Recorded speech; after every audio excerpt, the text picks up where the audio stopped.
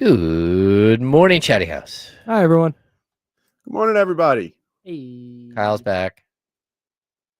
I got the belt. Rustdog got the belt today. Congratulations, Rustdog.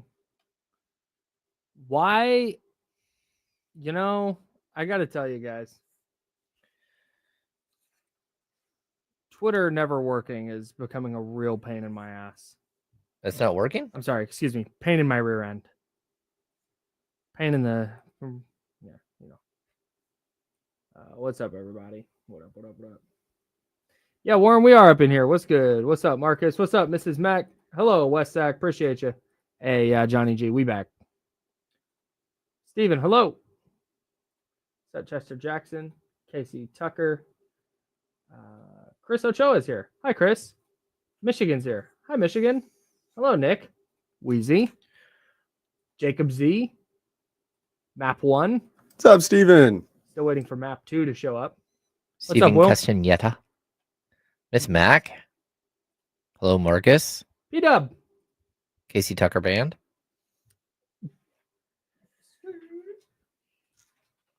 It's funny. I hope that Casey Tucker starts playing instruments because I keep calling him the Casey Tucker Band. So eventually he can have his own band called the Casey Tucker Band. It just makes sense. Hey, what's up in my Coach Christie era?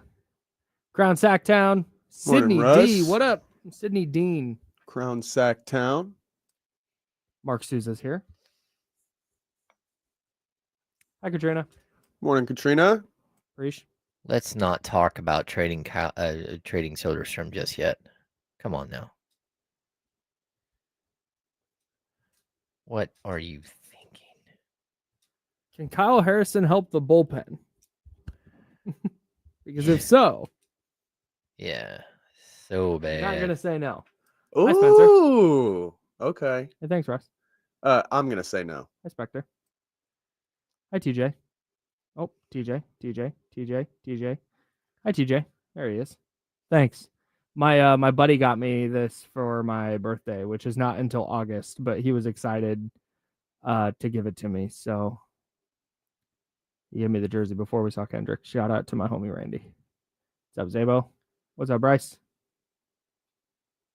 I have not seen Lilo and Stitch. I have been the busiest that I've ever been in my life.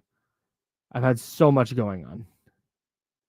I did have a Mac and Jack. Yeah, I actually did. I meant to reply to a couple different people asked me about this. I did finally have one. It was a very, very decent beer. Very drinkable.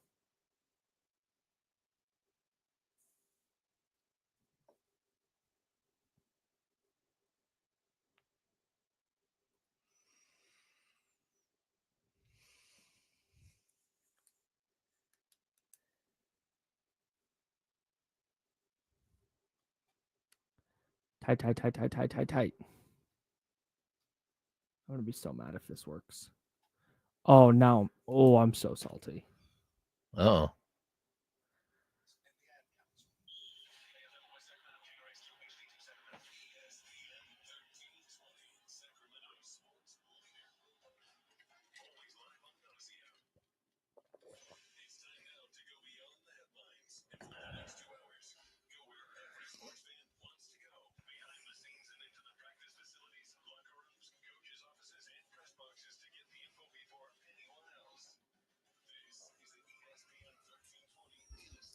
Oh, good morning. Hi, everybody. We're back. Well, I'm back. These guys have been here. I'm Kyle Madsen. That's James Ham. Joe Brazil on the ones and twos. Happy Monday. Happy June, everybody. June 2nd, 2025. Thank you, everybody, watching on YouTube and Twitch. If you're watching on YouTube and Twitch, please hit the thumbs up. Please subscribe to the channel if you have not. That's youtube.com/ESPN1320 and twitch.tv/ESPN1320. Good morning, everybody, on ESPN 1320 AM. Maybe you're on 98.5 FM HD2. If you're listening on the radio, salute. We appreciate you immensely. And, of course, if you're on the free Odyssey app, hello and good morning. And those of you listening on the podcast feed, the James Ham and Kyle Madsen Show, which Joe works diligently to have up every day, we appreciate you and hope the future is going well. All right, we've got sports things to talk about. But I just had the longest week off of my life. I felt like I was gone for 3 weeks. It did feel like, and it was a short week, so there's only 4 Right. days in the week, Right. but it did feel like you had like a whirlwind tour of like America. It was insane. More just kind of the West Coast briefly. Yeah. But it was so Friday we did the show, right? Here's how my week went. Friday we did the show. I drove home. We finished packing. My folks dropped us off at BART, and we took BART into SFO. We flew up to Seattle. We got to our Airbnb at like 12:30 Saturday morning. We go to bed. We get up. We head down to the Stray Kids concert at T-Mobile Park. Okay. Beautiful ballpark, by the way. I have concert stuff for you, but that was just what we did that day. Sunday, we had the Pop Culture Museum, which is a block and a half from where we stayed. It was awesome, right underneath the Space Needle. As we were leaving the Pop Culture Museum, we're like, wow, we're out of gas. Let's just walk kind of through this park real quick, and then we'll go back to our Airbnb and we'll hang out all day. Went to go walk through this park. There is a massive like folk art festival going on. Oh. Like a full like state fair sized festival of local creators, local restaurants, just an unbelievable. We spent probably 3 hours there and didn't even see everything. It was insane. That's crazy. It was incredible. It was such a cool like like you could go up the Space Needle, right? And you've done a thing in Seattle. We went to Pike Place. Went to Pike Place Market, which is huge, by the way. It was not ready for that. I'd never been to Seattle before. We'll get to Pike Place in a second. But it was just this really cool way to experience the Pacific Northwest and Seattle without doing the normal touristy things. Seattle's a great city. Really good city. Yeah. Like it's a very, very cool city. It made me hate the Seahawks like a little less. Okay. Like I still can't stand them, but I just like, I get like the infatuation with Seattle now. Yeah. I get it as a city. So I've Seattle takes coming up. So Sunday we did that, walk around all day, finally make it back to the Airbnb, got some dinner, watched movies, and called it a day. Monday was Pike Place Day, and we spent all day down in Pike Place doing stuff. Cool. Tuesday we fly back, and we go to our house. We go home, spend the night in our house Tuesday. Wednesday, wake up, pick up Kendrick Lamar tickets from my buddy in Walnut Creek, drive out to the Oakland airport to pick up our friend Samantha, who flew up for a couple of concerts. Okay. Wednesday, get to our hotel, eat something real quick, get ready, and it's Stray Kids at Oracle Park. Unbelievable show, by the way. Shout out to Stray Kids and JYP. They know how to put on a concert. So had a great time. Had never seen Stray Kids live before. Got to see them on the first 2 nights of their North American tour. It was amazing. Back to the hotel to go to bed. Thursday, wake up, go pick up my buddy Randy, who flew in from Arizona, walk around Union Square all day, back to the hotel, get ready, go to Kendrick Lamar Thursday night. Friday, we hung out in San Francisco before our friends departed to their various airports. And then we go home, spend the night at home Friday night. Wake up Saturday, my buddy Chris got married to his beautiful wife, Julia. Shout out to the Bauer Soxes. Congratulations. That happened in Sonoma. And then we crashed in Sonoma Saturday night because driving back at 12 o'clock after a full wedding sounded awful. So we crashed up in Sonoma. And then yesterday had a day at home to just chill. And now we're back here. Seems like you need a vacation from your vacation. Legit, like as we were going to bed last night, I was like, I'm so happy to get back into the work routine because I like this job so much. Yeah. I love doing this. I love hanging out with you guys. So getting to go back to work was actually like oh God, finally. I get to go back into my normal daily routine. It's great. I think it's a whirlwind. I'll never do it again. When I was younger, I used to like to do like the 9-day vacation. So you bookend the weekends, right? And so leave as quickly as you can on a Friday and don't get back until Sunday night. And then you spend the whole time. But I've found that like having that extra day to recover is like so incredibly crucial now. Vital. Yeah. Especially like I didn't. So again, I'm not old in the sense of like people who are 106 are old, right? I'm not old in that sense, but I'm old in the sense that I just can't function socially the way I used to. And I knew this, and that's why we did this kind of whirlwind trip this year, because if Stray Kids tours again, they've got their mandatory military service coming up. So that's a couple of years that they're going to be out. So like, even if they tour again, I'm going to be in my late 30s. I'm not going, like, I'm not going to do, I'm in a different space in life. I'm not going to. So that's why we decided when we went to Seattle. So some Seattle things. One, before we get to the concert, Lyft drivers in Seattle, one, it's super expensive there because they get paid like actual people. Okay. They don't live on tips, which is kind of cool.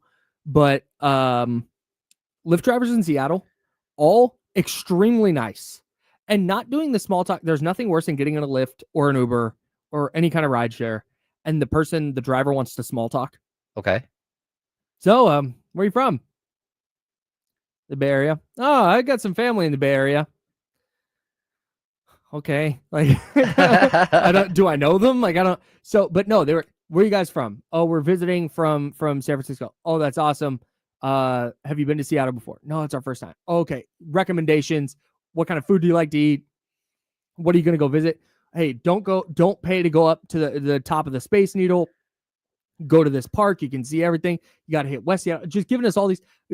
Our first 3 Lyft drivers all did that. Nice. It was so great. They were so kind. Welcome to the city. Thanks for bringing the beautiful weather. That's the other thing. The weather, incredible the entire time. You got lucky because it does rain a lot. Yes. And that's where I'm not going to get tricked into being like, I got to go to Seattle all the time now. Because one of my friends who lives there was like, wait till the winter when the sun rises at 9 a.m. and sets at 3 p.m. Oh, yeah. That sounds horrible. I don't want anything to do with that. But it was the high of the entire spectrum of temperatures while we were there. It didn't rain. At least it rained overnight, like a little bit one day. The high that we saw was like 73, and the low that we saw was like 61. Yeah. It was unbelievable. I mean, you live in the Bay Area, so you get that sort of like.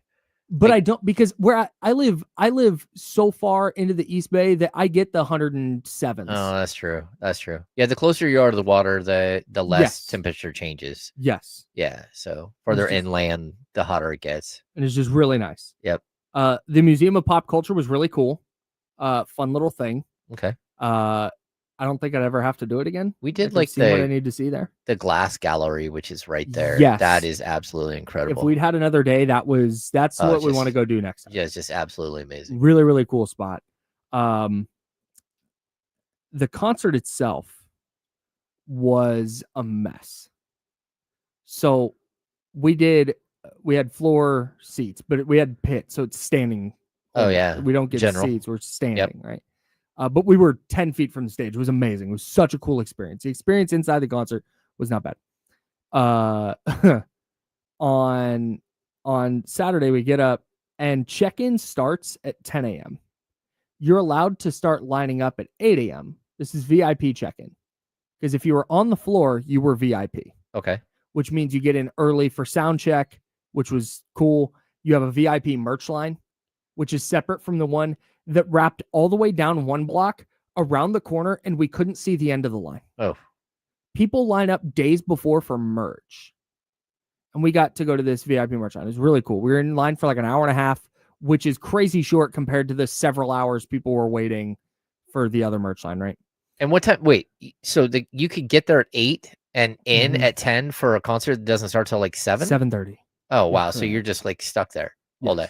Yes, okay. For the most part. Like, you don't have to be, but so here's what they do. So first of all, we go up, we finally figure out, we get oriented because there's lines everywhere. Just all 45,000 people that were at this show were there when we arrived at noon. Oh, no. It was insane. Just a sea of people everywhere. So we're asking T-Mobile Park security people, hey, where do we go? They're like, you're in this line, go around. So we go all the way to the back of this line that's all the way down one side of the stadium and then all the way up the other side of the stadium. Just insane. So we're in that line. We're like, okay, this is just the check-in line. We're not going to get to the merch line because it's noon. Doors are at 5. Or no, I'm sorry, doors are at 4:30. Like, we're going to be in this line for a while. We're not going to be, okay, that's fine. We've made our peace with it. Well, somebody from Live Nation comes up, salute to Live Nation. And they go, what pit are you? And I went, 1. And they go, okay, you're down to the right. Down to the right. There are so many people here. What does that mean? So we go down to the right and we get behind this shorter line and we go, hey, what pit are you? They're like, pit 2. Like, oh, okay, we got to go find a different line. We go walking up and we find this line that's 4 people long. And we get in this line and I go, hey, what pit are you? And the girl and the guy she was with, and then the people in front of them were like, we're pit 1, but we don't know where to go. They just told us down here to the right. Oh. Like, okay, I guess we're just here. So we check in. When you check in, you get a wristband with a color associated with the pit that you're in.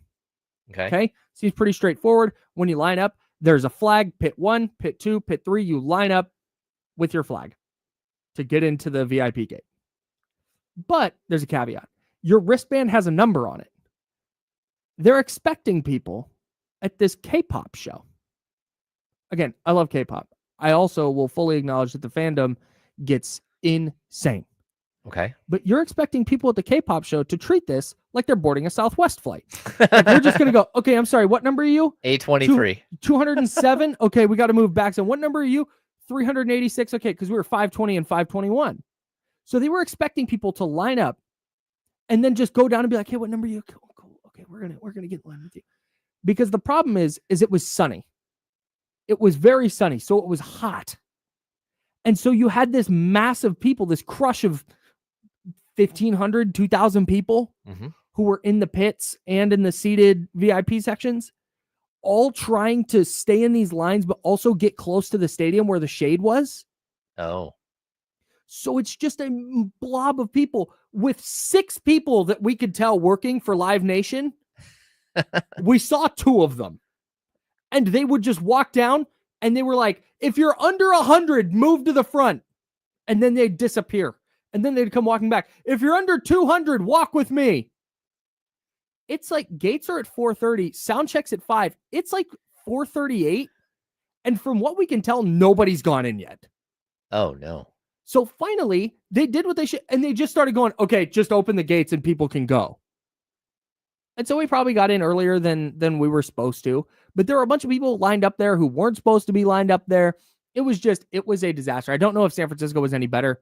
Didn't ask, didn't want to know because we just had regular seats for San Francisco. But it was standing all day. Oh, yeah.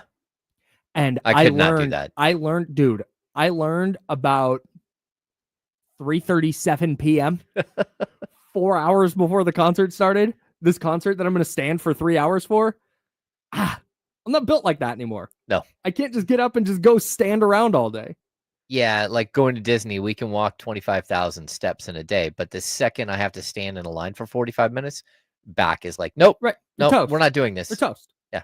And at least at Disneyland, you're sitting on an attraction or there's benches you can You're sit leaning on, up against a rail. You're leaning, Yeah. right.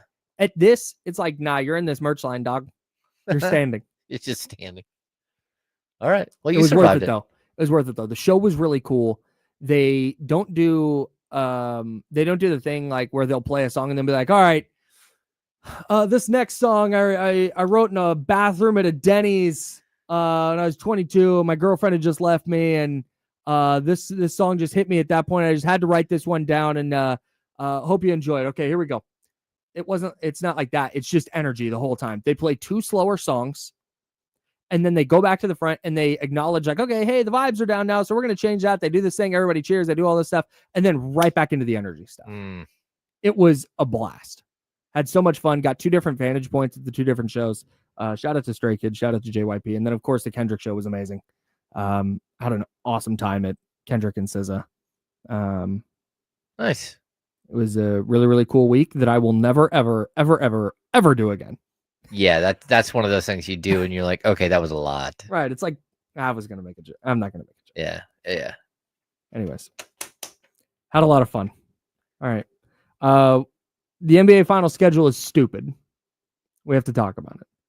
This finals is also bringing up the single worst sports talking point.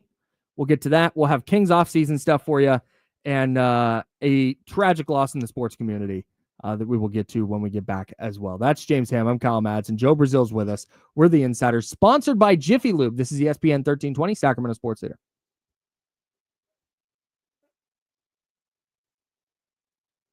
A little early. Sorry about that, Joe. What?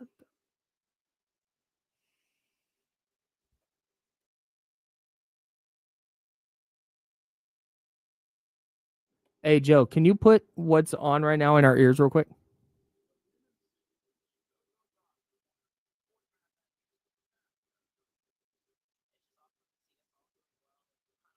Okay, that's enough.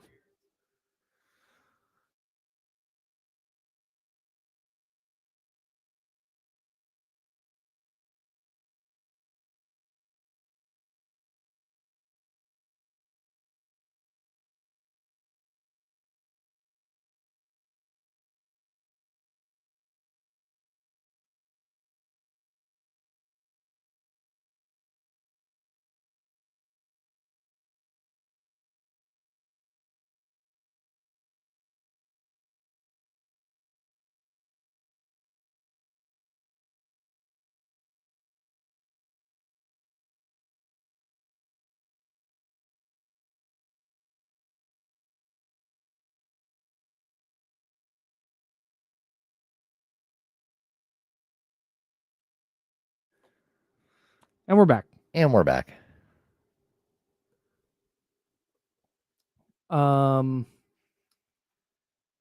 We're check out hats from Evansville. Have I gotten one of their hats? I have never owned one. But I've seen them. They're very dope. They just look like I'm really picky about the way my hats fit. And so I get really nervous about buying a $50 hat that looks like it may not fit how I'd like it to fit. Especially some of like the old timer hats, they look like tiny on your head. You're like, Yes. oh, that doesn't look right. Yeah. Even like, yeah, I've noticed though, for me, I don't like how a hat fits for the first like month that I'm wearing it. And then if I wear it and just keep wearing it, then eventually it'll kind of mold down into what I like. I don't know. It's just something I noticed. I do a lot of work on my hats. Yeah. This one I'm currently wearing. So 47 brand, their cleanup, which is the unstructured, like quote unquote dad hat. I have to wear this one backwards because the bill is like, watch, I'll turn it forward for you. Hang on. Do you see how it's lopsided? Yeah, just a little bit. So I can't wear this hat. Like, look. I tweaked this a little bit here and there.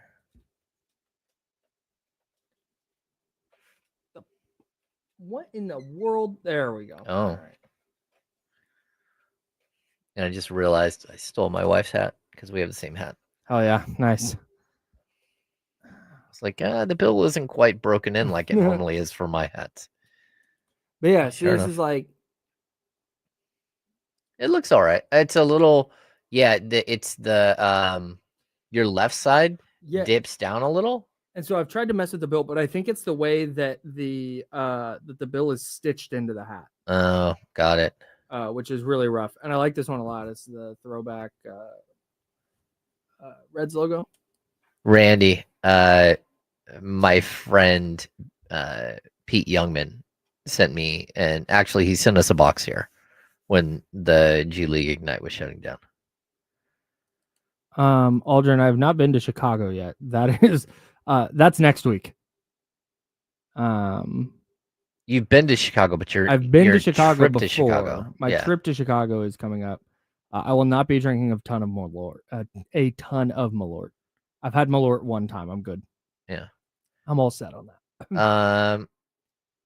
I don't know. Absolutely not. Damian Lillard is done for a year at a minimum, and he's 35, 36 with a torn Achilles. He's out for forever. Sorry. Like I'm not here for the draft comp. That would be just dumping a salary and then getting stuck with it's someone who clearly would not want to be there. It's swapping contracts. That would be like, okay, neither of these teams want this contract, but Zach LaVine's at least going to play this year. Yeah. I mean, that's just like accepting, like, look, if there's a way to just like accept your fate and understand you're not going to be good, but it's not even swapping contracts. Like he makes 10 million more this year and 14 million more the next year. Damian Lillard does than Zach LaVine. 58.5.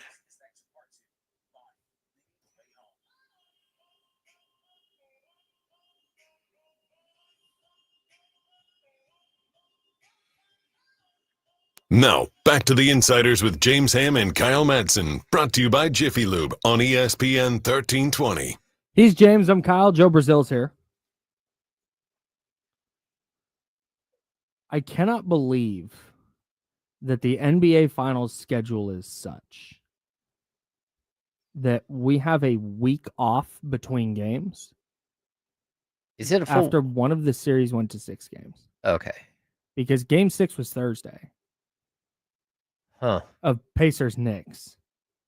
And we don't get another game until Thursday. Wait, that's when it was that they finished? No, I thought it was Friday. Am I wrong? Was it Friday? I thought it was Thursday night. When did I watch that game? Might have been Friday. Yeah, it's Pretty sure it was Thursday. Was I'm it not Wednesday? sure. No. Joe, help us. Yeah, when was the last game? Knicks Pacers played on Saturday. Saturday. Saturday. What was I doing on Saturday? You were at a wedding. Oh, there was a wedding on Saturday. That's right. So they played Saturday. Game 5 was Thursday. Yes. Game 5 was Yes. Thursday. We're on track. Yes. There we go. That's where. Okay, so game 5 was Thursday. So we have 5 days off between games. Yeah, that's a lot. It's too many days. Well, that, and I think game 5 for the Western Conference was on Friday and was on Wednesday. So Wednesday and then Thursday, and then if there was a game 6 for the Western, it would have been Friday. So we didn't have a game on Friday. Right. Then game 7 was game 6 for the East was on Saturday, and then that series ended. And we have 5 days off. Like, yeah. I don't know, man. I get that you got to have a little bit of a break, right? You want the teams as fresh as possible for the finals. Yeah, but it's a lot. But then again, like, look, the NFL does do 2 weeks off for the Super Bowl. But that's at least that's too much as well. It is. I get again why they want to have the teams have a bye, because you want the teams fresh for the championship. But man, I feel like the NFL just carries momentum constantly, right? Like it's just a juggernaut of a league. They could just schedule a game tomorrow. They'd be like, hey, the Bengals and Patriots are going to play tomorrow. And it would get massive ratings. Like people would tap in. Yep. And there would be breakdowns of like, how do the Bengals and Patriots match up? Drake May versus Joe Burrow. And let's talk, like, there's all these with the NBA. It doesn't feel like there's the pre-matchup analysis in the same way there is in the NFL. And it's more just, okay, everybody has their thoughts. And now we're going to discuss game by game. And the excitement of, wow, okay, the Pacers punched their ticket. Okay, here we go. Pacers, Thunder. And then it's meh. All right, Sunday, there's nothing. Yeah. Monday, today, we got nothing. Tuesday, we get nothing. Wednesday, we got like, oh my God. By the time Thursday comes around, it's going to be like, oh yeah, that's right, the finals. Oh, yeah. Thunder Pacers, yeah, of course. But we can talk about the A's losing 16 of 17. Ooh. We'll get that to talk about. Do we have to? We don't have to. They scored first in their last 3 games against Toronto and couldn't win any of them. Just watching their bullpen implode every single game is one of the saddest things of all time. Just spend some money. And it's not even like a, oh man, Marcotte is just pushing the wrong buttons. Oh, he keeps leaning on player X too often. Like, no, man, there's just nobody in the bullpen that can get outs. They're all bad. Like even Mason Miller has not been good. It's so rough, man. It's crazy too. Like Jacob Wilson went 4 for 4 yesterday with a sac fly. He's batting .357. He's second in Major League Baseball in batting now. Yeah. So he's been incredible. And then this other thing, Tyler Soderstrom got thrown out of the game yesterday for arguing balls and strikes, which was dumb. But they've had to put him back at first base because Nick Kurtz got hurt. And the crazy thing, Soderstrom has 12 homers on the season. 11 have come while he's playing first base. Yeah. Like when they put him in left field and he's concentrating so much on playing left field that he's not being able to hit. Yeah. Isn't that weird? It's really weird. How there's like you wouldn't think that positional splits would matter. But I was I did some work covering the Dodgers last year as a little side gig. And that was Miguel Rojas. It's the same kind of thing. It's like if he played short, he was batting like 340, and when he played third, he was batting like 210. Oh, just a really really strange thing. You're seeing it with Soderstrom. Yeah. Comfortability plays such a big part in this game. Yeah. Like, it's crazy. Yeah, absolutely. And it's there's a routine aspect of it too. When you play first base, you're going to go out there, you're going to toss a ball around the infield. That too. You use and your then- body differently too. So your swing might change a little bit depending on how Right. if you're overextending your arm, tons of different things. Hmm. Well, maybe he'll start raking, and maybe the bullpen will start getting outs. And you said you'd take Kyle Harrison for Soderstrom? No, Okay, No. because I don't want to do that either. no, I'm not. Okay, I don't know why the Giants would give up on Kyle. I don't Harrison know. right now. I don't want. I thought I heard that. I don't He's want so to do young. that. Yeah. I don't Yeah. know. I just watching them like their pitching is just so bad. The thing that sucks is early in the year when they were above 500. Talking about the A's here, early in the year when they were above 500, you're going, oh man, they're okay. They're in a good spot. They can stay above 500, stay afloat, make a couple of trades at the deadline, and all of a sudden they're dangerous. Like they started Yeah. to be that sexy, sneaky playoff pick. Like, oh man, are the A's fun? Are the A's good? Now they are so far out of the picture Oh yeah.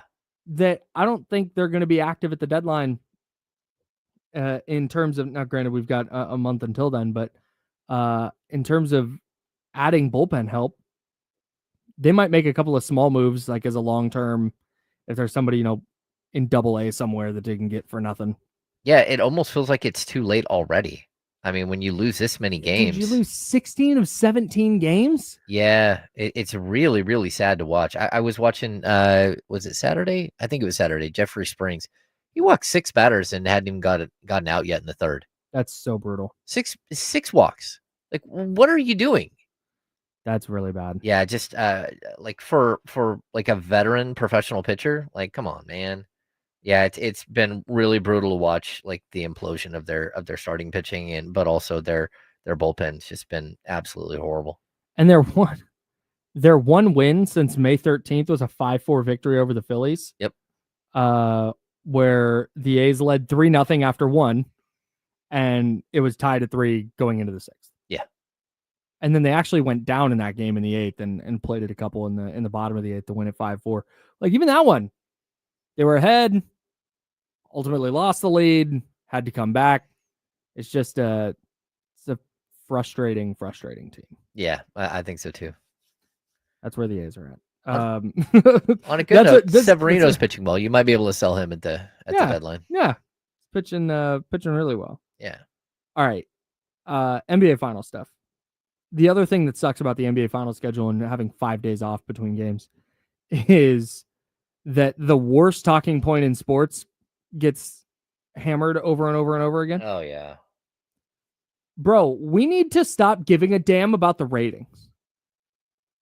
If the ratings because one season or one finals where the ratings are down is not going to change the trajectory of the league. Now, if we start seeing a 5, 10, 11, 12-year trend of ratings going down, okay, now cool. Now this is going to start affecting the league.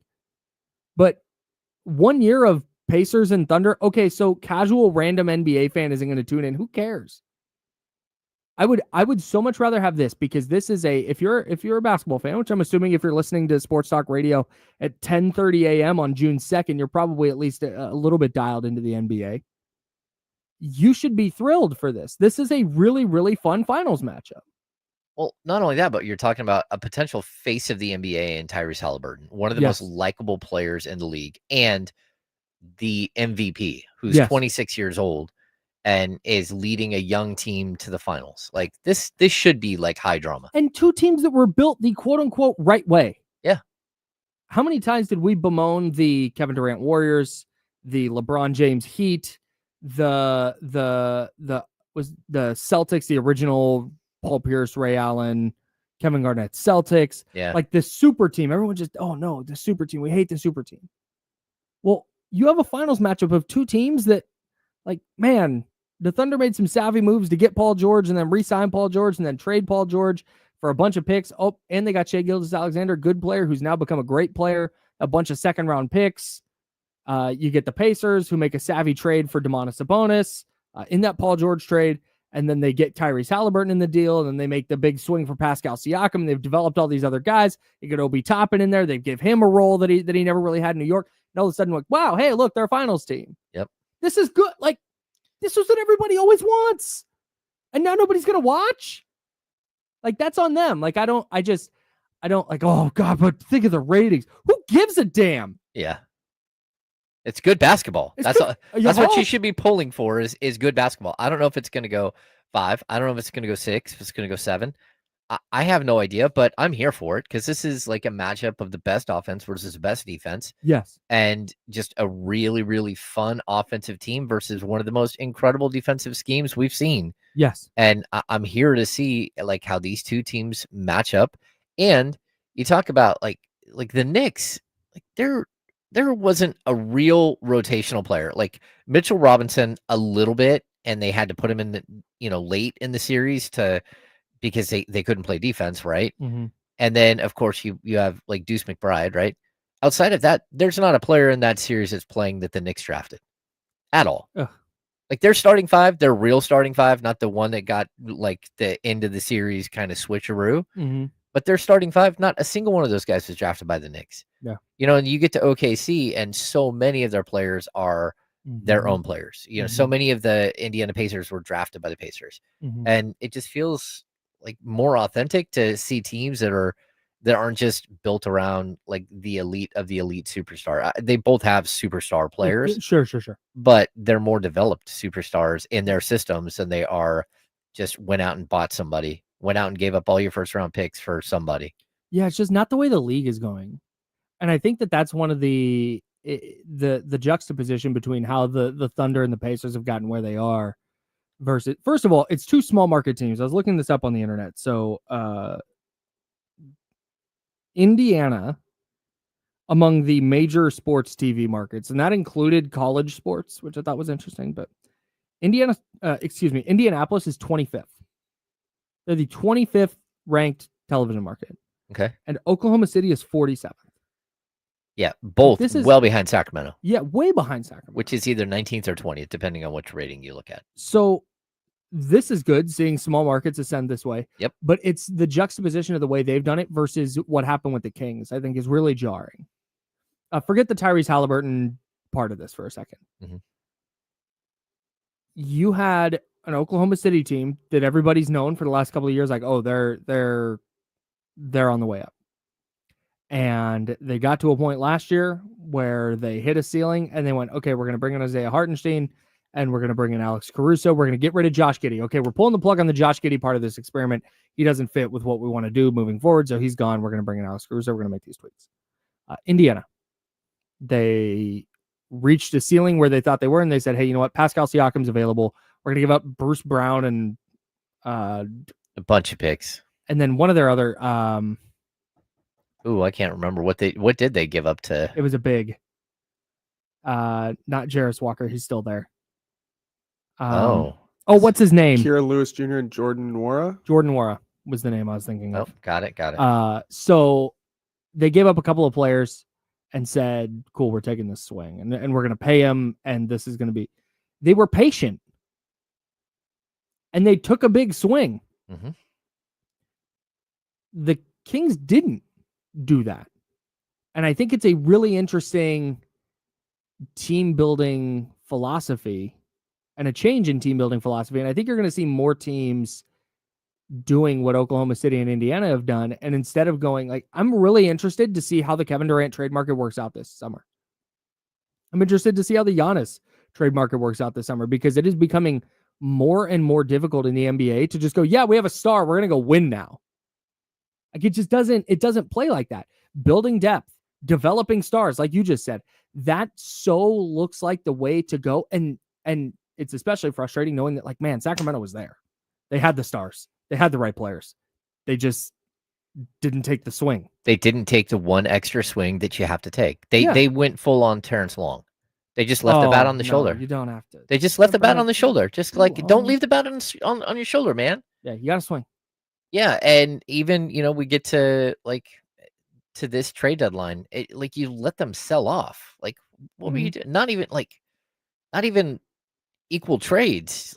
Okay, I get it. They reset their depth a little bit as far as picks, and they brought in a player who is very talented offensively, but you just really damaged what anything that you were building. Yeah. Like you went backwards, big time, and you went backwards during the offseason, and you went backwards at the trade deadline the previous year. I went backwards, and I don't think you had to. No, is I think the most frustrating thing. So my hope for whatever Scott Perry and the front office decide to do is that they're watching what's happening with Oklahoma City and what's happening with Indiana. And there's certain parts of those builds, like Shai Gilgeous-Alexander turning into an MVP is kind of an insane outcome. Of course. Like he was a good player in LA. Like you could see, okay, man, Shai's a hooper. Like when they traded him, it was like, ooh, man, they gave up a really good player. But man, they're getting Paul George, who was like an MVP candidate prior to arriving in LA. So I don't think you can copy those builds directly, just because the assets are a little different. The players in house are already a little different.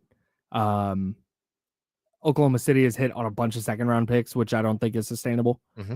But I think the very clear path and direction, the willingness to, we're at this ceiling. We need one more move to break through this ceiling.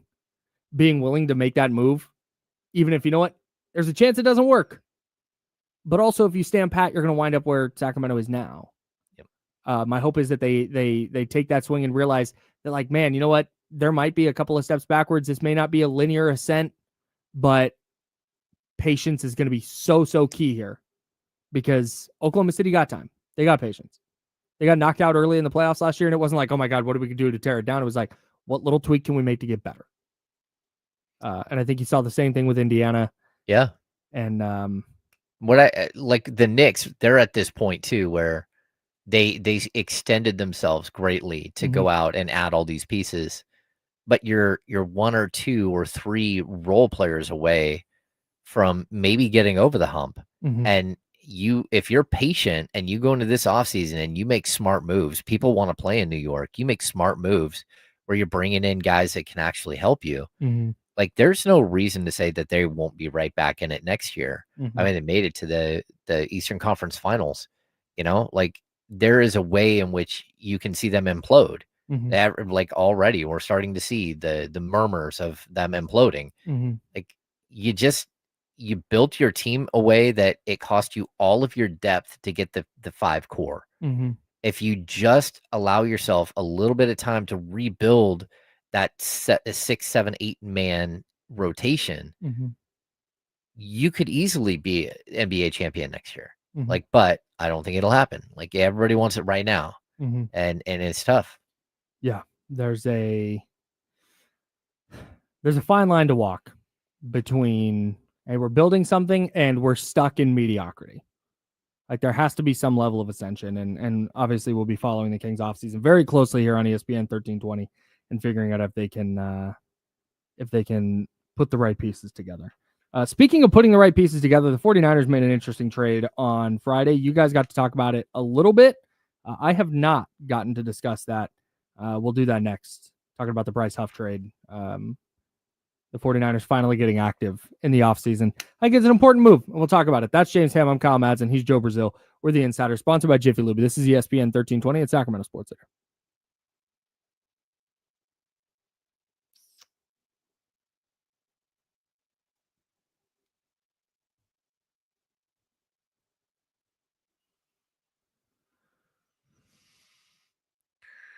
Yeah, facts.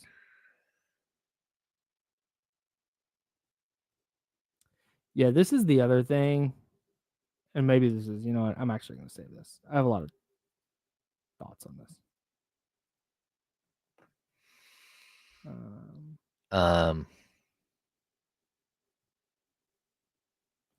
It's unreal. Unreal stuff. Yep.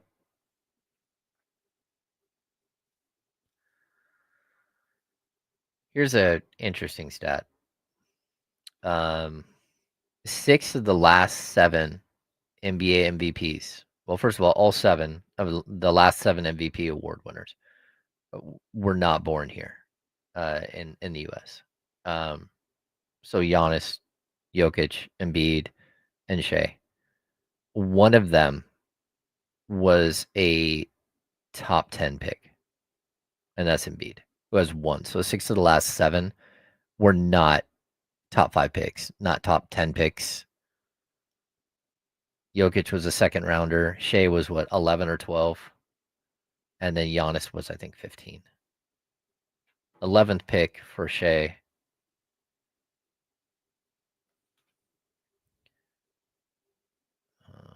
Jokic was a 41st pick. And Giannis was the 15th pick in 2013 NBA draft. Man, just think of all the players that were taken before Jokic. Now I just want to like, who did the Kings take? And did they take Jokic? Was that the Yorgos Papagiannis draft? Or was Jokic before that? No, it's Papagiannis is 18? 14. No, it's Nick Stauskas draft. The Kings took Stauskas at number 8. God, Jokic has been in the league that long. That's so nuts. Yeah. Yeah, I know. Doug McDermott, like we think is like an old vet. Yeah. Yeah, Doug McDermott was the 11th pick in that draft. Zach LaVine, the 13th pick in that draft. Bogdanovich, Only one the of 27th pick. Only one of Nick Stauskas and Doug McDermott was going to survive. That's right. It's wild. Oh, the Kings didn't have a second round pick that year. That makes you feel better. Is Doug Christie done rounding out his coaching staff? Super close. Oh, here's the thing I'll say real quick. Sorry. You finish that, and then I'll do my thing. Well, they did add 3 extra pieces late last week that we talked about here on the show. Right. A couple of those, like we were able to break there. They added Mike Miller. Who's the other guy? Like I don't have it pulled up. I guess maybe I should just look at my tweets since I'm not tweeting that often. Mm-hmm. Mike Miller, Chris Darnell, and Paul Jesperson. Paul Jesperson is joining the staff as head of player development.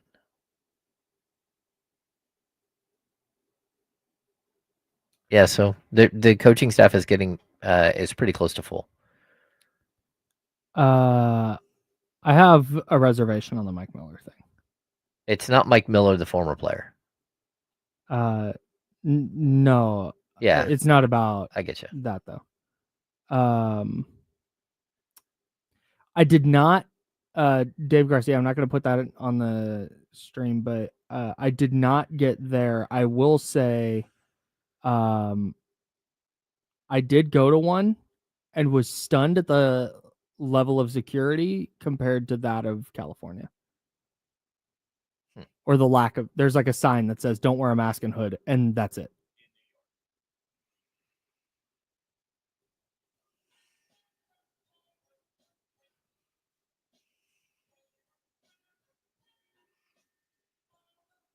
Now, back to the Insiders with James Ham and Kyle Madsen, brought to you by Jiffy Lube on ESPN 1320. And we're back. That's stuff going on. We do. Before we get to the Bryce Huff trade, which I would like to talk about, I know that you and Sean discussed it a little bit already. That's KCRA3's Sean Cunningham. Salute, by the way, to Sean Cunningham, Jesse Tapia, Joe Brazil, and you, James, for filling in and helping out while I was gone. Yeah, it's immensely appreciated. We had a good time. Good. So there was a death in the sports world yesterday. John Brenkus, who you will know from Sports Science. Mm-hmm. It was announced yesterday that he had passed. His family said he lost his battle with depression, and that is obviously devastating. I feel like John Brenkus is one of those people that, and I'm not just saying this because of the situation. It feels like he, I think, made everybody a better sports fan, mm-hmm. just by introducing science and physics and math into what was happening in sports. It wasn't just like, Randy Johnson throws a fastball and he throws it really fast. It's like, oh no, hey, here's the biomechanics behind it. And I think that kind of ushered in the or at least helped usher in the what's the word I'm looking for? The like prevalence of analytics in sports fandom. Well, that I think the acceptance of it, Yes. like Yeah. I think Acceptance is a better word. yeah, like Bill James, right, is the father of like stats in baseball, right? Like the advanced metrics, sabermetrics, right? And I think what he did for baseball is incredible, right? We have Dean Oliver, and there are some others in the baseball world that really helped advance stats. I think what John Brenkus did was he took the idea of stats and he made it into something that you could visually see and why it mattered. Like I remember he did a breakdown of Chad Johnson as a wide receiver and how much ground Chad Johnson could cover in a split second. And he, Chad Johnson is like 6 foot tall, maybe 215 or whatever. Yeah. And you look at like his body, and he could basically cover the size of an elephant on the field. Like when the ball was in the air, it didn't matter where he was on his break. He could get to anything in the size of a gigantic elephant on the field. Crazy. And so his ability to make a visual representation of statistics and physics that made sense, I think it really, really struck a chord with people. Yeah. And, like I super sorry for his family that they're going through this right now, and that, friends and everyone else that, you're always left with, when someone loses a battle with depression, could you have done more? But I think he brought the why. The why it matters to of statistics and analytics to like a broad, audience. And I think that, really groundbreaking stuff. Yeah, and doing so in a really cool and interesting way. Depression is real, man. It is a very real illness that tons of people suffer from on, varying scales. Get help, man. Yeah. The resources are out there, and it is a very, very serious thing. I know that we, people make jokes about it and stuff, and they hide their mental illnesses behind or things they're going through behind humor and jokes, especially online. It's serious. Yeah. Very, very serious stuff. So we're here. We see you. We hear you. And if anybody ever needs anything, you can reach out to us. If you just need an ear or whatever it is, we're here for you. Yeah. Check up on your friends. Tell your friends you love them. Absolutely. Tell your friends you love them. Give them hugs. Yep. Absolutely. Yep. Anyways, now we're going to transition. Thank you. All right. 49ers traded for Bryce Huff. Yes. Really, really interesting move for San Francisco, because I think they still need defensive end depth. It's a thing I will shout from the mountaintops. It is Nick Bosa. You can think the world of Mykel Williams. He is still a rookie. We see better prospects flame out all the time. So that is a massive question mark. You have, who else is over there? Year Gross Matos is there. Somebody like Sam Okuwanu. Like, you get all these. Every name I'm going to throw out here is like like that's not a person you want starting. Bryce Huff is a legitimate NFL player. Now, the question is, and this is what everybody is kind of trying to figure out. He had 10 sacks in 2023. That was his third year in Robert Saleh's defense. And he finally broke out, had this huge year, relays that into a 3-year, $51.1 million contract with the Eagles. Now he goes to Vic Fangio's defense, very different scheme from what he was doing with Robert Saleh, and struggled to the point that Jason Domas, who works at I forget the sports station he works at in Philly. I had it written down. I know I can't remember it. He reported that in the building in Philly that he was like viewed as a non-player. Like he was not going to be a guy for them. But like I said, a very, very different scheme. So we don't know the exact compensation yet that the 49ers are giving up. It was reported as a mid-round pick. I don't know if that's a mid-round pick in 2026 or 2027. I don't know if that means a 4th-round pick or a 6th-round pick. That's weird that we still don't know.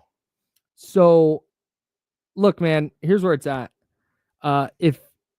Even if he's a rotational edge rusher who is a situational passing downs only, although he's been a pretty good run defender in his career, passing downs only, just pin his ears back, get after the quarterback. Mhm. He's their most known quantity outside of Nick Bosa now. Yeah. And if you're going to have an entire defense that's built around, hey, we're going to rush the passer, we're going to affect the quarterback, and that is the number one priority of the defense is to make the quarterback uncomfortable and throw the ball before he wants. That's how we're going to generate turnovers, et cetera, et cetera. If that's going to be your defensive ethos, you need players like Bryce Huff. Yeah. And that's not to say he's going to go get 10 sacks. But if you can get 5.5, 6 sacks out of him and just regular pressure at the spot opposite Nick Bosa, where they've really struggled to find somebody who can consistently get pressure, I think this is well worth it. Even if it's a 5th-round pick, I would happily give that up for a known quantity in the NFL like Bryce Huff. Yeah, so for me, this is what I've kind of been hoping for is that, we get past it's a June 1st designation, right? Mm-hmm. So when you cut players, but also once you sign players after that date, it doesn't impact your compensatory picks, right? Mm-hmm. So I'm hoping that the 49ers are extremely active on this exact trade market. And maybe that's why they're not putting a number on what pick they're trading because they don't know what comp picks they're going to get. But the formula, they should probably have a pretty good idea.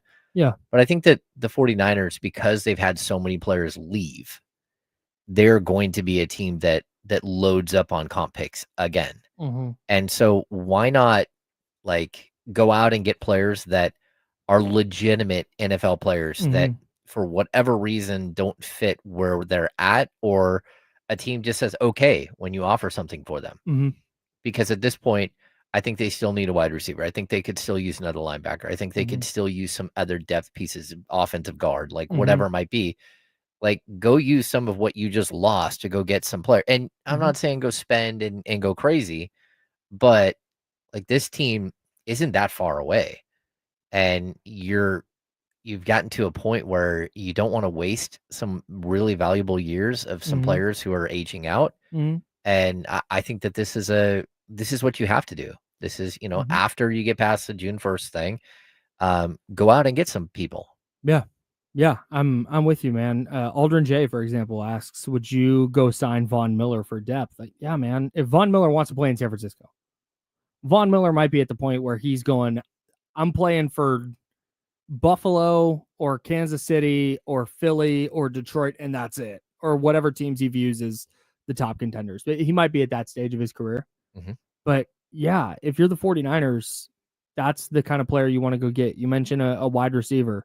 I saw a thing today. I know the Patriots just signed Stephon Diggs, but his contract is also built where they could just cut him this year. And if Stephon Diggs is going to get let go, sure, go get another veteran receiver. And I know he's coming off the ACL, and that's at age 32.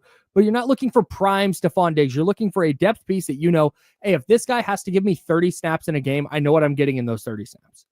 Yeah, because as of right now, the only receiver you have that can actually suit up and play is Juwan Jennings. Yes. That's it for the first 8 weeks of the season, probably at least. Everything else is a massive question mark. Yeah. Ricky Pearsall is now out for the remainder of the summer with a hamstring. And that's the thing with, just while we're on the subject of Ricky Pearsall, even before he got shot in the chest, which is insane. Yep. He dealt with 2 separate injuries in camp last year that kept him out of camp even before he got shot, which is still just a wild ass thing to say. It is. Well, that, and I like Bryce Huff just turned 27. You went out and got a guy who's under contract for a couple of years. They reworked his contract before he got traded. And that he's young, that he understands the system. It's Robert Saleh. He knows Robert Saleh trusts him. And that's the thing is, if you're the 49ers, you trust Robert Saleh.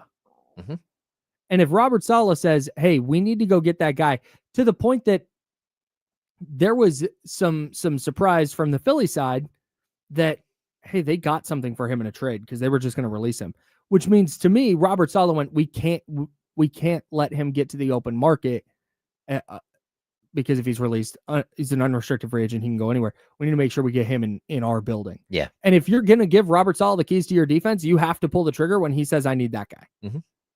And if you're the 49ers, you're just like, all right, we're trusting it. And like I said, it's a player who has a really, really nice season under his belt in 2023. This isn't some rando who's just been on practice squads. Yep. I think it's the right type of move they need to be making. And you're right. Could you make a similar move on the offensive line? Give yourself some depth there. If it presents itself, they absolutely should be. Yep. Because there's not a spot where somebody in the chatty house earlier, and I want to talk about this in relation to team building in the NBA and the Kings and stuff, but it's just like, never stop adding talent. No. Even if it's a reserve, even if it's like, because man, that guy might wind up needing to play major snaps in a playoff game. Yep. And you'd way rather have quality depth than not. Like we get so far into it that having good players is still the goal. Mm-hmm. And having better players is still the goal. And the 49ers have plenty of assets, both draft pick wise and salary cap wise, to go make a couple of these kind of low level moves that we're talking about. All right, let's get back to the NBA. We've got finals coming up. We've got Kings offseason stuff to get to. There were a couple things you guys talked about that I want to revisit, and we have to get back to the team building thing and some of the things that Kings need to be keeping in mind as they try and navigate a potentially tricky offseason. We'll get that coming up in the second hour. He's James Ham. I'm Kyle Madsen. Joe Brazil's with us. We're the Insiders. Jiffy Lube sponsors this program, and it's ESPN 1320, Sacramento Sports Theater.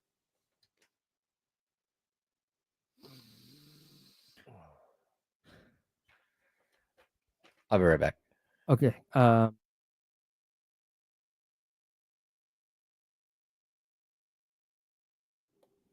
we're back.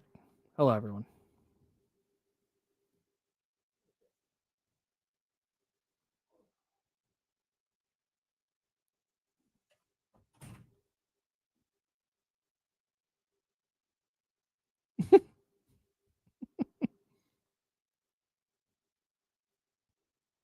Yeah, I think Nick Martin can play.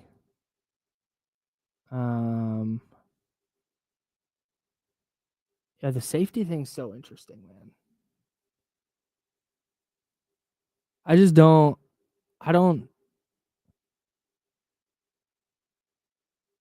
thought they should be in the market like when Justin Simmons was available last year. I thought they should have been in there. But I don't think I genuinely think that they believe that what they have is good enough, and then whenever Mustafa gets back, they'll be fine.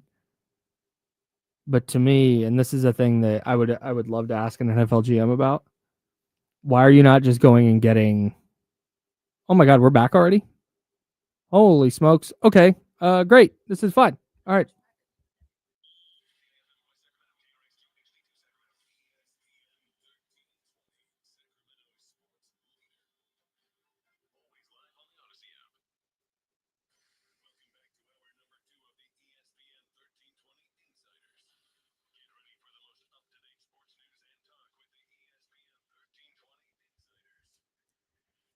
Hour number 2, I'm Kyle Madsen. That's James Ham. He'll be in here in a second if you're watching on video. Hey, there he is. Hey, it's a short break. That's James Ham. Joe Brazil on the 1s and 2s. We're hanging out with you until noon. Then we will hand it off to D-Lo and KC. And those guys will take you up to 4 o'clock right here on ESPN 1320, Sacramento's sports leader. Yeah, we were talking at the break about, and I want to get into the Kings because you brought up an intriguing name for them this offseason. But we were talking about the 49ers at the break and some of the moves they could make and how many good safeties are still available in free agency, like quality safeties. And the 49ers, of course, Jair Brown last year in his first full season as a starter didn't look great. Malik Mustafa damaged an ACL repair in the season finale that he had fixed, and it sounds like he's going to miss at least the first couple of weeks, maybe more. So the Niners have a little bit of a question mark at safety, and somebody asked like, hey, why don't they just go get one of these awesome safeties that's still available, or one of these good safeties is still available in free agency? And I don't know. Like, I would love to ask a GM, hey, when there's just good players available, you have cap space. The 49ers have the second most cap space in the league right now. Yeah. They don't need to say they don't need to be saving it for some massive move. Like it's likely not going to happen. So I don't know why they don't just go throw $10 million at a safety and be like, yeah, hey, do you want to come play here for a year? I don't know if it's because they still believe in Jair Brown and Malik Mustafa as their safeties of the future and they don't want to bring in anything that's going to mess up that dynamic, or if they just don't want to shell out the money. I genuinely, I have no idea why they wouldn't just go do that and say, hey, now we have another good player at this position. I don't know the logic behind that. Yeah, it seems last year it was Justin Simmons that was just hanging out Yes, there. And you're like, just hey, around. why don't you just go sign him? Like, he's really good.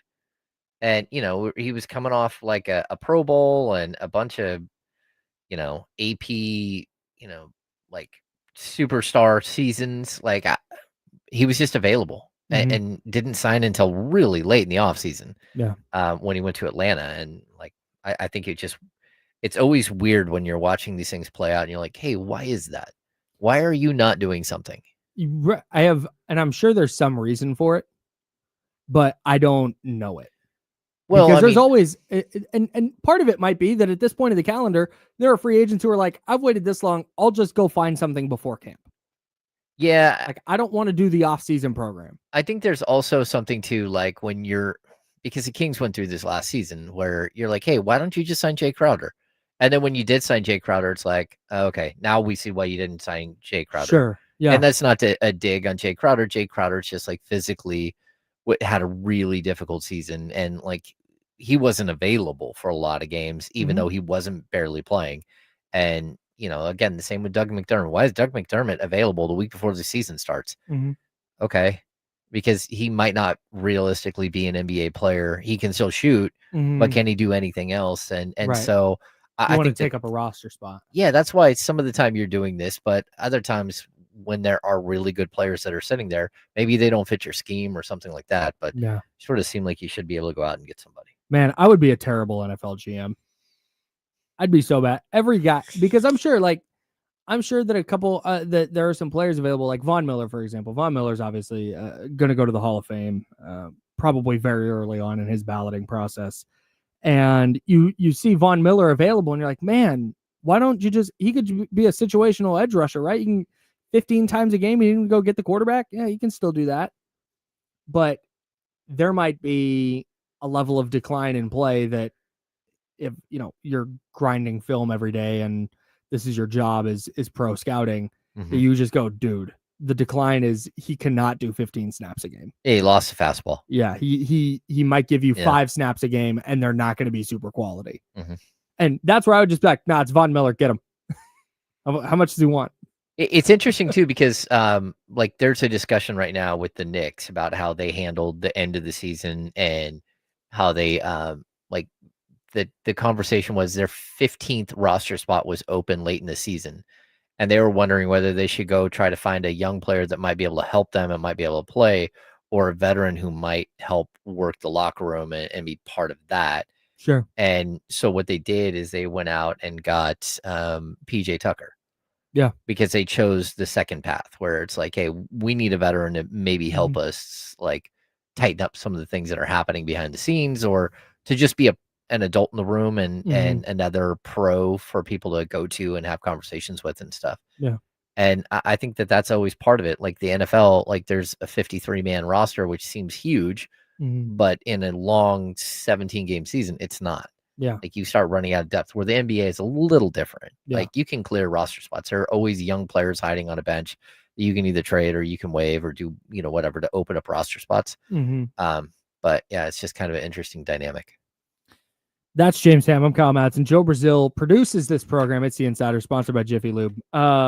You brought up a really interesting name for the Kings. And at this point of the offseason, this is what this is just going to be, is just kind of fun, interesting names. Yeah. I have a name coming up that I would like the Kings to pursue, and then I have another one that they absolutely need to 100% stay away from at all costs. Okay. We'll get to that. But the name you brought up is not one I had even considered, and not one that I thought would even be available, but I would like you to explain. Well, yeah, I mean, like at this point, there's a lot of chatter coming out of out of New York, right? Mm-hmm. And it's gotten weird. So there's this thing that happens in the NBA, and it happens in other leagues too, but it's usually something that starts to unfold really quickly after leading up to a trade deadline or leading up to an offseason or right as the offseason hits. And I think what we've seen right away is this weird backlash aimed at Karl Anthony Towns. Mm-hmm. And like, again, I will tell you for years, I've not been a huge fan of Mhm. Karl Anthony Towns because there's like a paper trail with him with especially his time in Minnesota, just things that happened that like made you feel a little uncomfortable and stuff. Mm-hmm. But now here we are in this moment where the Knicks get bounced from the playoffs. And the first thing that happens is he gets blown to shreds by an article that comes out. And Just brutal. yeah, really brutal and really strange, to be honest with you. And Go ahead. it feels real quick. It feels like this happens a lot when a Yeah. team is going to tear something down. Where it's the Press Box podcast with Brian Curtis. They call it the Now You Tell Us. Yeah. Like, hey, everything was good. Oh, the season went sideways. Well, actually, Well, this is why I've been sideways. yeah, this is that story's ready. Yeah. So Fred Katz and James Edwards III from The Athletic, they and I'm going to point out a couple of things, right? So they wrote long form on the Knicks season ending, Mhm. and I went through and counted while Kyle was trying to talk to me. I'm like, hang on a sec. 44 paragraphs into an article, they dropped in publicly, Knicks players made veiled comments all season about poor communication causing their inconsistencies. Behind the scenes, they and coaches expressed frustration with Towns' defensive habits, less concerned with his talent level and more with his process on that end. Too often, Towns executed incorrect coverages without communication why he did it. After it became a theme, players worried Towns didn't grasp the importance of the matter. The ability to constructively critique became a point of emphasis. Oof. Karl Anthony Towns just got ran over by a New York City cab. So I can't tell here. This is I want to get to the actual like substance of what was said, but Yeah. I want to stick on the 44 paragraphs in part of this. Yep. That seems to me the lead. Yeah, you didn't bury the lead. You buried the lead like 30 and then feet built down. a building on top of it. Yeah. And this is what. So I can't, and I want your thoughts on this as somebody who covers a team. I can't tell if this is them just not recognizing what this is saying, which I don't think is the case. So I want to wipe that out because sometimes you'll do that. When I first started writing, I'd write a thing and an editor would be like, yo, you have to move this way up. To the top. Like Yeah, you way are up. missing the point of this. Mhm. I don't think that's this. I don't think that would happen in the Athletic with two experienced writers. So I'm gonna move that off the table, which leaves two options. One, they heard this on like super background and we're like, we need to put this in here, but we don't really want it to be like the number one story. thing. So we're just gonna bury it way down here. And if it comes to light, it comes to light. Or is this hey, we kind of heard this, but we heard some stuff kind of refuting it. So we're gonna publish it, but we're just gonna bury it way down here because we don't feel great about reporting it. The aggregators always find it though. That's like, it. They find it on a podcast. They find it when you're on a radio show. Like Mhm. whatever it is, they find it and they run with it. So I found it very, very strange that there were 44 paragraphs and a bunch of pictures and a bunch of ads before you got to this, because this is the hot topic. Yes. Because this is New York. Yes. Right? This is the Knicks. Yes. Who just made it all the way to the Eastern Conference Finals and got bounced. And Cat was their second best player. And he was their second best player. But that's something that like we always have to remember, especially at the NBA level. Just because you put up points, just because you put up rebounds and assists or whatever, it does not mean that you're helping your team. Like there are players who have literally made careers that look so incredible, but if it doesn't impact winning, then you got a problem. Now, the problem that you have if you're going to make this argument against Cat, it's that he went to the Western Conference Finals last year as Minnesota Timberwolves.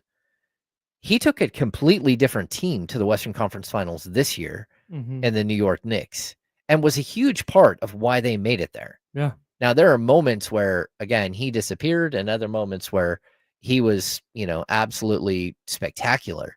Mm-hmm. But it doesn't change the fact that he was a big piece to why they made it all the way to the finals. Mhm. Now, all the way to the Eastern Conference Finals, right? Mhm. Now, you also got to the point where they had to put Mitchell Robinson in the lineup. And everyone's like, okay, why are you putting Mitchell Robinson and pulling out Hart?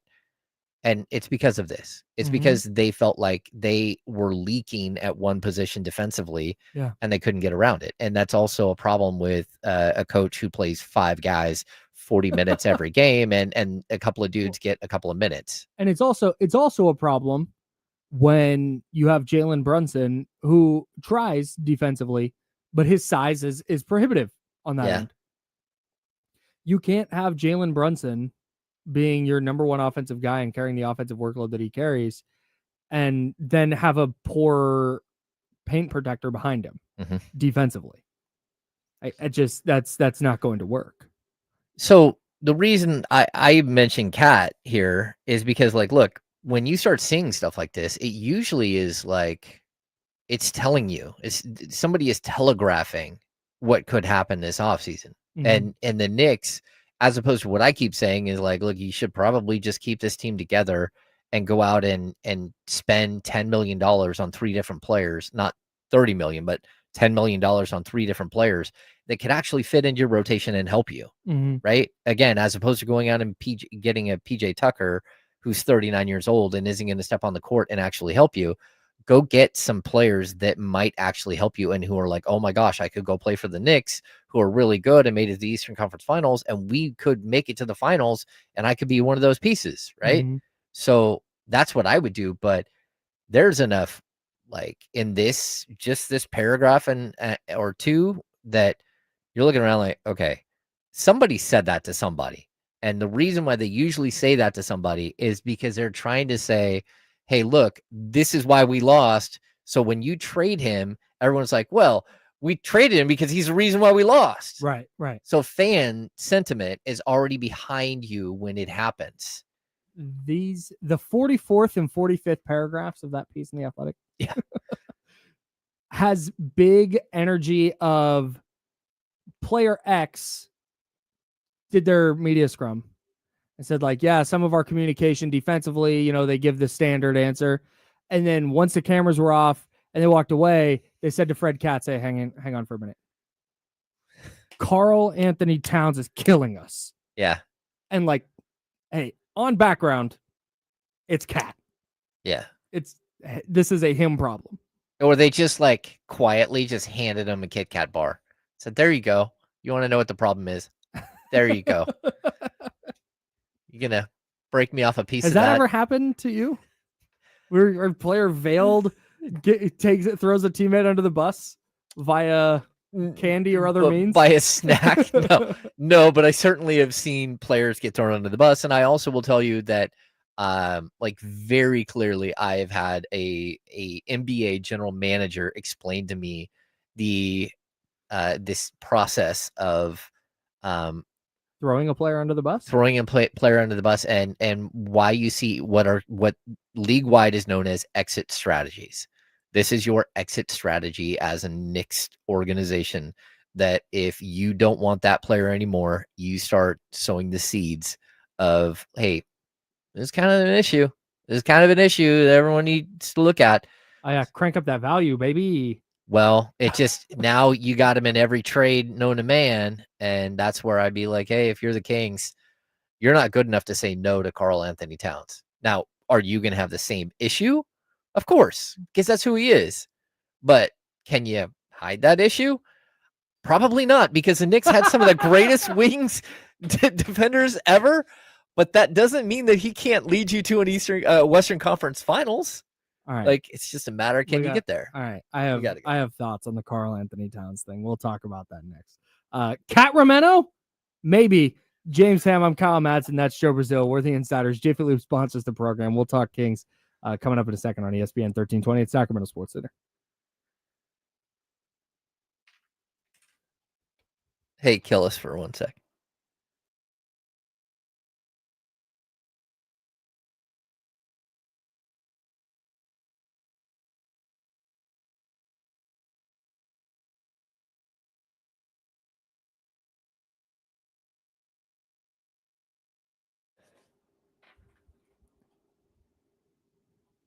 Did you though, Manny?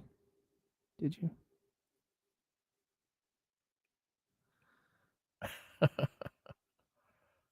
Yeah. I once had a GM tell me about exit strategies in a weird way, and it was about Kenneth Faried. Like, yeah, he's not long What a for fascinating era the Kenneth Faried era was. just one of the strangest things ever. Just an incredible flash in the pan. You should mute the mics couple again. I'll tell years. you a quick story hell that yes. I'm not gonna. Yes. Yes.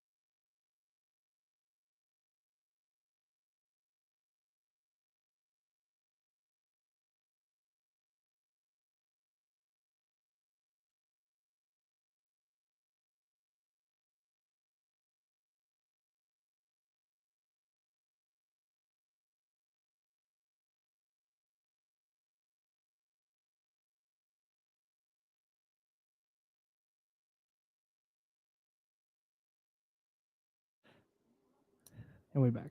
We're back.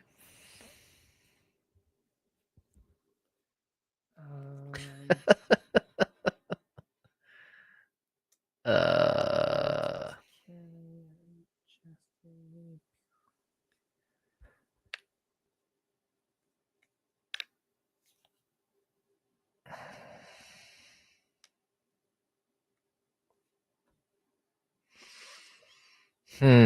Oh, there were questions earlier. We started some questions. Yeah, we did. Loki Trickster, when is the first deadline for Kings TPE? The first deadline is Sasha Vezenkov's, which I think is the 28th of this month, so right after the draft, but before the season, the new NBA calendar year resets. The second is Chris Duarte's, which is I want to say July 6th, which is one of the first days that you can actually make trades and stuff because of the moratorium that gets lifted.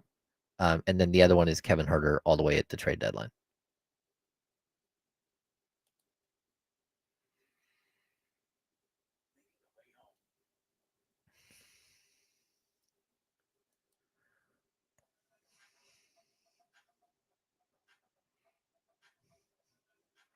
Now, back to the Insiders with James Ham and Kyle Madsen, brought to you by Jiffy Lube on ESPN 1320.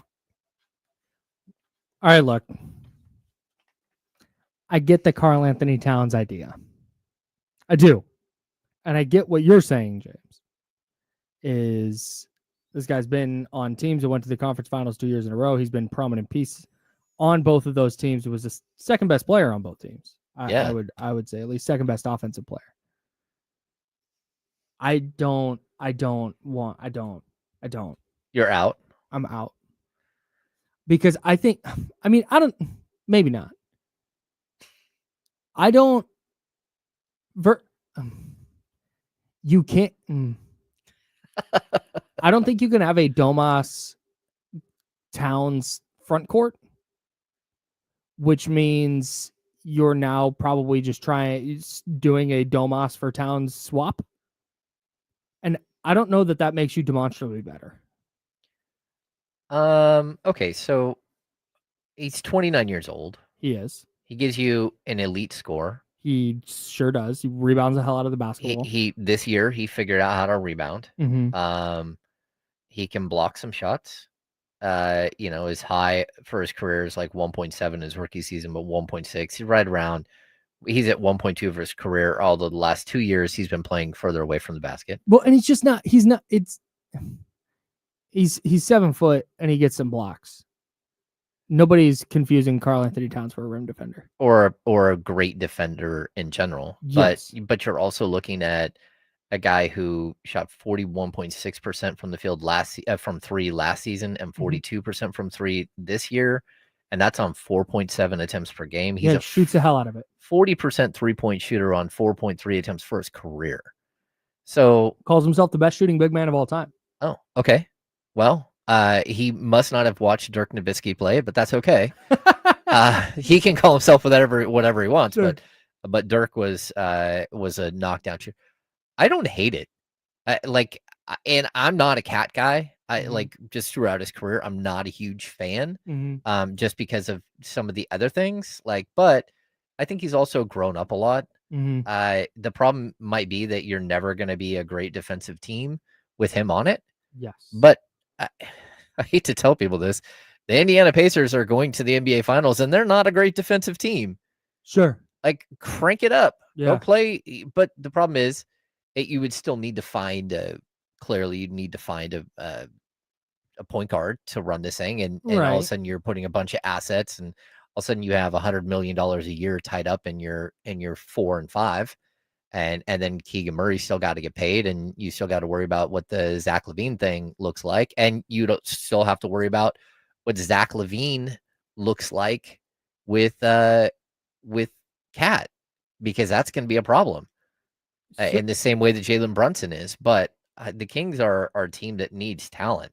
They need to find star-studded talent, and if there's a way to get Towns, I would at least talk.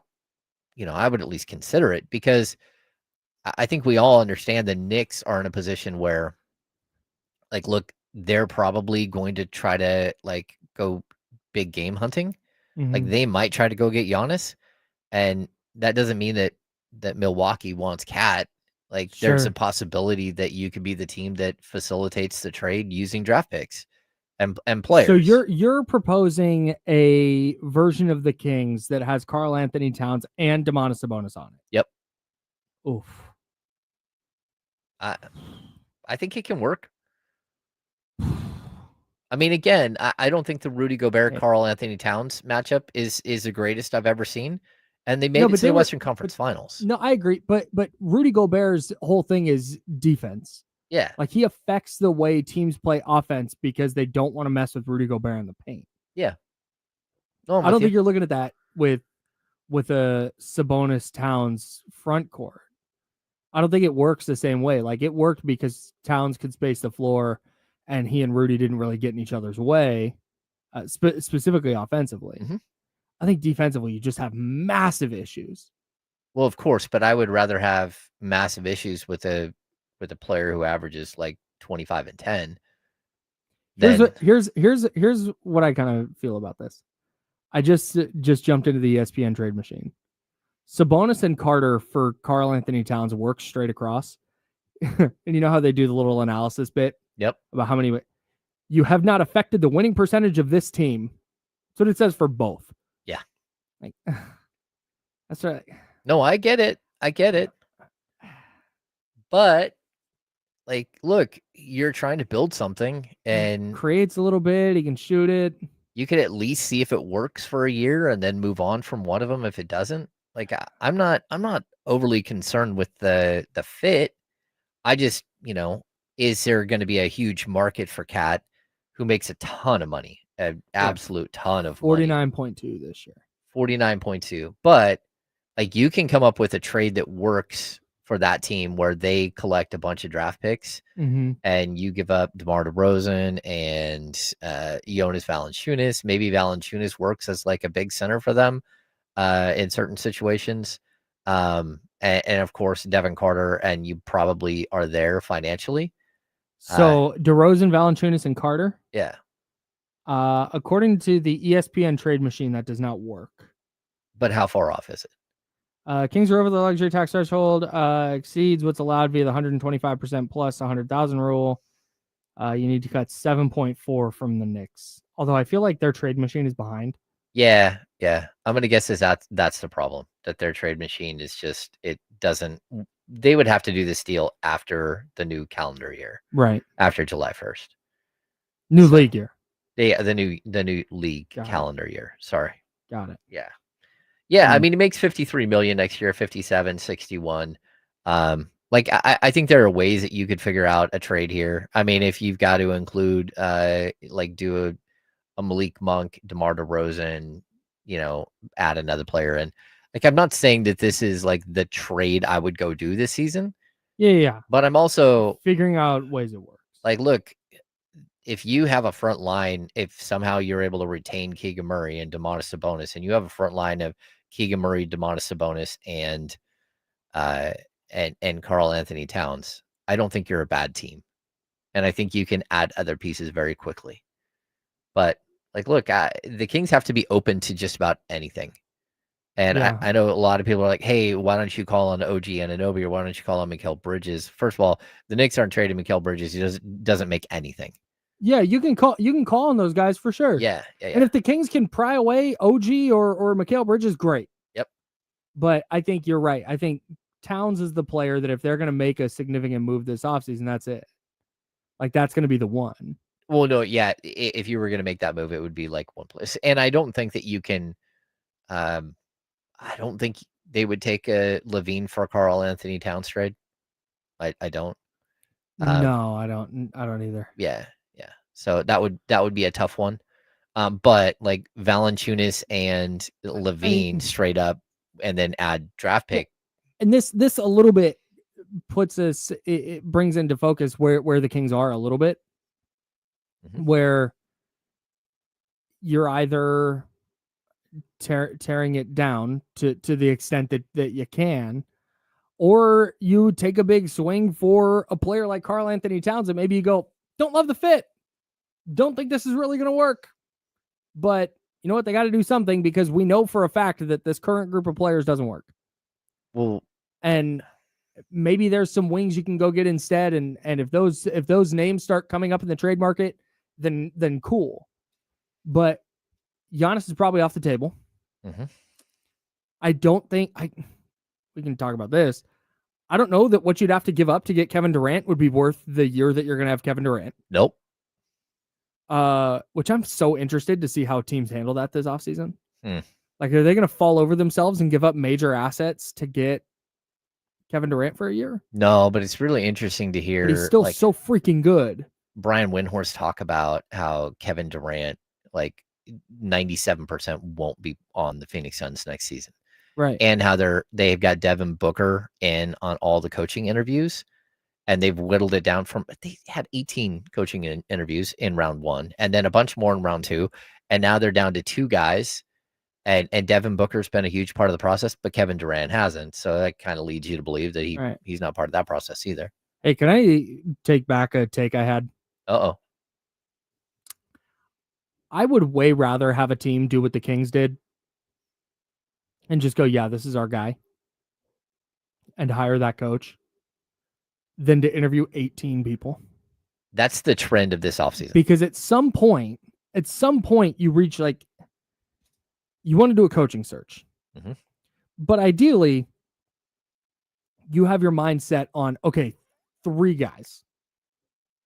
Maybe there's one that's definitely at the top of your list, but then you know what? There's 2 or 3 other guys, and you interview 4 or 5, and then you kind of get down to the nitty gritty of the 2 or 3 guys you actually wanted, and okay, is this the decision we want to make? I think that's like the ideal. A step below that is, yeah, hey, this is our interim guy. We think he's the guy. We're gonna just take him. We're not gonna interview anybody. Okay, fine. Then there's a lot of space. There's like I think 6 people is the maximum number of coaches you can interview before you reach the level of no idea what we're doing. We're just interviewing people and hoping that something comes up. Well, 18 is too many damn interviews. They all have a plan that they're pitching to you. Right. And some of those plans are with Kevin Durant, without Kevin Durant. There's all kinds of different things that, that go into that. But like, I remember when the Kings hired Dave Yeager, Like they had 9. Vlade Divac had 9 coaches he brought in, including some really good coaches. Like Frank Vogel was part of that. Nate McMillan was part of that. Then they whittled it down. They had second interviews. They had second interviews with a ton of coaches. Dave Yeager became available on a Friday. They hired him Saturday. They had him in Sacramento on Saturday. By Sunday, the deal was done. That's how that worked out. So all of these other interviews that you spent time doing for like 2 or 3 weeks just got literally crumpled up, thrown in the trash, and you hired Dave Yeager. And so that's kind of the way it happens sometimes. Like there are all kinds of reasons why coaches, everyone was so upset about the way that the Kings hired Luke Walton. And I'm like, well, the last time Vlade got to hire his own coach, this whole process played out. He had interviewed 9 guys, and then someone else said, hey, let's hire Dave Yeager. He's available. 9 is too many. That's 3 above the maximum. 3 above the max. Yeah. No, I'm with you. There should be like some sort of streamlined like way that you're doing this, but I think this is the off season of the interim head coach. That's what we're seeing. Like David Adelman hired as the interim head coach. The dude in Memphis, which we can't say his name. Domas. Yeah. Tomas, whatever. Like the Finnish guy. Yeah, the Finnish guy. And then of course Doug Christie. Yeah. And so like a lot of times this is what works. Yeah, man. I'm inclined to agree with you. 916-909-1320. 916-909-1320 is the Elk Grove Kia talk line. Let's get to eBiz first. Is eBiz still there? Yes. What's up, man? eBiz? What's up with y'all? Chilling, bro. What's going on? Oh, for sure, man. What's up, James? Hey, so Kyle, man, I knew about your little concert week last week, man. I know you went to that Kendrick concert. I went to the one in Vegas this past Saturday, man. I've been to so many concerts, bro. That was probably like my favorite one ever. How did you feel about it? I loved it, and thanks for the call, Ebez. Appreciate you. I loved it because I went to the Damn Tour as well, and at the Damn Tour, it was Drum, and then Travis Scott, and then Kendrick, and they just played in a row. Drum did his set, Trav did his set, Kendrick did his set, and I was expecting it to go. SZA's going to come out, she's going to play her songs, and then Kendrick's going to come out, and they're going to do 30 for 30, and they'll do Luther, and they'll do some of their other songs together. And then Kendrick will play, and then they might encore together and just be really standard. But I loved it because Kendrick comes out. He did a really nice mix of stuff from GNX, and then he did a really nice. He did a ton of stuff off of Good Kid, Mad City, which I loved. Didn't do full songs, which was a little bit of a bummer, but I loved the way he came out. He did his stuff. Then SZA comes out and they do a song together, and then she plays, and then he comes back out. I loved the mix of the way they interspersed the artists. I like that they did a good mix of new stuff and old stuff. I'm not as familiar with SZA, but I thought Kendrick was awesome, and I like that he still did the diss tracks, but didn't like lean too heavy on them. Like they were there, but they were just part of the set. It wasn't like he played it 10 times in a row or anything crazy. It was fun. It was a lot of fun. Energy was really good. Yeah. Shout out to Kendrick show. Is Javier still there? All right. Javier, what you got, man? How you doing, Mr. Matson, Mr. Ham? So hope you had a good vacation, Mr. Matson. So I had a deal. I think a lot of fans don't realize that, like, if we don't give up either Murray and Sabonis or DeRozan and Sabonis, we'll not be able to get that wing and that point guard we needed to start a lineup. So I had a 3-team trade. You send Cole Anthony and you send Jonathan Isaac. Well, you send Cole Anthony to the Raptors along with Domantas Sabonis from the Kings and our 2026 second round pick we got from the Kevin Huerter first round pick. That transaction being finalized. The Kings then receive Jonathan Isaac, RJ Barrett, and Emmanuel quickly, and the Magic get DeMar DeRozan, our 2027 second round pick. And why Orlando had to be included, I feel like it's not tenable to send DeRozan back to Toronto with the rapport he has, or lack thereof, with their owner.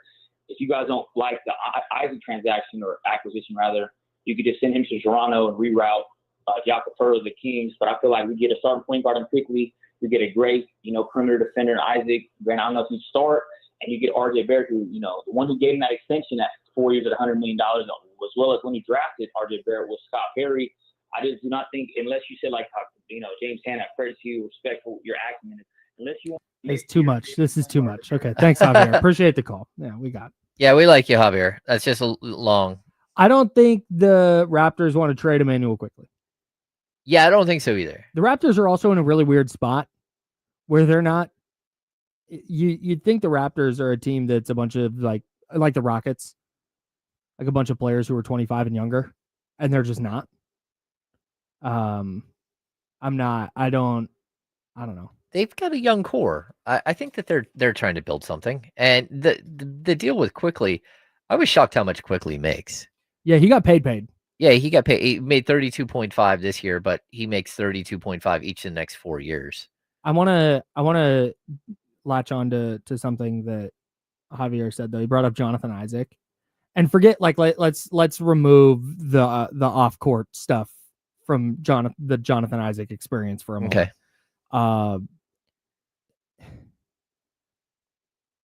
I would be, from a basketball standpoint, Jonathan Isaac is the type of player to me that you would not want to involve in a massive trade or like as a massive piece of a trade. That's the kind of player. I think there's a lot of players like this. Zeke Naji is another one who I think falls in this bucket, where if they're just going to be available and you can get them for a second round pick or a couple of second round picks, and you can get them in your building on the cheap because the team they were on is just kind of fed up with them and doesn't want them around anymore. Yeah. And you can take that swing for cheap, cool. But I'm not going to go craft an entire deal around like, let's make sure we get Jonathan Isaac in here. Yeah, Jonathan Isaac's days as like a valuable option are gone. And, the idea of Jonathan Isaac has always been way better than the reality of Jonathan Isaac. And I've been off the Jonathan Isaac bandwagon for a long time. He made $27.6 million this year. His contract drops to 15 and then 14.5, 14.5, and 15. So he's more reasonable right now. And my friend Brett Huff brought this up. Sam Vecini brought this up on their podcast, on his podcast, that he could see the Kings swapping, I think it was Malik Monk and there's draft capital and stuff for Isaac, and the Kings would get draft capital and stuff. I'm not touching the Jonathan Isaac deal. The only reason you would is that he has a really strange thing in his contract. He makes $15 million this year. If he doesn't play 52 games, then you can get out of the last 3 years of his deal for $8 million. And then he has different like clauses written in about specific injuries, avoid his entire contract. There's all kinds of weird stuff with Jonathan Isaac's contract. I just don't want bringing back in the off court stuff. I want nothing to do with Jonathan Isaac. Yeah, he's a little odd. I'm just kind of out. The guy would try, and again, this is just throwing stuff out. This might be something the Raptors have no interest in doing. If you're calling the Raptors about a point guard, though, I would see how they feel about Jamal Shead. Okay. He is a 20. He turns 23 in 3 weeks. He was a rookie last year out of Houston. Averaged, I think, 7 points, and what was he at? 7.1 points, 4.2 assists, playing 20 minutes a night. That's the kind of player that we're talking about. Maybe you don't take a huge swing for like an all-star, but maybe you take a gamble on a player. Yeah. That's what I would, if you're calling Toronto and trying to make a deal, that's the player I would ask about first. Okay. Get a young player in the building, average 4 assists in 20 minutes a night as a rookie. I would rather take that gamble than going and getting Emmanuel quickly, who's already 26. Turns 26 in 2 weeks, and is making a ton of money. Yeah. I just don't think he's going to be available. I would agree with you. But the Raptors are a weird team, so who knows? All right. That's James. I'm Kyle. He's Joe Brazil. We got the handoff with Jesse Tapia. Just KC on D-Lo and KC today. So we're giving KC the handoff off. Jesse Tapia is going to join us in a few minutes. We'll keep talking Kings offseason trades. I want to dig back into the Karl Anthony Towns thing, too, because I had one more thought on that, and we'll get to it on The Insider, sponsored by Jiffy Lube. It's ESPN 1320, Sacramento Sports Center.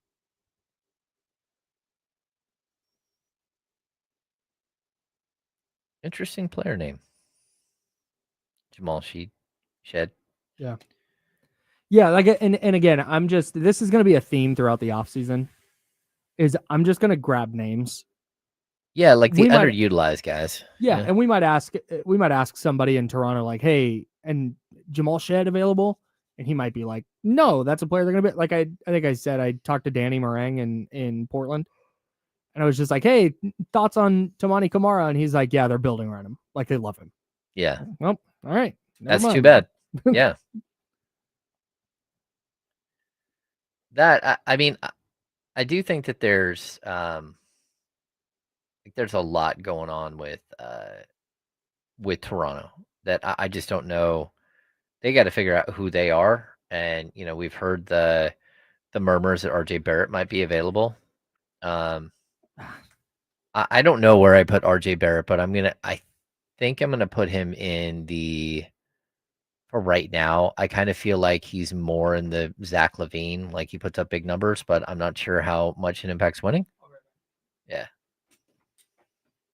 But they made the trade for Brandon Ingram, and so all of a sudden they've got, Scotty Barnes, they've got Quickly under contract long term.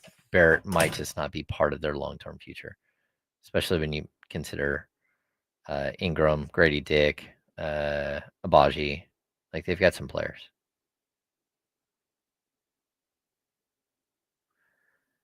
Yeah, a lot of people are talking about RJ Barrett.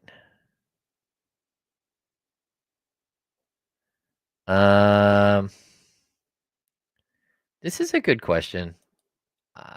Maybe that's always a possibility. But I think before we say yes to this, I think it depends on what they do during the offseason to build up to that. Like, if you go out and you trade a bunch of first round picks to bring in some star level players or like improve your roster greatly, you might give that a little bit more time. But like I don't see the Kings doing you don't trade off a bunch of picks and then do a fire sale to get your picks back. That's not typically how it works. Unless the players that you traded for very much have like a market value that you can get your money back out of. And there are players like that in the league, but I don't know. I want to see what a fire sale would look like, and by that I mean I want to see who's on the roster when you open the season.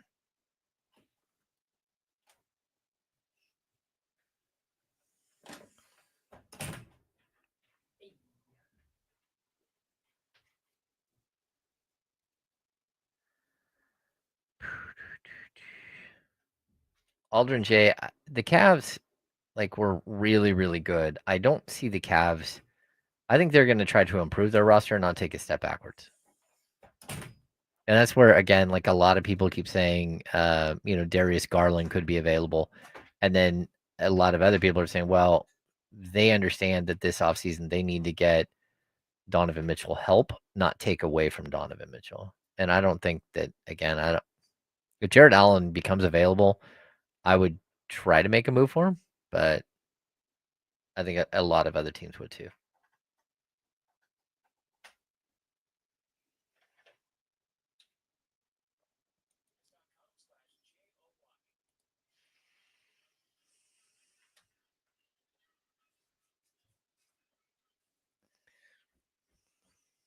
Now, back to the Insiders with James Ham and Kyle Madsen, brought to you by Jiffy Lube on ESPN 1320. I'm Kyle. He's James. Got Jesse Tapia in here for the handoff in a moment. I'm excited to get Jesse's thoughts on Karl Anthony Towns.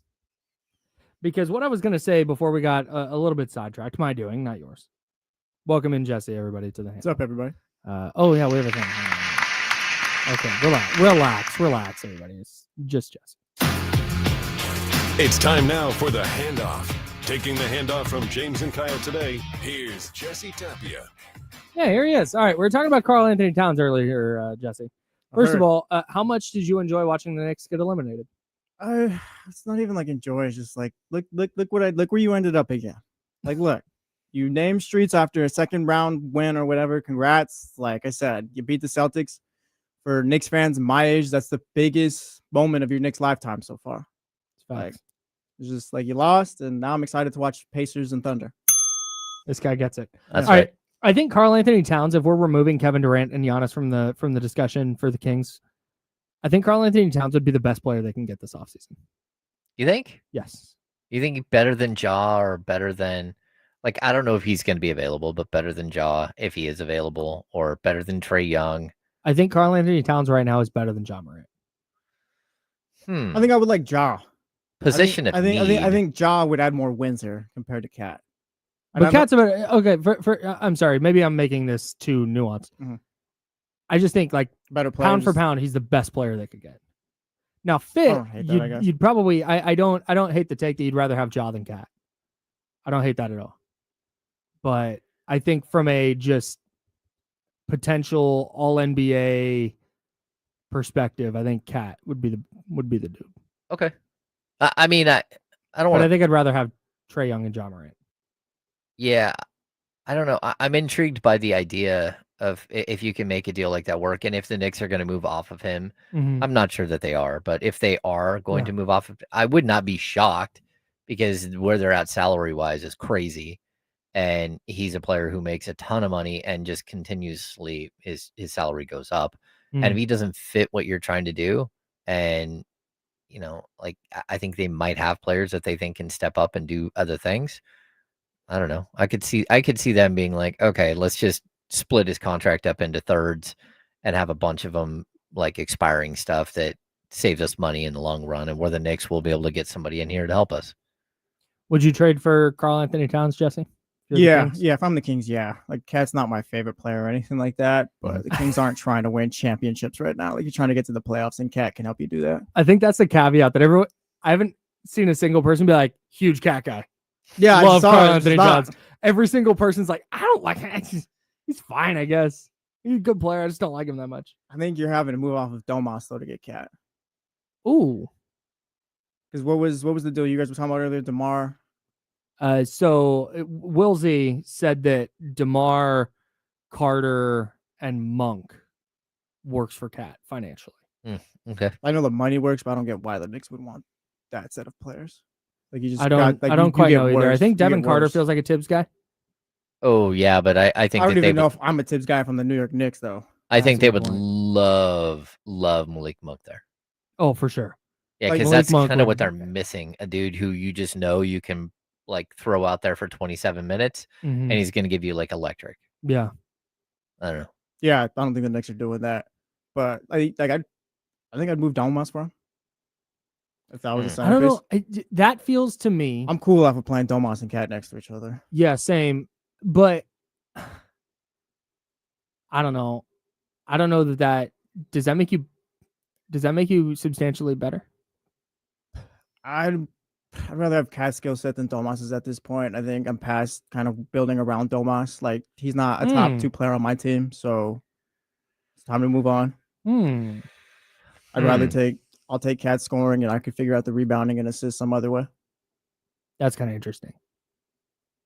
Like, yeah, Domas is not a top 2 player on anyone's team. He's not a franchise player. None of that stuff. Like, for the Kings, I think he'd be better. You're just fully out. Yeah, he's a great player. He's an All-NBA caliber player, but he's not like for what the Kings need and what they're trying to build. It's like, yeah, I'm cool right now. I don't know that if I'm moving Domas's contract, I don't know that Cat is the player I'd want to go get. If that makes sense. I mean, personally, I'd rather take a couple first-round picks and insert player and player for Domas and kind of start a rebuild, but I don't think that's where this is headed. I don't think it's heading that way either. Yeah, that's personally where I would go, but yeah, like that's not happening. I don't know. Yeah, my opinion has always been it's not Sabonis. It's like you got to build a team. Like every team in the league has to build a team. I mean, we're talking about the Knicks because they could possibly shop Cat, but they're looking at like 4 like star level players, like OG Anunoby. They're paid like stars. They're defensive. They're 2-way players. Like they have a lot of talent. Like the Kings don't have that talent around Domas, and they have it. This is probably a can of worms we can't get into in 6 minutes, but here we go. It feels like though his contract makes it difficult to find the players they need to put around him. Like he's the level of player that they need is a little bit higher than his contract allows. Does that make sense? Am I making sense? You're saying like he's kind of the way he's like because he's paid. I mean, he was like paid like he was a top guy on this team and all that. Right. You kind of have to build around that. Yes. You have to build as though he's one of your 2 best guys. Yeah. Yeah, sort of. But again, like his contract is not obscene. Like again, Tobias Harris getting like $39 million a year, that was obscene. Like Sure. that didn't Yeah. make any sense. We're not talking about that I'd level go get of Tobias player. Harris. I would take Tobias Harris right now. Yeah. FYI. He's aging. That's fine. Yeah. He's 6'8". You could shoot it a little bit. He can. Yeah, but I mean, yeah, I do cap for Domas. All You right. can work around it however you want. I do that too. I just don't. I don't know, man. Karl Anthony Towns feels like one of those guys, and I think there's several guys like this in the league. And there might be more as because we've kind of talked about today the idea that, man, you can't just go get a superstar anymore and be a top 3 team. Mhm. Like the depth is too good in the league. Coaching's too good in the league. The style of play does not lend itself to just, oh, hey, get a superstar and go win now. Like that's just not. So I'm interested to see like Karl Anthony Towns is getting paid $50 million, right? And I kind of wonder if teams are going, yeah, but to make money work, we're going to have to kind of gut our team. And we don't think Cat is that dude who's going to really carry us. So we're just not going to trade for him. Well, here you don't have to gut the team. Man. I think you're probably I like the money works on the DeRozan deal, but I just don't think the Knicks, like you were just at the Eastern Conference Finals, and now you're gonna add a 36-year-old DeMar DeRozan. Did I the think Knicks Marcus get better great. if they have Domas? I think you're at least about the same, and you kind of rework the offense where you're not like if instead of just Brunson playing ISO the whole time, you can kind of work it through Domas and all that. You got options at that point. Do you want Like Domas this is isn't getting bad. into the Domas nitty-gritty of the Knicks. Domas But isn't do you bad or want- anything like that, but he's just he can go help out a contender more than he can out here, like here at this point. I think But if Cat he is can gonna help be out the a playoffs. contender, then why wouldn't you just try and do that here? Because you don't have the guys. Like you're not adding the New York Knicks around Domantas Sabonis this offseason. Sure. Like That makes sense. I think it's easier to build around Cat and kind of an insert Mm. player or whatever and just get there with their scoring. Oh, we were looking at Denver earlier. That's the fun. Yes. Like the ways that certain teams have to try to build right now. Like Oh my Denver, God. Denver has no first round pick every other year until 2031. They have no second round pick at all. They don't have a single 0 second round seconds. pick. They on July 1st they'll get their 2032 second round pick. And if they want to move off of one of the contracts that's hurting them right now, they're going to have to give up that second round pick at least. Jeez. That's brutal. Yeah. That's tough. But the second apron stuff is working. Yeah. Like you're already talking. Jason Tatum gets hurt, and now it's like the Celtics got to sell everybody. Yeah, it's gonna be an interesting offseason. Celtics got to sell this off. Anyone want Porzingis? Kings, Warriors, No.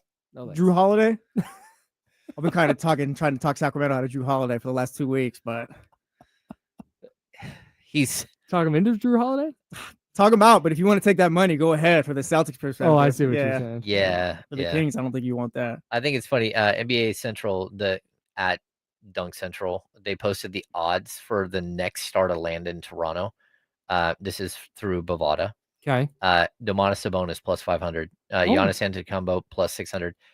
Zach LaVine plus 600. DeMar DeRozan plus 800. 3 of the top 4 are Kings players landing in Toronto. I Is think Domas number 1? Yeah, I think they have some sort of idea of a trade that maybe works. But that seems really. then we got the odds on really RJ low. Barrett right now? Hey, if it's the Javier trade, I'm going to lose my mind. What was the Javier trade? I don't know. Jonathan like, Isaac. here's the deal. to the Like, no, Kings, we Rondo- love trade ideas. There's nothing more fun than preparing for a show and seeing somebody, any rando, has a trade idea. Yeah. Yeah, I will take it. If you're going to call in with a trade idea, I need 2 teams max. And if it's a third team, you go bring in a third team to make the money work. But here's the 2 main guys I or think- 3 main guys who the trade is around. I can't be having the you include this guy. And if they don't want to include this guy and this guy, that's too much. Yeah. And I think too, we need to have the trade machine pulled up. If it doesn't work through there, then it's just you're cut off. Yeah. Yeah. We got to make sure these things work finally. Yes. Not Amazing. just throwing stuff Absolutely. out. Absolutely. Anyways, all right. salute. Appreciate everybody who takes time out of their day to call this program. We appreciate it a lot. Shout out. Even if the call is too much to keep track of. That's James. I'm Kyle. Jesse Tapia is producing D-Lo and KC. You'll hear a lot of them today. No D-Lo, just KC Yeah, with Sara Hodges Jesse. will be here. I'll be here. James will be there. KC and friends. Yeah, it'll be a There good we time. go. Can't wait. Casey and friends coming up next for James Hammond, Joe Brazil. I'm Kyle Madsen. We're the Insiders. Jiffy Lube sponsors this program. We're back tomorrow at 10 a.m. right here on ESPN 1320. Until then, drink water, but nice people. See you. See you, chatty house. Appreciate you guys. Good show today. Hit the thumbs up if you don't Bring mind on those, the way out the door. bring those trade ideas tomorrow. See There how we many go. teams we can get involved. That's right. Later, guys.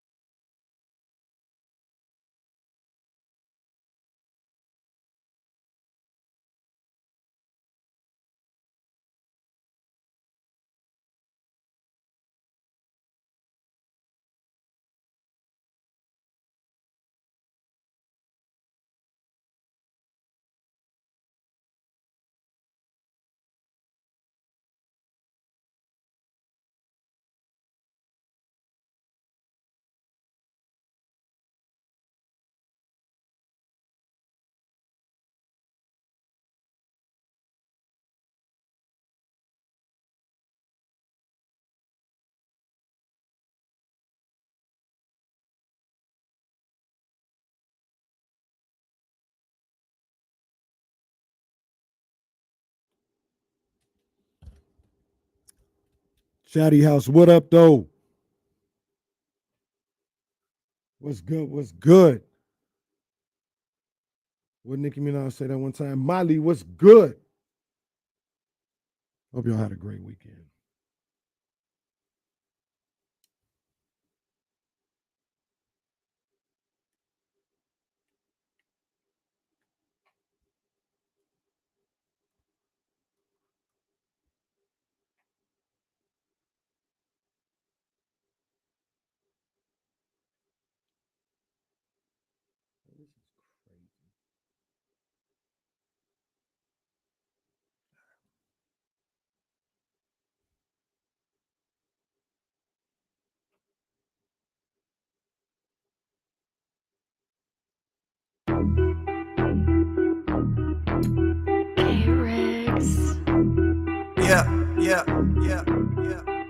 We got them screaming D-Lo, KC, D-Lo, KC, D-Lo, KC, D-Lo. We got them screaming D-Lo, KC, D-Lo, KC, D-Lo, D-Lo. We are number one. one spot. We your number one spot for some sports, huh? Got the city going crazy when we work, huh? We top 2, but we ain't 2, we in first, huh? And when you need the real, we is who you search, huh?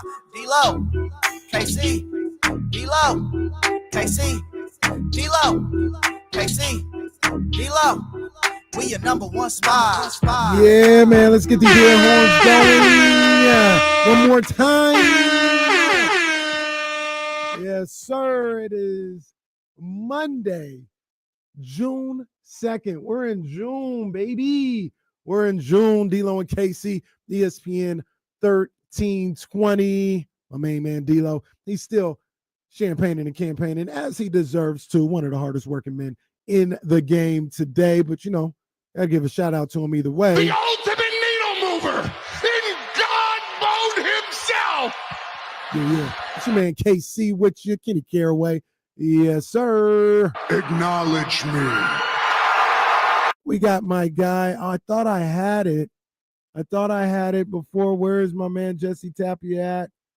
Oh no. Oh. Well, I don't know. You better find it. I don't know. Wait a minute. Where is it? This one? Allow me No, to expose no, it's not my that one. colon. Is it this one? A naysayer, no. Oh no. Let's see. Is it this one? Stop asking me stupid Oh questions. no, it's definitely not that one. It's not this one. What is he doing? My God! Is he the third man? He's the third man. What the hell is going on here? No.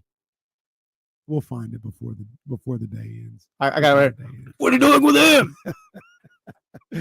We are live From the worst slums of Sacramento. here on ESPN 1320. Come on, man. It is D-Lo and KC. Like I said, D-Lo is off still enjoying a little vacay. So, you know, KC and Friends is pulling up. I got my girl, Sara Hodges. She's pulling up at around 1:15 or so. We're going to, kind of break some things down, have a good time. James Ham, he's going to be coming up at 3. We got the NBA Finals set. Soren, we do. Soren just says that D-Lo just do something. Do you think he's listened to the show since he's been gone? It's been like his thing where he does it. No. Oh, it's gonna be so hilarious if he shows up tomorrow. He didn't listen Friday. No, he has no idea. Well, I think Dr. David made a post or something like that. Oh, I got you. So he has a little bit of an idea, but no, he completely stays far away. I think our last from- episode from when he this. was out, like really, like we scared him off. I'm not even gonna bother. Like, just hope house is clean when I get back. That's about it, man. So he has no clue what's going on since he's been gone here on D-Lo and KC. And well, okay, I'll get to it. Let's start. Let me start with the NBA Finals first. Let me start with the NBA Finals being set. Oh man, the Indiana Pacers, they worked the New York Knicks in Game 6 to move on, faces the Oklahoma City Thunder. Salute to the Indiana Pacers. They deserve it. They were the better team. The Knicks never recover. They recovered, like they fought and all this other stuff, but they can never make up. Maybe that's the better word for what happened in Game 1. That changed everything. Game 1 changed everything. It was no guarantee that the Knicks were going to win the series if they would have finished out that Game 1 the way they were supposed to. Indiana could have easily won the series, but the whole dynamics of that series changed when the Knicks gave that game up. They were always trying to play catch up for the rest of the series, and they didn't have enough to close the gap, to be honest with you. That was tough. That was tough to see. I was sitting here thinking about my life as a sports fan, and I guess I'm a little fortunate. I'm about to turn 42 years old, and out of 42 years, let me do a little quick math. Let me do a quick math. We'll do 42 times 3. That's 126 seasons between baseball, basketball, football. In 126 seasons, I've only finished those seasons really, really happy 6 times. And there might be a little bit of a caveat there too, because the 49ers, look, they won in 88. 89. I guess I could count 84 and I could say 7 times, but We'll count the ones that you remember, I guess. I remember 88, Montana to Taylor. I remember 90, or I guess that was 89. I don't know how you want to say it, but when they beat the hell out of the Broncos. I remember 94, 95, whatever you want to say, when they beat the Cowboys in the NFC Championship game, and then they won the Super Bowl, beat the hell out of the Chargers. And then I remember the 3 World Series championships from the Giants. That's a bad ratio, man. Yeah, it's not 6 great. times out of 126 seasons as a team that I like, that I'm rooting for, finished things off and made me happy. We're talking about like just winning championships, right? Yeah. I mean, Beam Team won. I'm not going to say that made me happy. Game 7, they lost to Steph. He put up 50. I wasn't happy. Like, I enjoyed the season, but I wasn't happy. I was going to say that's kind of like with my Dolphins. It's like I get like maybe Michael Thomas one time picked off Tom Brady and we finished like 6-10 or whatever. It's like that was a cool moment that year because we beat the Patriots in December. Like I remember that, but it's like half a moment you get with the Kings and the Dolphins. And look, I don't necessarily want to put the Knicks in that category because I'm not a Knicks fan. I am a Knicks supporter. Yeah, I was gonna say we're lumping this in, or I mean, no, I didn't put them into the equation. If you want to put them in the equation, we're adding another 25 seasons onto this because I think I really started to like, oh, it's cool. The Knicks are cool, like around 99, 2000. So now we're looking at like 150 seasons that I've gone through. I'm not putting the Knicks in there, but I was rooting for them. I did want them to win. I was upset at the end of the game when it was over, when the Pacers were running away, and it was frustrating. The Knicks, Jalen Brunson, as great as he's been in these playoffs, I did not like his performance in that game 6. I thought if any point in time he needed to be shooting the rock, putting the shots up, it was in that 3rd and 4th quarter. It was like, all right, they've done enough. The others have done enough to kind of get you to this point. Now it's time for it's you, it's Cat, and everybody else gets the scraps. That's what it should have been. And then Tibbs, I think they were down 13, 14 or something like that going into the 4th quarter. This guy wants to start off the 4th quarter with Brunson on the bench. Oh, now you want to use the bench? Now you want to make sure everybody's getting good minutes? No, Brunson should have been playing all 12 minutes. Yeah, we saw a lot of that on Twitter. Just like now, all times, like now Tibbs wants to experiment. Come on, man. And that's an issue too, because you don't know what works at this point. I'm just frustrated. I mean, Indiana was a better team. Indiana probably was going to win either way. Oh, the other thing I was Set the pace. Set the pace. All right, settle down. Calm down. Calm down. Now, the other thing that was frustrating was, and they probably still would have won. They probably still won. I'm not here to say that this was the X factor in the game. But that Deuce McBride situation at the end of the 3rd quarter, that was a 6-point swing. What was that all about? Where they said he was out, I never got the definitive angle that he stepped out at any point. He hits the 3. I think that got it down to 8. They say he stepped out of bounds. Go back down court, and Obi Toppin, who turned into damn Mark Price out of nowhere, he's hitting a 3 to put him up. That would make it 14, I guess. The 6-point swing right there. Changed damn near everything. Any opportunity, any little bit of hope that the Knicks had was squashed at that moment. But like I said, Indiana probably was going to win that game anyway with the way that 3rd quarter was going. So it's yeah, it's Pacers, OKC. You want to name any New York streets one last time? Well, I mean, I don't like the tone that you said that. That felt like it was kind of like KC. Like, I know I'm sorry for you, but like, hey, one last time until next season. Do you want to rally off some streets real quick? Well, I mean, first of all, once again, I don't like the tone coming from the Celtics fan, but yo, shout out to 7th Ave. You know what I mean? Shout out to 125. You know what I mean? Shout out to 147. You know what I mean? Shout out to the Staten Island Ferry. You know the vibes, man.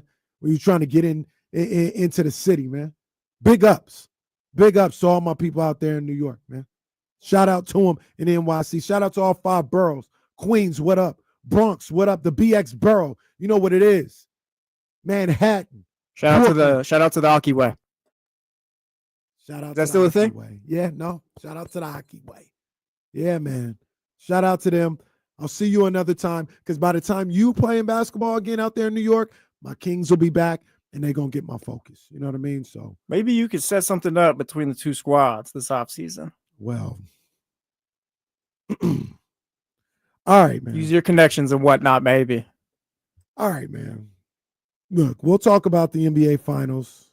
We'll talk about the Indiana Pacers. We may even talk about Tyrese Halliburton pulling a Drewski in real life. He pulled a real life Drewski. That was hilarious. I ran that back about 20 different times. Shout out Tyrese. And the right person won that MVP, by the way, too. Not saying Tyrese just wasn't deserving. Like, if he would have won it, I wouldn't have complained. But Pascal Siakam was the best player in that series. I don't. You're not wrong, but I would have gave it to Tyrese. Tyrese had game 3 and game 5 where he was nowhere to be found. Siakam, from what I remember, he had no moments like that. Yeah, and I think Siakam's worst was like he 15, I think, or something like that, where he didn't shoot well. But I mean, Tyrese's worst game was 2 for 7, and Siakam got 14 up there. So like I don't hate it. I would have given it to Tyrese. I'm a sucker for the face of the team and all that stuff. Give it to them and all that stuff. Like, he's had his moments, but Siakam was the best player. And I feel the same way as you on the opposite side, on the flip side. Sorry. If they would have gave it to Tyrese, I wouldn't have been complaining. It's like, I get it, but I think the right guy won it in that situation. So we'll talk about Indiana. We'll talk about OKC and why it's okay if you're not excited for this NBA Finals. I'll talk about all that. But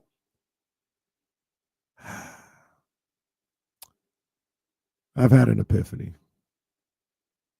And I'm not sure this actually like makes me happy or this is what I necessarily want to do. But I think it's what needs to be done. As Triple H and everybody might say, this might be what's best for business. Bring back R-Truth, by the way. Oh, don't get me started. All right, we'll definitely dive into that, or maybe we'll save it for when Dame comes. Yeah. But we'll talk about that at some point in the next 24 hours. I can promise you that. But when I get back, I've had an epiphany. I'll talk about it right here. D-Lo and KC, ESPN 1320, Sacramento's #1 sports station.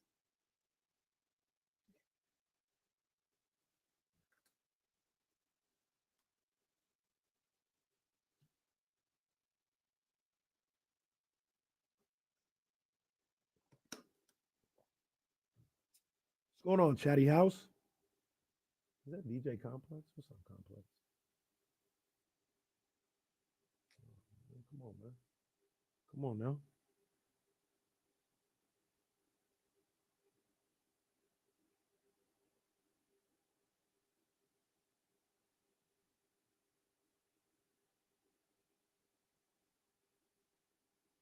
I mean, that's all fine and well. Like I said, this is not anything to argue about, but yeah, I don't care. So what? If John Paxson doesn't hit the shot 93, that series is going to 7. Should he win the Finals MVP? No, he shouldn't. Tyrese is deserving, but I think Pascal is more deserving. Ray Allen doesn't hit his shot. The season is over. Does that give him the Finals MVP? No, it doesn't. That's just not the right argument. Tyrese played well enough outside of that shot to like be considered. Like he had a hell of a series, whether he hit that shot or not. But no, that's not why he should have won.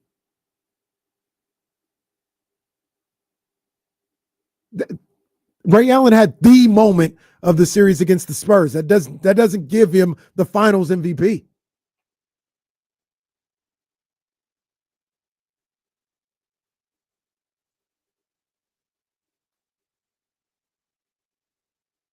Baby daddy just likes to disagree with me. That's his bag.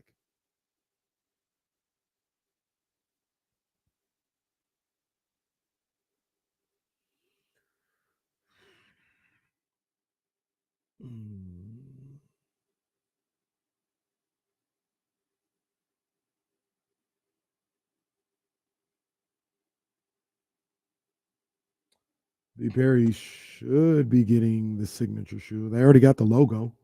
I've seen that. They're making T-shirts for him. Excuse me. He should be in line. Oh, Russ Dog, appreciate you for asking. It was a good weekend, man. Great weekend. Great weekend.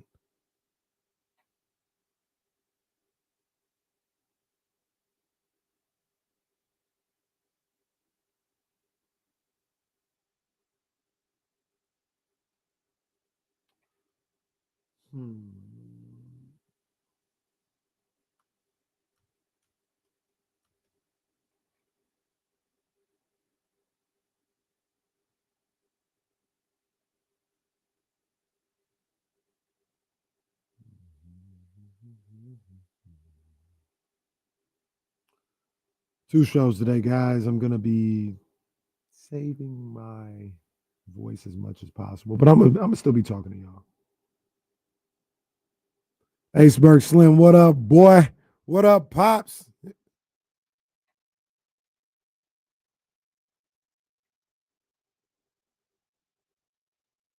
Couple things got to take care of here as we're on D-Lo and KC. Let's start off with this. Jack Davis celebrating his 47th birthday yesterday. Come on, man. Big ups to him, man. Big ups. He said we did our thing at concerts in the park. Appreciate you, big dog. So there's that. And then producer Jesse Tapia. Yeah, but whose side is he on? No, that's not this. That's not even the right one still. Yeah, I clicked the wrong way. It's right here. Producer Jesse Tapia. What are you doing with him? There we go. I got you. So I got all the drops in. We're good to go. Also, we do not endorse anything that Terry Bollea might say or whatever. No. We're not. No. We're just here doing a radio show. That's all we're doing. That's it. It's just drops. That's it. We're just doing a radio show. That's all we're doing for you. You imagine, like, oh yeah, D-Lo and Casey, they really love Hulk Hogan. Absolutely not. I watched that WrestleMania 9 thing again. Didn't finish it because it was just too late in the night. Hulk Hogan, man. This guy, man. I just can't never look at that guy the same. Might not be a more hated person in the profession off the top of my head, like Strike, Redacted, Simpson, and those guys, but like people hate Hulk. Like as far as all the wrestlers, I don't think there's one person that likes Hulk Hogan. Yeah, nobody likes him. I can't think of anybody that likes Hulk Hogan. Yeah, can't think of anybody. Okay, all right. Epiphany time. Ken Piffany. I had a Ken Piffany over the weekend, and matter of fact, for people on TV, let me take my shades off for a second, man, because you guys got to understand how serious this is. I don't want to taint it with shades. You need to look into my eyes. Although the hat and the shadow from the light, you still can't see my eyes, but they're here. I'm watching the Pacers go to the NBA Finals. I'm watching the Knicks playing a Game 6 with an opportunity to push it to 7 to get to the NBA Finals. I'm seeing the OKC Thunder roll through the playoffs, get to an NBA Finals, and I'm like, man, how are the Kings gonna get there? And then it hit me like a ton of bricks, like these Ken Piffanies normally do. And I said, all right, I'm pretty optimistic with what this team might be able to do, what direction they might be able to go with a tweak here or there. But I'm looking at the roster, I'm looking at the players, and I said, wait a minute. Hold on, man. Who's the best player on this team? Currently, right now. Some, not many, but some might say Zach LaVine, most talented player, has the most potential, all this other stuff. But the majority of people, if you ask them right now, who's the best player on the Kings, they would say Domantas Sabonis. And I sat and I thought about it, and I said, so wait a minute. This guy is the best player on your team. This is the number one option. This is the guy that is supposed to lead you. He's the best player. And he's making how much money? Shout out Kyle Madsen. Big ups to him. He's making how much money? Oh, no. What? We need to move on from him. Now, let me settle everyone down just a little bit. I'm not saying that in a way that says things are Domantas Sabonis' fault or that he's a bad player. I think Domas is, if not 100% what we've said he is over the last 2-3 seasons, when we talked about, hey, this guy's a top 15 player, or he's one of the best centers in the league, all this other stuff. I don't go back on any of that. I think he's that good, everything that we've said for that long. But I do not believe he can be your number one player. I'm not even sure he can be your second best player. We've seen him in a situation where he was your second best player. The ceiling for that was 48 wins. So in a perfect situation, in an ideal world, he's probably your third best player. And he's still really good. Like, this isn't to say Domas is a bum and you need to get him out of here. This is to say, if he's your best player, just thinking about it realistically, like, how far are you really going to go? This is a guy that you can't even, he's your best player. You can't even give him the ball late in games. I'm firmly of the belief, I don't know if it's popular or whatever, but your best two players need to be able to get buckets. Like, that's just what the game is. That's great. We can pass the ball and get rebounds, but ideally, when it's playoff time and all that, and everything's shrinking down, and your role player's not hitting his shots or whatever, or it's just crunch time, your best two players have to do it for you. I agree. Like, 100%. that's just the way the league is. And like you said, Domas can be the third best player and all that, but I don't buy him as the top two either. I agree 100%. And once again, I want to reiterate, this isn't, I got a problem with Domas, or I don't think he's good enough, or nothing like that. Like, I think he's an all NBA player. Like, I think it's nothing to do with the way he plays. Really good. I think maybe he'd be miscast if you were looking at him to lead your franchise as the best player. Like, that's not who he is. Here's the other caveat to talking about trading Domantas Sabonis. I'm of the belief his trade value is closer to Zach LaVine's than people want to admit. People talk about Zach LaVine is untradeable. You can't move him, his contract, all this other stuff. I think Domas is living on that block at the very least. I disagree with you on that. So you're not alone. If the trade value is what I think it is, I think you got to deal with it. Try to put the best team around him and Zach LaVine and try to make it work. Try to add a couple things right here or there and see what you can do. If I'm right in that case. If you and other people are correct about Sabonis' value, where there is value for him around the league, Scott Perry has to be on the phone with all of those teams yesterday. Sabonis has a very valuable skill set in the league. What he does, like, he's still a 20-13-8 guy. Like, that's great. It's just for what the Sacramento Kings need now and going forward the next few years. That just the way things are looking, how you're gonna be able to have, like, that's just not this is not a top two guy in the Kings going forward. It's less about, well, I guess it's about Sabonis and the Kings. It's more so it just doesn't work anymore. It's no fit here. I agree with that. And I guess to finish my point is just kind of like, I think you can take Sabonis' skill set though and add it on the right contender where it's like, this will take us over the top. We got our two guys here, but we need that third piece or whatever. I think Domas, I think it's plenty of value. I don't think anyone feels that way about Zach LaVine. Do you think? Okay.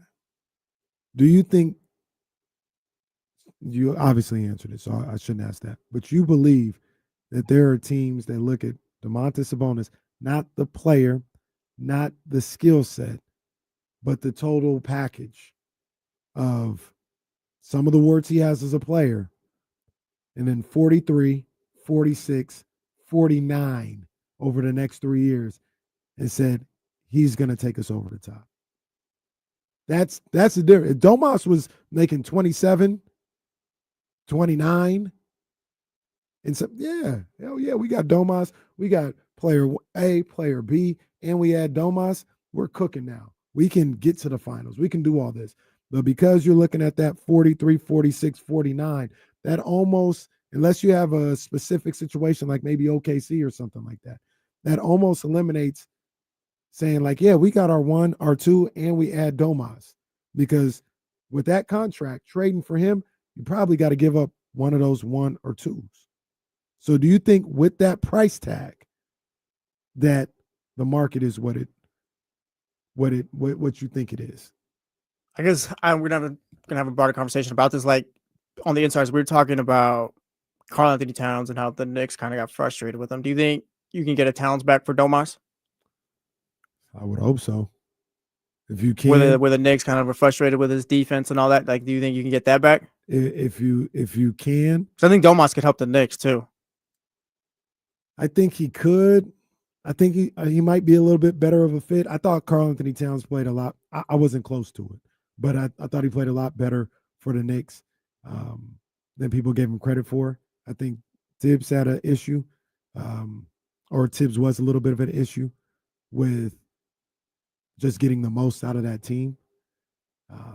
But if you think Cat was the issue and you're ready to move on from him, a player like Domas would be what you're looking for. A guy that doesn't necessarily need to score the basketball or need the bat. Well, let me pause on that, because that's also an issue.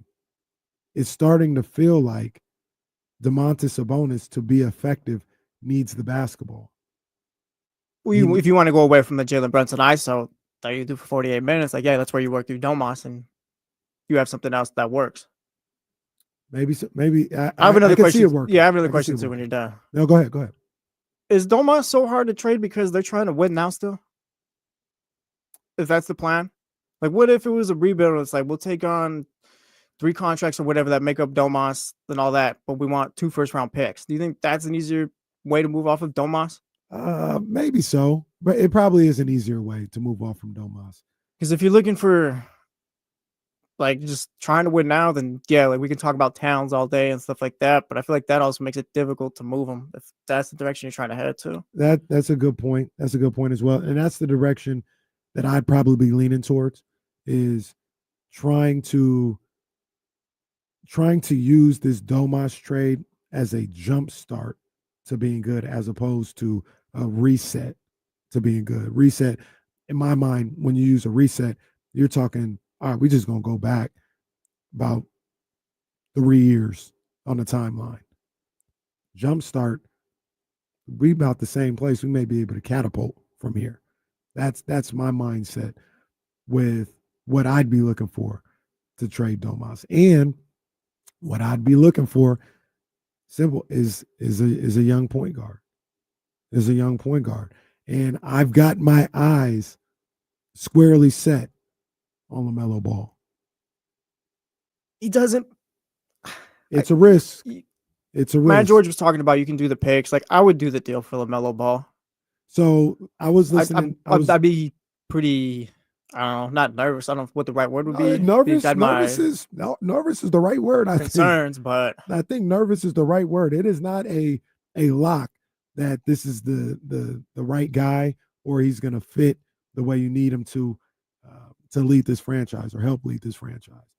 But I was listening to the Locked On that Matt did with the guy from Charlotte, and he said you're starting with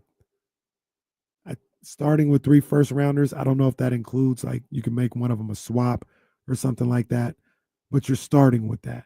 The other thing that you're doing, because when we talk about trades, I think I do a good job of, because we got the trade machine. I like the trade machine. I know Dame doesn't, but He hates it. the trade machine is a good tool, but it's if you're using it sensibly, right? Like if you're using it the right way. And I think I do. I think I look at it and I look at these trades. I'm like, all right, but why? Yeah, it works financially, but why would Charlotte do this? And I don't know why Charlotte would take on Domantas Sabonis at this point of where they're at as a franchise. But real quick, what was the trade that was centered on that show on Locked On? Was it Sabonis and 4 firsts, or what was it? 'Cause I know Matt mentioned the first, but they didn't necessarily get into like the specifics. Yeah, they just said like if you're talking about LaMelo, you're talking about like at least 3 first-round picks. That's what you're talking about. And it was almost like I think he said specifically at one point like they had traded LaMelo for 2 picks and Domantas Sabonis. That's a hard sell to the fans. Like that's not gonna get it done. And I understand that. Like I get it. So I did do one of these trades on here for Domantas Sabonis going to Charlotte. And I got it at LaMelo for Domas. I've got it at 2 first-round picks. One is an outright unprotected 2027 pick from the Kings. The other one is a pick swap in 29 with Charlotte. I don't think that gets it done after listening. Oh boy. I think you need at least another first rounder, and maybe the pick swap might get it done as a third one. They might want an outright. I think I'm out on that deal. I'm still giving you an all NBA caliber player, and you're giving me hey, hope he plays more than 42 games this season. Like all the potential in the world, no doubt, but I'm giving you an all NBA caliber player and a couple first round picks. I don't think I'm doing that for LaMelo. So you wouldn't do the 2 first-round picks?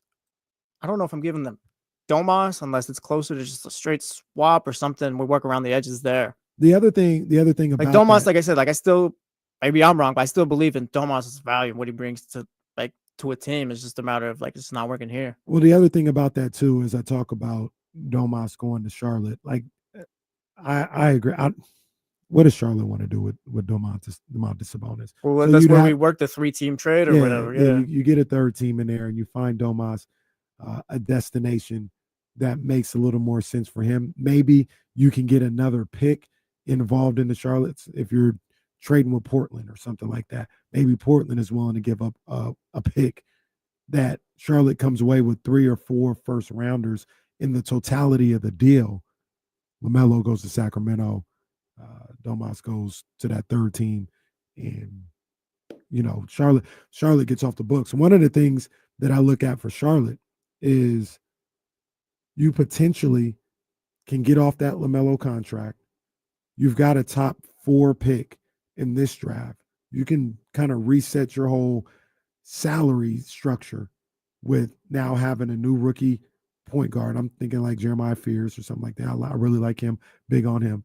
But now you've got a new point guard. You've got a bunch of future picks, some of them being from Sacramento, which is valuable around the league.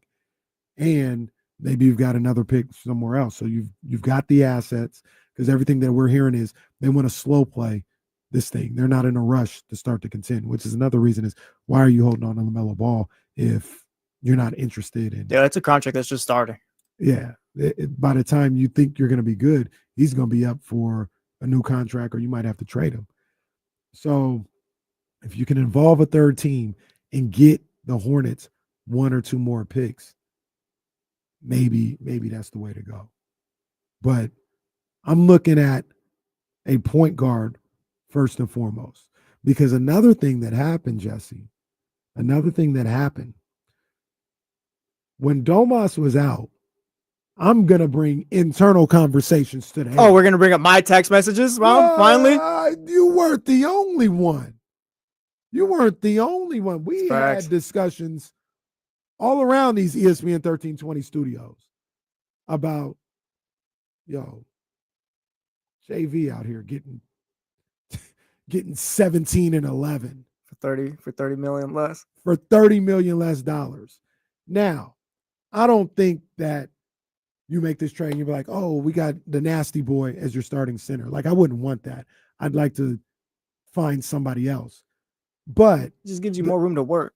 yeah, the premise of it was you can go get a cheaper center that can give you good production. Once again, I'm not even saying he gives you Domas production, but he can give you good, serviceable production for cheaper, and you have your point guard. And don't forget, you still have a DeMar DeRozan trade chip to use as well. Yeah, Frank asked right here. He asked you, is it Sabonis gone only and keep DeMar, or be moving off of him as well? No, I'd be looking to move. I'd be looking to move off DeMar because, number one, I think it fits the team a little better. And I think DeMar is ready to move on. Everything that I've heard since the second the final buzzer sounded at the Golden One Center in that playing game was DeMar's people want him out of here. Like, that's not even, I don't think that's something that can be salvaged. So I'm looking at him in a separate deal that you can go get a power forward or possibly a center a lot cheaper than Domantas Sabonis. I'm just trying to, the whole premise of all this is if he's your first or even second best player at that price tag. No, I'm with you 1,000%. That's like, I think you can piece together some stuff. I'm not going back on that. I think you can piece together some stuff and, be a better team. But realistically, like, what are you getting for DeMar DeRozan? You're not getting much of anything as far as a player equal to Levine or Sabonis. Can you get a Trae Young for DeMar, an insert player, and 4 first-round picks? I don't believe so. No? I don't believe so.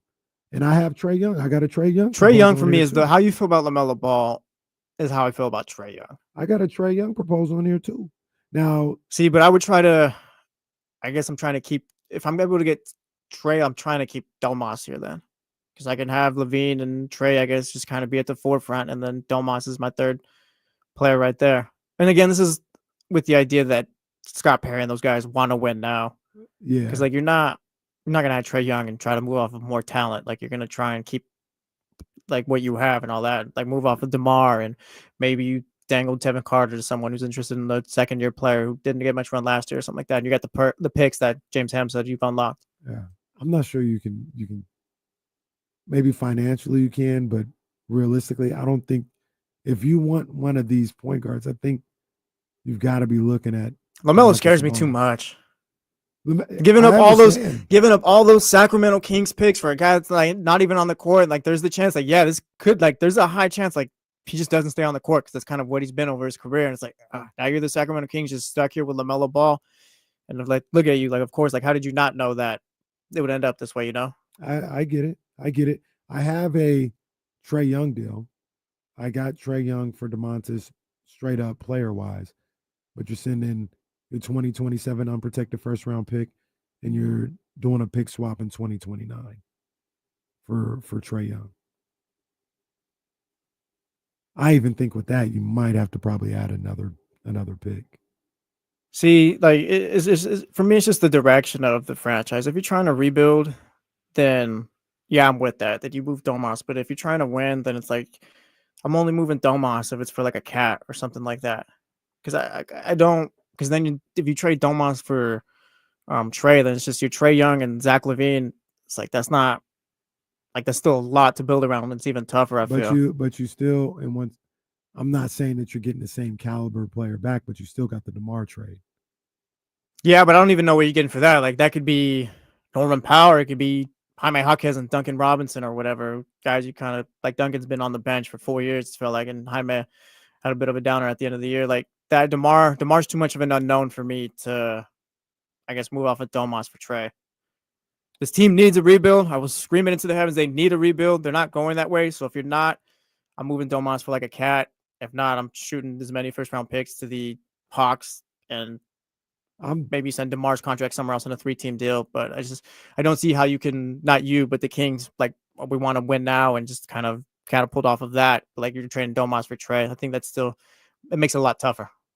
I understand. I understand. I just don't know if Domantas Sabonis, and then, but see, here's the other thing, and this is what I talk about though. So you want Trae Young here with Domantas Sabonis. Domantas Sabonis showed you he's not as effective if things aren't running through him. So you're bringing in a point guard who's a ball dominant guy, and then we really don't even know how Zach LaVine reacts to all of this. Now you got Trae Young and Sabonis fighting for the basketball, and Zach LaVine just looking there crazy. He doesn't seem to react well to adversity on the basketball court at all. This is why they need a rebuild. Like, this is exactly why they need a rebuild. I don't know if that's the case, but if you're bringing in the point guard, I think you got to move Domas. I don't hate the idea. It's just I need to see the vision after that. I need to see moves B, C, D, E, F, and G after that. Because it can't just be Trae and LaVine and Jonas Valanciunas. Like, what wings are you adding? Like, there's still a lot you got to add around here then. Like, there will be a defensive issue there is one either way, but it's just Trae is a lot worse than anyone else in the league. So you got to figure that out and stuff like that to where you're not bottom of the league, if anything. That's why. Scott Perry's point is Scott Perry's got to work then. Like, it's all Captain Obvious and stuff, but there's a lot of work to be done then if they're trying to win now still. And if you're thinking of moving Domas. And Trae, that's why LaMelo's my first choice. It's a gamble. It's a gamble. It's a big time gamble. But LaMelo's my first choice. He gets you the point guard. He gets you the creator. He gets you the guy that talent-wise can be the face of your franchise. Maturity-wise and all this other stuff, that's the risk. Injury-wise, that's the risk. But you're bringing in a franchise player level talent, LaMelo Ball. And if it may cost you 3 first-round picks, there's a reward aspect to it, so it's why I'm not totally against it, but it's just the risk. It scares me too much, I feel, with LaMelo. I want to hear from you guys. Hit the Elk Grove Kia talk line, 916-909-1320. I had an epiphany. I'm ready to move on from Domantas Sabonis, not because of the player or the skill set or anything else like that, but he may be your best asset to becoming a good basketball team. It's unfortunate because I like Domas. I like his game, but you got to be real with yourself, as TC once said. So we're going to break all of it down. I want to hear from y'all. I want to hear what you guys think. We've got more to come on this. Sara Hodges, I know she'll be in favor of moving on from Domas. She's coming through at 1:15. James Ham, who will not be in favor of moving on from Domantas Sabonis. They'll be here at 3 o'clock. We're just getting started. It's D-Lo and KC. It's ESPN 1320. Josh, that was the dream, but then Anthony kind of told us to forget it. Ja not going nowhere. Yeah. Ja not going nowhere.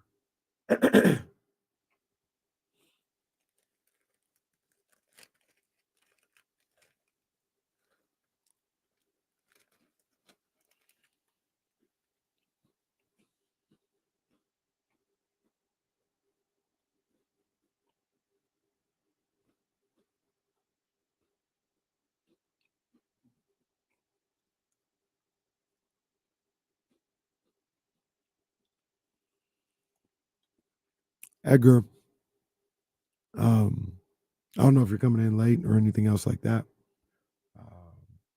but if you missed it, I'll repeat it. I'm not saying Domas is the problem. I'm not saying Domas is a bad basketball player or anything else like that. I'm trying to figure out how you can get in a winning situation as quick as possible. And his contract, I think, is the first step to something like that. Domas saying I'll talk on the phone with TC. He'll be on after the break, but Domas saying a solution here either, I feel. I believe that as well. If Domas is, and I'll tell you guys this. Leezy. What's up, man? You got 2 seconds? All right, man. When we come back, you come on through.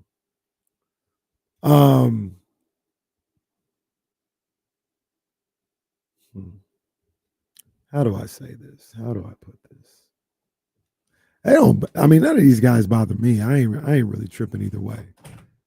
But there's a lot of problems.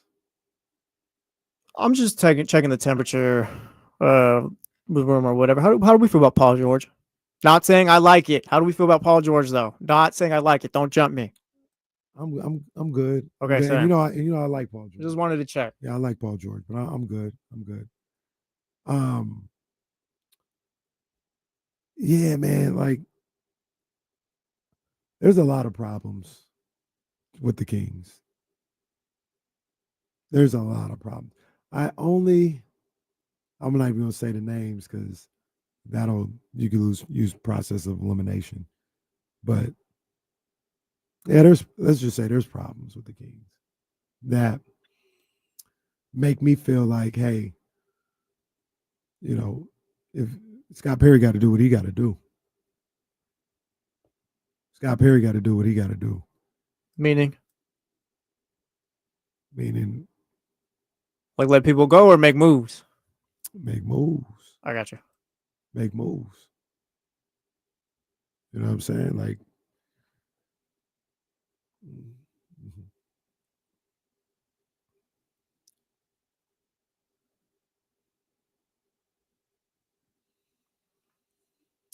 back here on D-Lo and KC. KC rocking with you today as my main man, Damian Barling. He had such a rich weekend in Vegas from everything I saw on Instagram. I wasn't expecting anything different, but it was very rich. I missed out on Instagram for those of us that don't have Instagram. Like, what's going on? Oh, it was rich, man. It was a lot of high-end eating, a lot of high fashion, a lot of expensive shows. It was very, very rich. They might retire in Vegas. He might. Like he made that one trip. I don't remember what it was for. He made that one trip and it kind of like it changed everything. It changed him. Yeah, it changed everything. He wasn't the same since. He started he was outside after that a lot more. Absolutely. We got my man Leezy. He's in the building. Shout out to my man Leezy. Before we get Leezy's thoughts on what I had to say, let me just reset just a little bit. I came through here before the start of the last segment saying I think the move is to trade Domantas Sabonis to get what you're looking for, to get the closest you can to being a good team again. That doesn't mean Domas is a problem or the problem. That doesn't mean he's a bad player. That doesn't mean I don't believe in his skill set and all this other stuff. But I do have a little bit of a problem with the contract. And lost in all of this, I don't think that contract is like super tradable. Like I don't think that is something like I'm of the belief that contract is closer to Zach LaVine than people give it credit for. That's right. So I don't even know if you can move him. But a lot of people, my producer specifically, and others think that no, Casey, you tripping. Like he's a commodity in this league. People will want him. People will want that contract.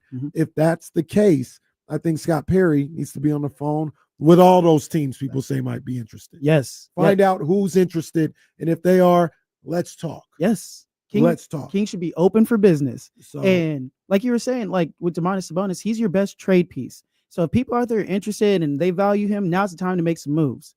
One thing we always talk about. Hold that thought real quick. Hold that thought because I told my man TC that he would tap in. Okay. And he get an opportunity to tap in with this. So we'll get into the Elk Grove Kid talk line real quick. TC, what's up, my guy? I told you to tap in with me, man. I knew this was something that was going to be on the docket, so I know you want to hear it, man. What you thinking? What up, TC? Hey, listen, Lazy, what's poppin', man? Hey, Jesse in the back. I got at Jesse a little bit, bro, right? But in a good way. So my thing was, hey, everybody. So when I text Kenny, right? I text Kenny, listen, don't jump on me, y'all. I love him and everything. I got the city edition. It's my boy, number 0, right?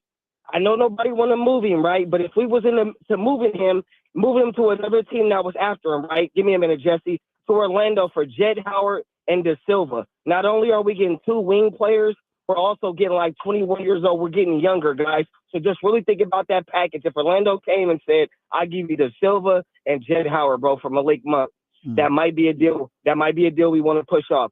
I'm also TC, real Thank quick. Pause on that one real quick. I'm going to let you finish. I'm going to let you rock.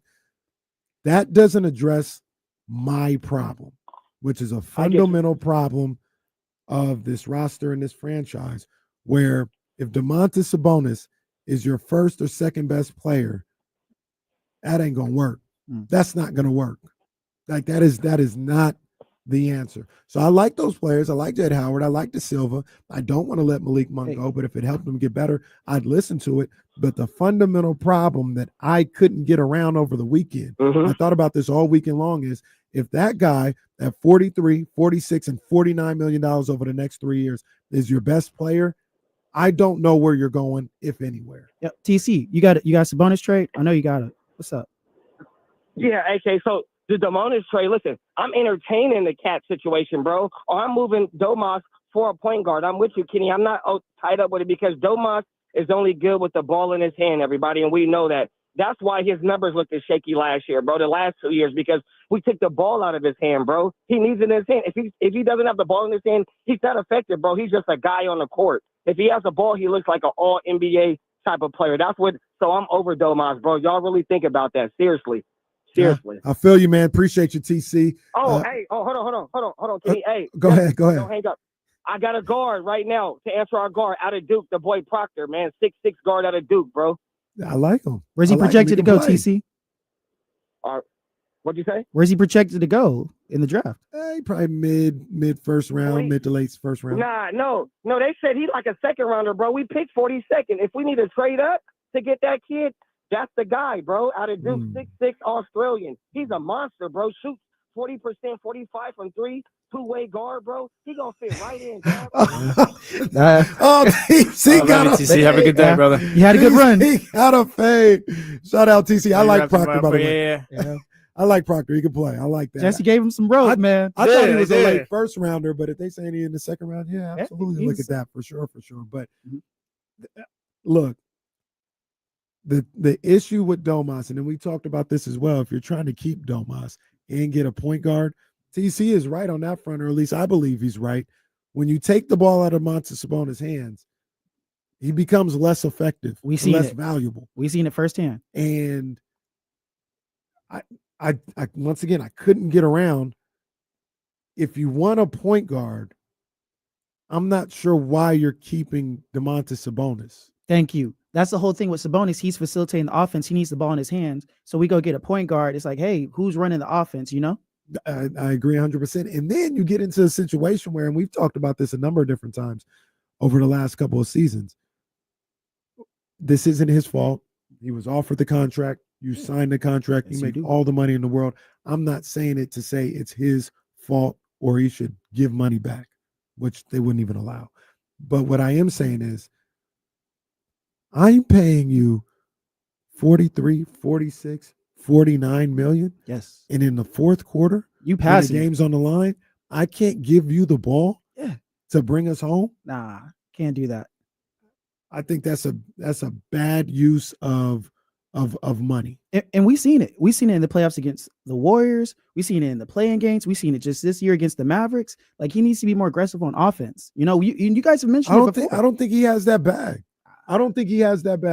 Like, I think he's, once again, talented. He can do some stuff, great passer, all this other stuff. I don't think he has that back. He's refused to get a consistent jump shot. Yeah. You know, I'm thinking akin to Chris Webber, you know, when he was here and how he had that 17-footer that he would take every single time he was open back in the early 2000s. Domas hasn't established that. No. He can't shoot the three ball on a consistent basis at a high volume. Yes. You know, so I don't think he has the offensive bag to be able to justify 43, 46, 49 over the next 3 years when you still need one of those top level type guys. Yeah. He's supposed to be your number one player, the person you're building around, Domas, and you can't count on him offensively like you're speaking. His number one thing is he's passing it out to somebody. You know, the thing with Sabonis, he gets compared to Jokic a lot, but one thing him and Jokic, he doesn't have that Jokic has is that offensive bag. We've seen it. Jokic can knock down threes. He can put his back to the basket and score on people. And that's just an element of Sabonis' game he doesn't have. There's not many games where he's going to take over offensively. No.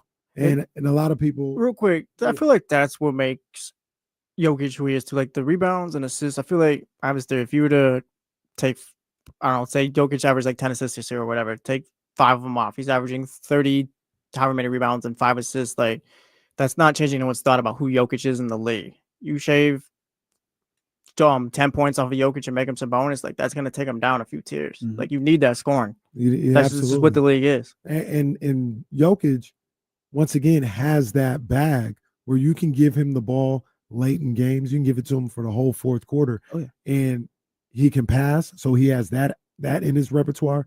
But if you play him a certain way, he'll knock down the three with a hand in his face. He'll back you down and get into the paint. He'll give you a pump fake, attack the basket, finish with a floater in the lane. Like he'll do all of that. And I'm not saying that Sabonis, it's fair or justified to compare him to Jokic. Yeah, because Jokic is an MVP caliber one player. of the greatest players we've ever seen in this league. Definitely. So I'm not saying he has to be that, but it feels like Domas don't have any of that. Yeah. Like if it's not a offensive rebound or somebody dishing him the ball off of penetration, feels like how's he gonna score? Yeah, and you can even take it down a level. I compared him to Jokic because that's who he always gets compared to. But you can even take it down to Cat, who TC was talking about. Like, I'm not the biggest Cat fan, but he at least has that bag. He can hit a three. He can put the ball in the basket and score. It's just not something we don't see that often with Sabonis when you need him to be the number one. Nah, man. And so and Bandy says Sack about to get fleeced for Domas because Vivek and them are listening. Look, man. This isn't about like you gotta think about stuff a little differently, in my opinion. Domas can go somewhere where he's the third best player. Yeah. And that team does great. He looks good, plays well, and all this other stuff, and boom, everything's good. Yeah. He's not that here. No. He's not that here. And I don't know how you rework this roster to get him to being the third best player with him making that money. Yeah. Well, the thing with Sabonis is he's a good piece to your system, but you can't build the system around him. That's the whole thing. If he's in the right situation, yeah, he can be a great player. One place I kind of could see him working, but I don't know how it fit, would be like the Orlando Magic, because you got Franz Wagner, he can knock it down. Jalen Suggs, who can handle the ball. You got Paulo, who can score. But I don't know quite how that would work money-wise or even on the floor-wise. But I've been trying to workshop places I could see Sabonis too. It's really hard because like you said, it has to be the perfect situation. Yeah. And that's like I said, I don't want to make this as if he's a problem or I don't think he's a good player, because I think he's a hell of a basketball player. Definitely. I think he's all NBA like he has been, borderline all-star and all this other stuff. I think he's a heck of a basketball player. I just think in this situation here in Sacramento, I don't think this is the best spot for him anymore. His best situation was when Fox was here, where he could be the one, even though like we were trying to figure out what's going on there. Fox was also a scoring point guard. He was good with Victor Oladipo in Indiana, Sabonis when he was there. They were successful to an extent. He was good with Fox here because Fox will give up the basketball because he knows it's going to get back to him so he can score. But even in that situation, you think about those playoffs, the Warriors series, which I think if Domas was given another opportunity in a playoff series, he'd play better. But you look at that playoff series, that was Malik Monk and De'Aaron Fox. Yes, it was. That's why the Sacramento Kings were able to push that to 7. That's why they had an opportunity to win that first round series, is because those two guys were the best two players for your team, not Domantas Sabonis. The frustrating thing about that series too is like he was letting Kevon Looney dominate him. Like that's a rough look. Like I like Sabonis. He's great in the community. He's a great player. He's one of the best players we've had here in Sacramento in recent years. I can admit all that.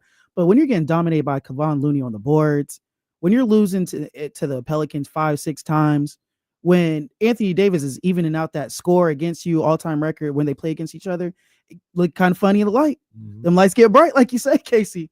You're real bright, man. RP in the chat says the Cavs or Hawks would take Domas in a heartbeat. All right, well, let's talk. Give me Jared Allen. Right, we got talk. defense. We good now. What's up? Let's talk. You know what I mean? Like that's my whole thing, because I'm not like a lot of other people who are talking right now, I don't think the market is that robust for Domantas Sabonis. Yeah. I don't believe that. I'll say it again. I think it's closer to what people think Zach LaVine's market is than people realize. When you and once again, I want to reiterate this. It's not the player and the talent. The contract is crazy. 43, 46, 49. I don't know who's going to sign up for that. I don't either. That's the rough part because I'm, like I said, I'm workshopping trying to see where we could send them. But like nowadays with the apron and everything and the way you guys can construct your roster, you can't just be taking on guys for that amount of money and they're not getting you the results you want. They talk about, like I said, RP just talked about the Cavs. The Cavs are facing the second apron. Yeah. So they're going to have to, like, number one, go dollar for dollar and make sure contract-wise it matches up with Domas. But to get under that second apron, or if they're trying to or something like that, they're going to have to give up something else. Yeah. So it's not just, oh, they take them in a heart. Like, that's not how things necessarily work nowadays with these apron situations. Yeah. I think Domas can help a few teams. I like the ideas that floated by Jesse, the whole thing with the Knicks and everything, Karl Anthony Towns. I think Karl Anthony Towns is a better player than Domantas Sabonis. If you're bringing him back, are you a championship contender? No, but you're getting a better player in that situation. And you're getting a player that you can give the ball to late in games and see if he can bring you home. He leaves a little to be desired on the defensive end, but so does Domantas Sabonis. Do you think Sabonis will really benefit the Knicks a lot though? Because like we talk about Sabonis needs the ball in his hands. Jalen Brunson needs the ball in his hands. And one of the things watching this Pacers Knicks series was they couldn't get a stop. Is Sabonis going there and all of a sudden playing defense? I don't think so. Maybe. Huh? Maybe. I mean, maybe you get. If we get count out of it, sure. You get him in a different situation. You get him with Tibbs. You get him with other wings that defend at a high level, and maybe it protects him a little bit more. Yeah. Well, it sounds like Cat wasn't even following their defensive coverages or things like that. He was just doing his own thing. Like Cat was just playing free safety. If you get Domas to buy in, I think they need, like Jalen Brunson needs the ball a little bit less. So I think I think it would help him. I can see that as well. I can see that as well. And once again, if you're able to make that move, it could be a good fit for Domas and the Knicks. Cat being here could be a better fit for the Kings in what they're looking for right now. Like it could be every situation when you trade somebody or you acquire somebody, it's not always to just get over on people. At least that shouldn't always be the case. No. Sometimes you look at the situation and I think, all right, this could help you out. This could help us out. It'd be beneficial for both. These players that are currently on their teams are not fitting the way it could or way it should. Let's move them into a situation that's better for him, and we'll receive a player that moves into this situation that works a little bit better for us. That could be the case as well a lot of the time. So I like I said, man, I think Domas, I think he's a hell of a basketball player. I just don't know if the Sacramento Kings situation is best for him and best for the Kings as well. And I'm looking for a point guard. We need it bad. I'm looking for a point Casey, guard. I'm riding with you. I'm on your side, man. I'm not every player has their faults. And I feel like LaMelo Ball, a lot of people just want to talk about his and how he's erratic on the court sometimes, and maybe his maturity level or whatever. But one thing we know that we need here in Sacramento is someone that can put the ball in the basket. We've seen too many times Zach LaVine not show up. We've seen nights where DeMar DeRozan doesn't have it. We see nights where Sabonis isn't aggressive enough. We know one thing: if you get LaMelo, he's gonna put up some numbers. Yeah, and I'm a believer that you have to have a point guard in this league. I talked about it the other day. You need a top 15. I think Kyle said it, and I agreed with him. I reiterated: you need a top 15 starting point guard in this league right now to be successful. That's where you start with the team building, either a wing or one of these point guards. Yeah. I don't think you start with a Domantas Sabonis. No. That's not how you build your team for the future. That doesn't mean you can't eventually have a Domantas Sabonis on there if you have all those other bases covered. But I just don't know how you get those other bases covered with Domas on that contract here in Sacramento. Yeah. I just don't. If somebody has a pathway and they want to show me, call in, put it in the chat, whatever, I'm all good with that. Like, I'm cool. I was thinking about it all weekend. I don't know how you get that high level point guard in here with Domas making that type of money? I'm not sure. Hey, can I address this real quick? We got Casey Tucker in the chat. Leezy. So Sabonis flaws are a problem, but LaMelo's consistently worse flaws are acceptable because he scores. Well, yeah, we do. We need someone that can score. Like watching these games, I'm getting upset. How many times do we see Keegan disappear? How many times did we beg Zach LaVine to shoot the ball? How many times did DeMar DeRozan not always have it going for him? Yeah, I'll take LaMelo's flaws over Sabonis's. Yeah, because you know what? With Sabonis, we all admit he's a great player, but I can go find a big man that can protect the rim. I can find a big man that can rebound. And if we got a point guard that can pass, I'm not really tripping off his ability to pass with Sabonis. I'm with you, and I'll tell KC Tucker and anybody else who has an issue with it. I understand why you don't want Domas to leave, and you guys got to stop saying me or anybody else is saying he's the problem. Yeah, I don't think he's a problem. I paused just a little bit. Because there's just some things that I'm not even going to speak about just yet. I'm not even going to speak about just yet. So we'll leave that be. And I'll just say, I'm not here to say he is the problem or even a problem. I am trying to figure out how you can build this team around Domas making that type of money. And if KC Tucker has that answer, like I said, I'd love to hear it. Call in. But how do you build a team and get a point guard in here that is a top 15 level point guard in this league when you have Domas making that amount of money? I think it's difficult. I think it's difficult. Casey, I think we need more clarity on that. Oh, come on, man. Leave him alone with the clarity. Some clarity Now, one of the things that we saw and that I think about too is we saw Valanciunas play for 2 weeks or so while Domas was hurt, and he played well. Yes. Now, hear me when I say, I'm not saying Valanciunas is the answer because he's a little older. There were times when he got played off the court because he couldn't keep up. But the whole thought process is you got a guy at $10 million a year who was out there putting up, stat lines. I got one right here of 19, 13, and 6 against the Denver Nuggets. Oh, yeah, he'll get you a double-double. At $10 million a year. You can allocate those funds that you have to a guy that can give you good production. I'm not even saying it's the same production as Domantas Sabonis, but you can allocate those funds with the salary cap and the way you built this roster to somebody that can give you good production at that center position and move a lot of that money to that point guard position and maybe even that wing position. And I think that's a more realistic way of building this team to being a good team than just saying, hey, we got Domas at an average value of $46 million a year for the next 3 years. Let's go find our point guard that way too. I think that's tough. It is tough. I think that's tough, man. So, but like I said, man, I want to hear from you guys. I'm not saying that this is 100% like this is how it needs to be done. But what I am saying is I thought about this all weekend long, and I couldn't find a situation that kept Domantas Sabonis here and got you what you need from that point guard position. Question. We think it's more important to have KC. Is it better to get a point guard or better to get a good wing player? For me, I feel like there's a lot of different ways you can go with it, but I feel if you're able to get a good wing, that's where you get a good starting point for me. I like that. I'm a believer in you need that point guard. Yeah. Well, here's the thing. You can find it. You can find a 6'2" guy that can pass the ball and knock down a three nowadays. Yeah, that's cool, but I need the point guard. Like I need the guy. We said it. No disrespect to him. Trey Jones ain't enough. No. Trey Jones ain't, and Trey Jones is that. He's a good guy. He's a good player. 6'2". He can knock down the three. He's a good ball player. I think he's a good third guard on a team, a good backup point guard, a change of pace guy. Like I like his game or whatever.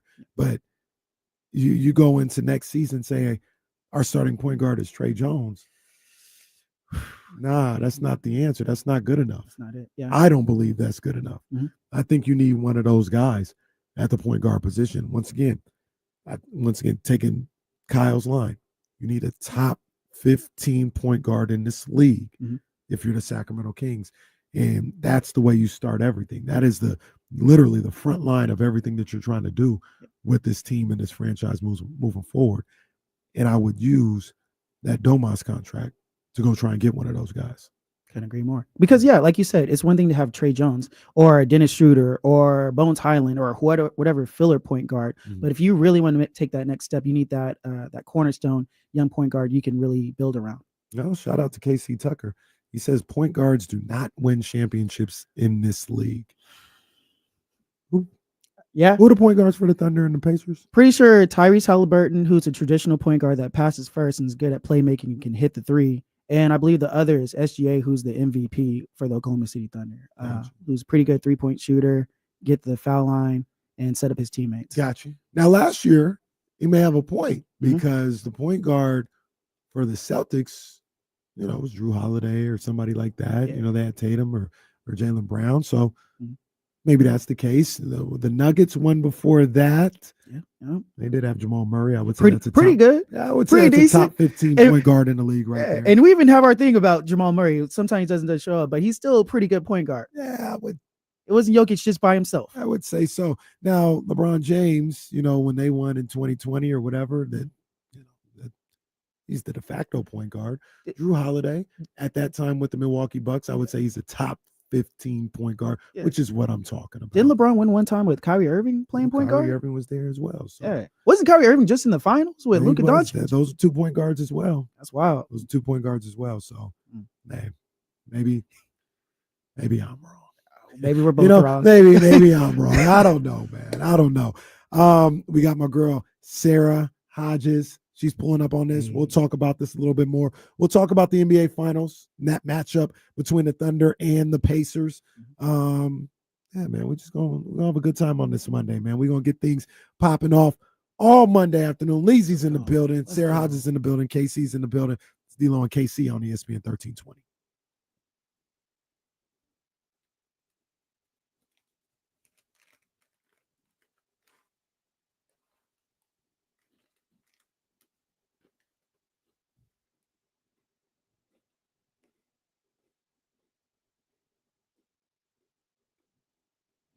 It's funny, Casey. I wanted to ask you about your Knicks, man. Yeah, what's good with them? What's good? I don't know if should I save it or should we just talk? Okay. So for whatever reason, a lot of people are starting to turn on Tibbs because they lost. And I was curious, do you think it's really on Tibbs? And if they were to get a different coach, would you want a guy like Mike Malone who's out there? I think Tibbs deserves to start the season. I do too. I like Tibbs. I've always been Tibbs. I think he was looking a little funny in the light in these playoffs. The fact that he had no clue that he could play DeLon Wright and Shamet. What are you doing? Yeah. What are you doing? And then the way he coached that game 6, he coached it like he had another game left. Mm-hmm. So I think that was. Well, here you go, chat. Got an upgrade. Is this? Soundproof. Everything's up over there.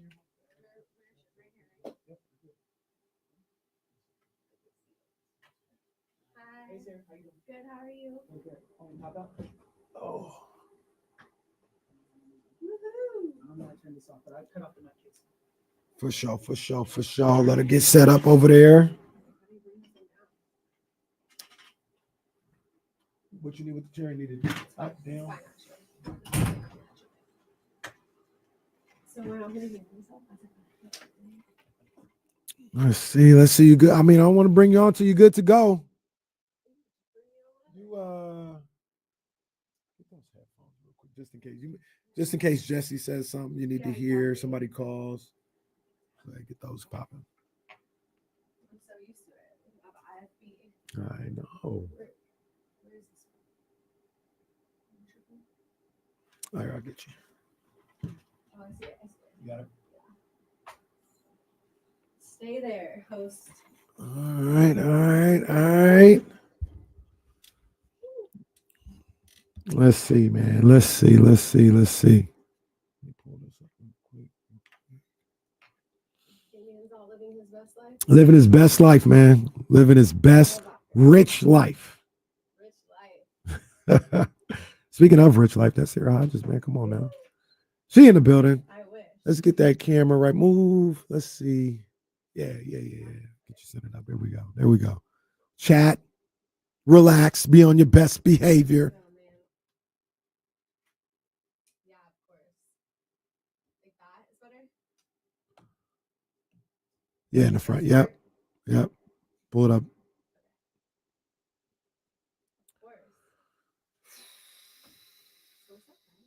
Not much, man. Not much. I appreciate you pulling up on me, man. Of course. We always have a good time here. Yeah. How was your weekend? It was good. Actually, it was like my first time like going out in like a minute. Okay, you was outside. Okay. It was fun. Yeah. Oh, here we go.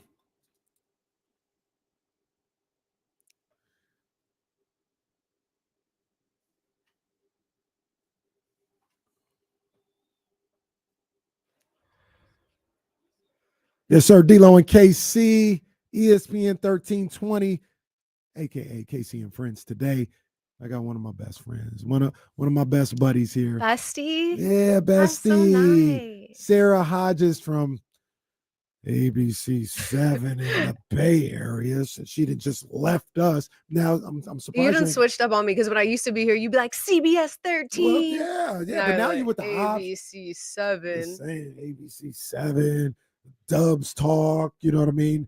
Valkyries, We all talk this other Giants. That stuff. doesn't Shout out excite to the you. Giants. That doesn't Shout out get to the you Giants. going. We're going to talk about the Giants. They got a big series coming up against the Padres this week. We're going to talk about it, but that's not why. I got my girl Sara Hodges here in the building. We got, I thought I had the applause ready, but it's all good. I'll give you air horns. Sara Hodges in the building. In this conversation, first and foremost, how are you doing? I'm doing good. Good. How are you? Yeah. Great. I was just saying I enjoyed myself a little bit this weekend. It's outside. I've been out a little bit, not a lot. I went out yesterday for a little bit. But Wait, a little brunch action? What'd you do? yeah, I just went to where did we go eat at? Oh, have you ever been to Cantina Alley? Yes. So fire. They have these potato tacos, so good. I've been there once. They got brunch and everything over there. I don't know. They don't have Or you just brunch. They had- kind of just like ate? open later. I just ate there. I just started there, but michelada. Okay. I don't eat meat, so I tell them to like leave the pig off of it. Okay. But besides that, it's so good. The food there is so fire. I went there once for whose birthday was it?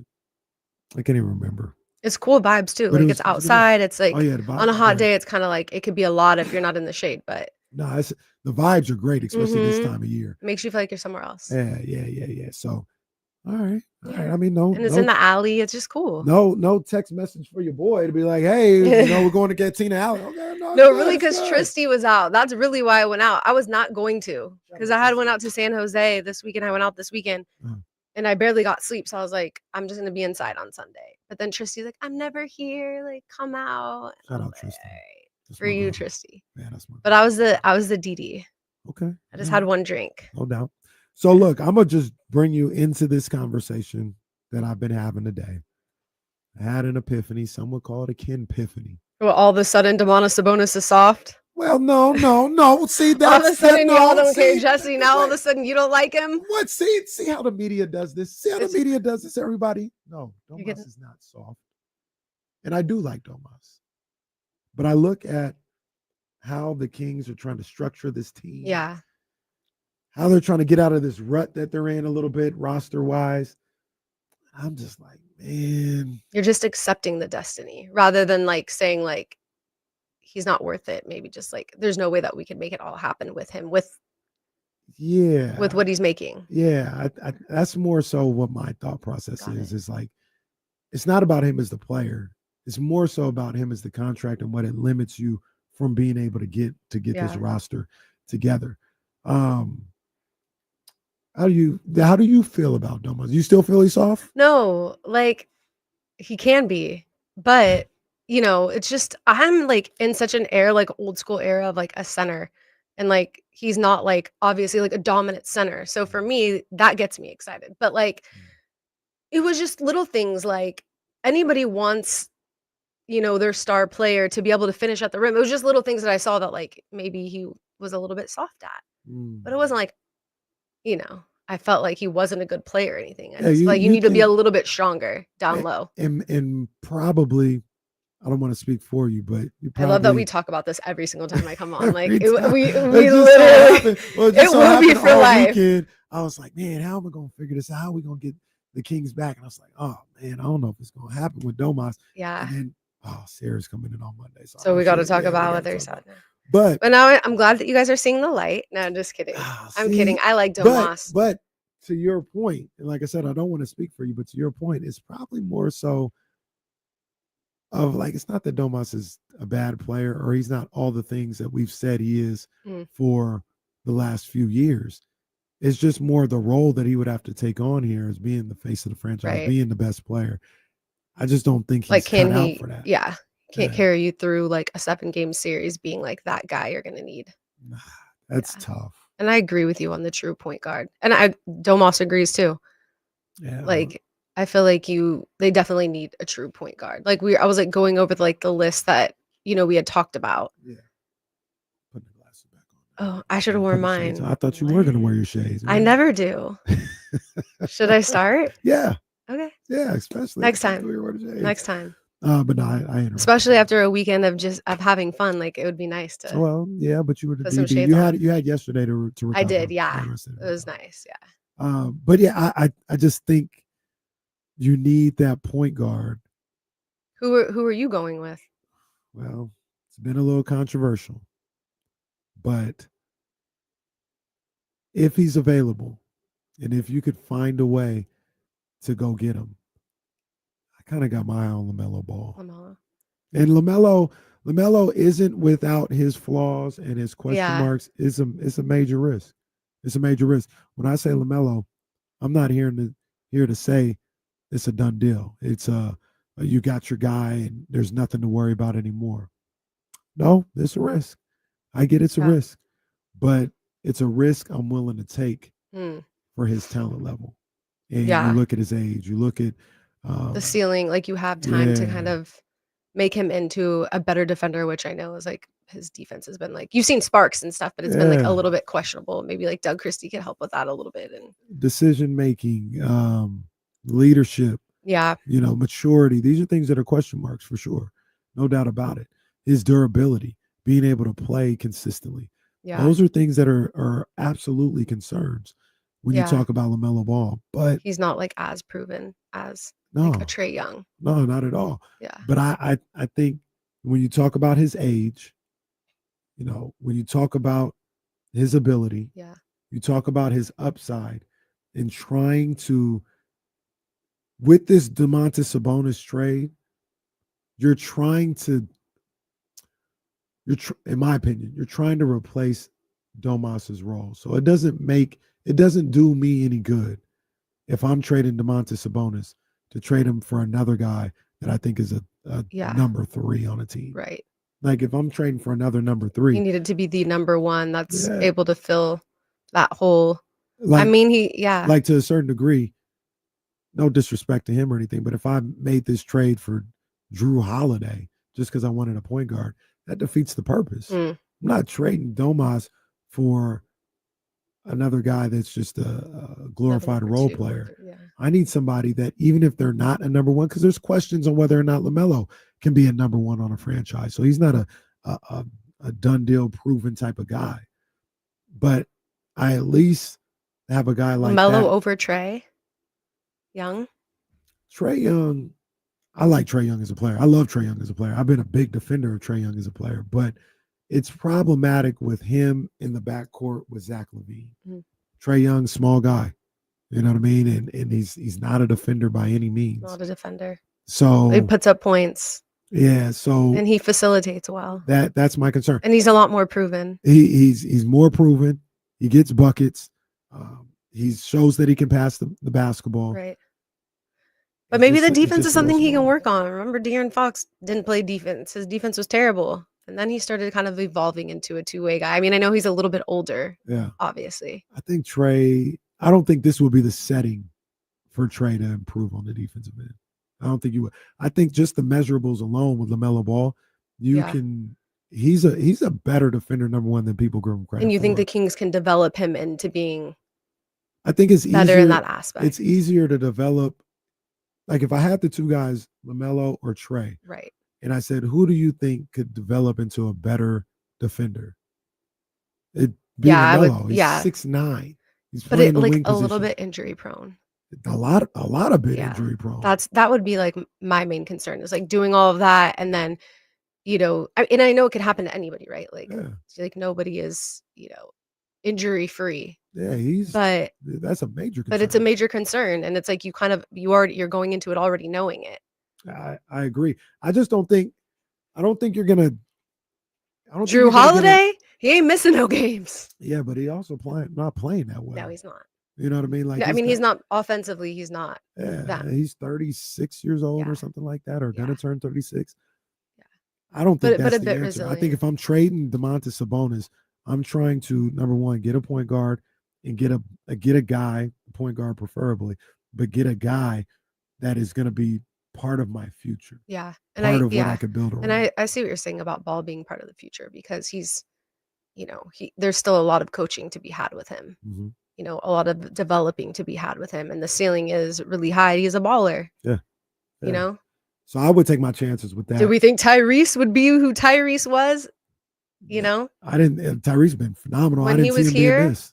I thought he'd be a good point guard. We knew he was good. We knew he was athletic. We knew he had grit, all of that. But who would have expected this? Oh, for sure. Crazy. For sure. So, like I said, man, I would. It's a risk, but I'd be looking at LaMelo, number one. There's other guys that you're looking to move on from that. I got different trades. I mean, you talk about the Pelicans because I did my best to realistically go through the league and say who could use Domantas Sabonis and would be willing to take on that contract. That's a big contract. There's been rumors about the Knicks, not rumors, but just talk about the Knicks and Karl Anthony who Towns. he would, yeah. I'd make that move. Karl Anthony Towns here in Sacramento. I'd do that in a heartbeat. Maybe the Sabonis could help out the Knicks and be what they're looking for in that respect. I looked at the Pelicans as one of those teams, and you bring back CJ McCollum, who's older, but he's a guy that can run your offense a little bit and could help you out there. And there was, the other guys, the Raptors. You're looking at guys like Manuel Quickly and getting Chris Boucher.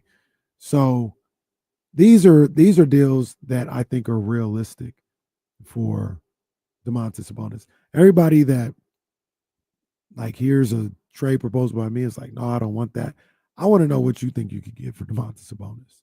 Because I think a lot of these people are like, hey, trade Sabonis to Cleveland and get Darius Garland.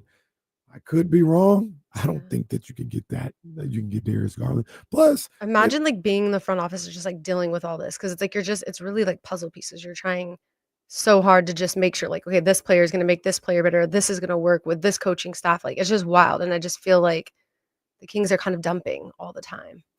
It's it's kind of hard to find consistency when you're just dumping constantly. Well, and that's when you've got a guy like Scott Perry who will come in here and establish some stuff and help things out a little bit. And I think that his guidance, his leadership, his experience will help make sure settle things down a little bit. But we also go back to the fact that I don't think there's as big of a market for Domantas Sabonis as people here seem to think. I don't think there's a lot of teams that go on and let him come to the Lakers then. I don't know if the Lakers spend that money. The Lakers want him. Maybe not spend that money for Lakers him. spending $43 million. You're right. If you're looking at Domantas Sabonis, anybody would want him on the team. But player, obviously the contract is clearly the problem. That's the issue. Yeah, that's my only issue. That's really. the issue. Yeah, it's not the player. The player is fine. But it's now they've put themselves in a position okay, what are you going to do with him? Yeah, it's almost. And one of the things that you got to keep him at this point. You talk about the Lakers because I thought about them as well. I don't want Austin Reeves back. I'm not interested in that. I'll find another deal. I like Austin Reeves. He's a good ball player, but I don't think he helps the need that the Kings have and at that point guard position, which is my number one aspect. I'm trying to get a point guard in here. If you were trying to rebuild the Kings, what's the first position or player or need you're looking at to kind of kickstart this whole thing? I agree. I think it's a point guard. I think that's the number one thing. But I kind of I like Trae Young. I like the offense that he creates. But yeah, then you have to kind of worry about the defensive side because he struggles so much on defense, and we already know the Kings are struggling on defense as it is. I mean, Keegan Murray's or Keon Ellis, maybe Keegan their best defenders, but I think it's just hard because what can you do if you really don't have a true point guard? Like, I feel like you need a true point guard to set the tone, come get the ball. Even De'Aaron really wasn't as he didn't desire the ball the way that like I feel like a true point guard does. Like he never came, got the ball. He kind of, it's just I want just that fierce competitor that's gonna take care of the offense, swing the ball, come back. Like, I don't know. I just feel and I do like ball too, but I just like Trae. He's older, he has a lot more experience under his belt, especially with, kind of like the Kings franchise. Like who like is ball gonna be able to handle that? Yeah. I mean, look, if they found a way to swing a deal, whether it's for Domas or anybody else, to get Trae Young in here, you won't find somebody happier than me. Yeah. I'm a big believer in Trae Young. If you can swing that, then I'm a big believer in Trae Young. I'd love to have him here in Sacramento. Yeah. And he's the player that puts his body on the line, Yeah. Every single play. Like you want that. Like I think a fierce competitor. I think with Trae Young, my only concern is the defensive side of the ball. And he's just a small guard. He's just a small guard. And now you're going to be asking Trae Young, maybe Zach LaVine, maybe if you're able to get a power forward, Keegan goes to the three and you can work that out. But for me, it all starts with that point guard. And you got to make sure everything behind that point guard, if you're the size of Trae Young, is locked tight. That's what makes it so difficult because you're like, okay, you put this player in, well then what do you do with the other players? It's just so hard to say like, yeah, Trae Young comes here or Ball comes here or whoever. It's like it's hard to say because of the actual roster you have in place right now, but if you move around some guys and it changes everything. Right. So we got Sara Hodges. She's rocking with us, man. And I only say that to say, Sara Hill, you can call in while Sara Hodges is here and talk about this Domantas Sabonis epiphany that I had or anything else going on with the Kings, man, on the Elk Grove Kid Talk line, 916-909-1320. We'll pause a little bit from the Kings. Okay. We'll talk about the NBA in general. Indiana Pacers. So excited for the series. Excited for the series? Yes. Any basketball fan would be excited about the series. Like talking about like the small market stuff. It's just nobody cares. See, I for one, you're talking to somebody that I don't want to say I've watched the most basketball in the world. Like, I'm not saying that, but I watch a lot of random basketball. I watch EYBL games. I watch Long Beach State versus Cal State Fullerton. So it does, for me to watch a basketball game, it doesn't have to be the best basketball or super story top market or so I'm not tripping. I think I'm qualified to say what I'm about to say is I understand how some people might not be interested in this because there's no stories going into the series that are really intriguing or appealing. Well, besides that, they're never here. Yeah, but I mean, what other story? Like what? I guess. Well, the Knicks are exciting because it's New York. It's New York, and but it's like one in 40-something years or something like that. Yeah, but it's like 50, 60 years. What was the story with Celtics Mavs last year? That's what I'm the saying. Celtics trying to get a title. We had a guy in passing up the Lakers. Well, I mean, I wasn't worried about that. I mean, but I guess that would be a storyline. But I'm saying that I agree with him. Like, what's really the story? The story is that it's just the same teams. No, the story. I'll tell you this. The story was Luka Doncic, who's one of the bona fide top 5 stars in the NBA, was making his first NBA Finals appearance against Jason Tatum, who's also a top 5 star in this league, who plays for the Celtics. And what's going to happen here? Yeah. Like what's going to happen? We've been through heartbreak. We've been through Jason Tatum's careers and his letdowns. and seeing is he finally going to be able to lead a team over the hump right here. Luka Doncic, he's box office in his own right. This is a guy that people are looking at as being the next legend in the league, making his first NBA Finals appearance. Yeah, people tapped in for that. First of all, there's always stories. People just don't know about the stories because the stories aren't told. But there's always stories. I mean, we can talk about Pascal, for instance. Like, there's a story behind his whole journey. I'm just saying there's always a story. We could talk about SGA. Like, who would have thought that he would be in this position? Let me ask. He's an MVP. Like, there's always a story. Let me ask you a quick question. It's just that maybe not everybody knows his story. They don't have the platform quite like. I'm not going to compare them obviously to Jason Tatum, but I'm just saying, like, there's always a story that you can be excited about. That's literally what we do for a living. And if there's not, we'll make one. That's our job. Nobody's invested in Pascal Siakam. But his story is so good. I'm not saying it's not. I'm telling you, the general public is not invested in Pascal Siakam. No, they're not. They're invested in Luka Doncic. They have arguments about Luka. They have arguments about Jason Tatum. Yeah. They're invested in these players. But I feel like anybody arguing about these players are basketball fans and gonna want to watch anyways. Not necessarily. You don't think? No. Who wouldn't? I don't know anybody who's a basketball fan that wouldn't watch the NBA Finals. In general, I just think that's not what I'm saying. I'm saying the people who argue about Luka, Jason Tatum's, LeBron James. Well, yeah. They're not always these basketball fans. They just Can't it like just LeBron. be a year where it's not about the star players and it's just about a franchise doing a great job? It can, for me. I'm okay with that storyline. For me personally, I don't care. Yeah, I'm watching. I'm interested in SGA. I'm interested in Tyrese Halliburton. I'm fine with it. I don't have any problem. What I am saying though is, if somebody doesn't find the setting and the build up to OKC Indiana appealing, I don't think that's ridiculous. They don't. Yeah, I don't think that's ridiculous. I don't think it's ridiculous if you're not a basketball fan. But the basketball isn't the issue. But I'm just saying, I don't think it's ridiculous if you're not really I think that it's going to be beautiful basketball. There was great basketball played with the Nets and the Spurs, and that was unappealing, right? Yeah. Every time the Spurs played in the finals, there was great basketball being played. I don't know. I feel that was unappealing. I feel for definitely more attracted to OKC Pacers than that series. Tyrese isn't a story in this one. Yeah. Kind of becoming a superstar. Like he's had the choke signs. Like he's kind of the cameras have been on him all postseason. He is a story for I feel like he's a most overrated, and then I think so too. I think Tyrese is a great story. Just remember when he was here, he was not like that.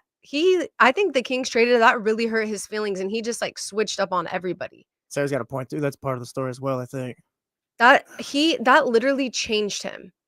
I don't know if I should say this out loud, but I'll just say he was so happy. He wanted to be here so bad.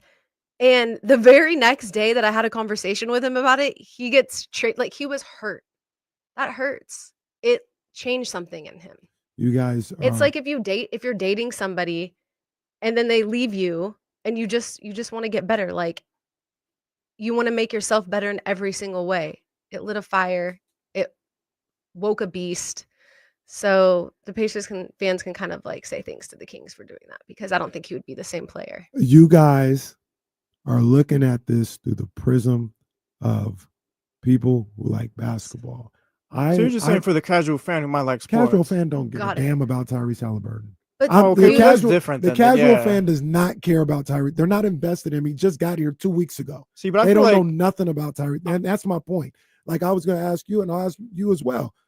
Does your mom or dad watch what your dad is? He a big sports fan? Big NBA my dad's fan? a huge. Is your mom a big NBA fan? Not as much. You think she cares about Tyrese Halliburton? I don't think my mom cares about Tyrese Halliburton or much basketball anymore. See, but you got to create more stars though, because at that point NBA's cooked. Because Steph, LeBron, those guys won't be back. That's fine, but that's going to take time. But I don't think that's going to take time. If Tyrese Halliburton loses, I'll put it to you like this: if Tyrese Halliburton loses these finals, when Tyrese Halliburton loses, there's that too. Yeah, there's that too. When, because they're not the Pacers.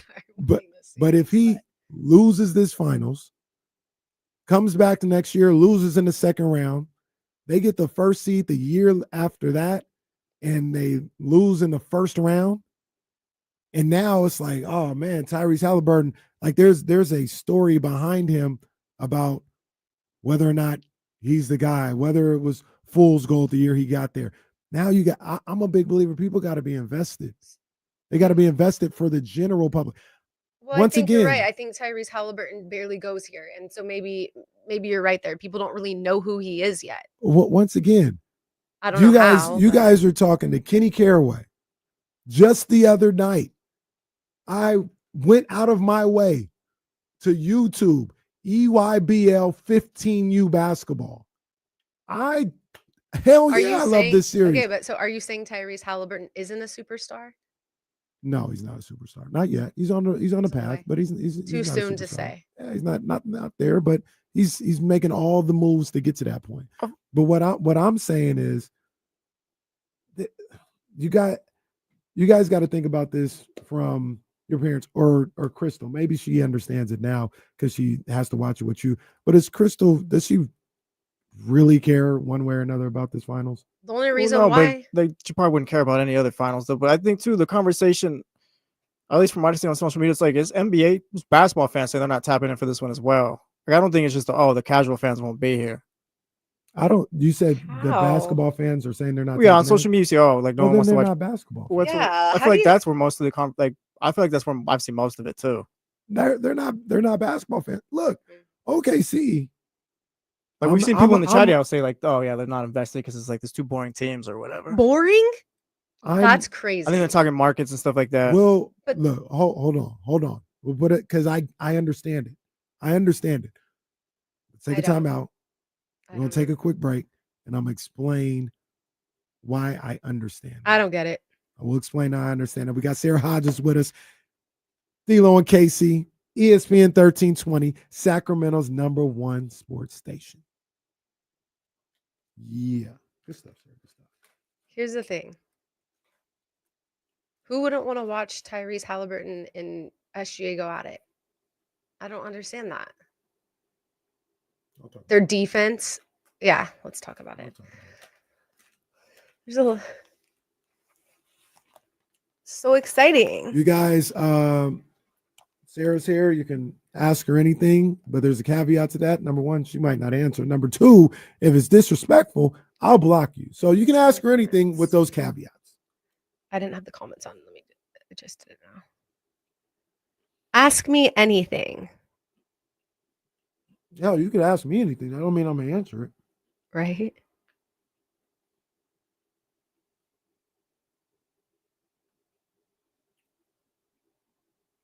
This is a perfect example. You ain't blocking me. This is actually a perfect example. Is Jesse still in there? This is good stuff. Yeah. Now I'm right here.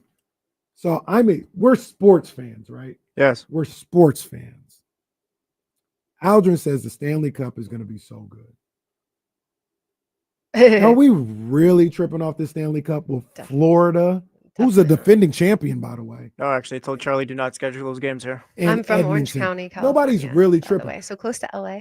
Nobody's really tripping. Matter of fact, I'm gonna hold on to this. This is thank you, Aldrin. This actually proves my point.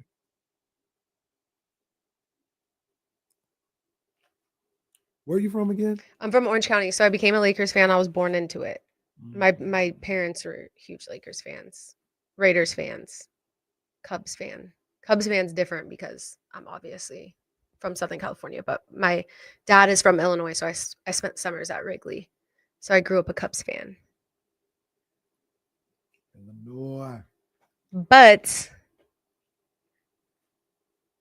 Kenny, you're a Lakers fan, low key? They're saying. No key at all. High key. Exactly. I actually hate the Lakers. I don't even, you know what? I guess I get it because I hate the Celtics, but I don't even it's so hard because I don't even hate them. Like, I don't hate the players. I just I don't think you hate the Lakers, by the way. I think that's something you say. Like, if the Lakers won the finals, would that just hurt you to your core? Yeah, I don't want to see them winning no damn finals and have to hear from their fans and all this other stuff. That would about the only thing I care about with the Celtics is them winning a title. Besides that, I don't hate, I don't pay any mind. outside of Jesse, my guy, I don't even like seeing the Celtics win the finals. I hate them too. I know I hate the Celtics. I was I pretty don't happy like- the Knicks lost. I don't like the Celtics, The Knicks are Warriors, just a good and s- Lakers. They can all go to hell. And I kind of don't Wait, like the Mavs. Can we either. talk about Stephon Diggs and Cardi B? Sure, go ahead. Floor's But yours. we'll wait. Well, no, go ahead. Cook right now. This is perfect This is time the for time. Stephon. Wait. Well, I just wanted to ask you, Mm-hmm. how hurt would you be if you're offset? Would you be hurt? Would you be sick? It depends on Would how you we come to broke up. work? It depends on how we broke up. If we would mutually decided to go our separate ways, I wouldn't care. We ain't together no more. It's done. Yeah. Like we're good. Live your life. Oof. Live your life. But if I lost you, Disco. all right, here we go. D-Lo and KC, ESPN 1320. Sara Hodges is in the building. This is what the people want to know. Sarah, go ahead. Ask the question right here. Go ahead. Bring Okay. it back. Yeah. The same question I asked in the Yeah, break? absolutely. Okay. You're offset. Mhm. Your wife is Cardi B. Mhm. Would you be able to come to Ex-wife work or today? separated, divorced, Well, whatever you're right. doing. I'm yeah, you get what I'm saying. Given the situation. Yeah, Would well- you be able to come to work after you saw her latest post? It depends on how we separated.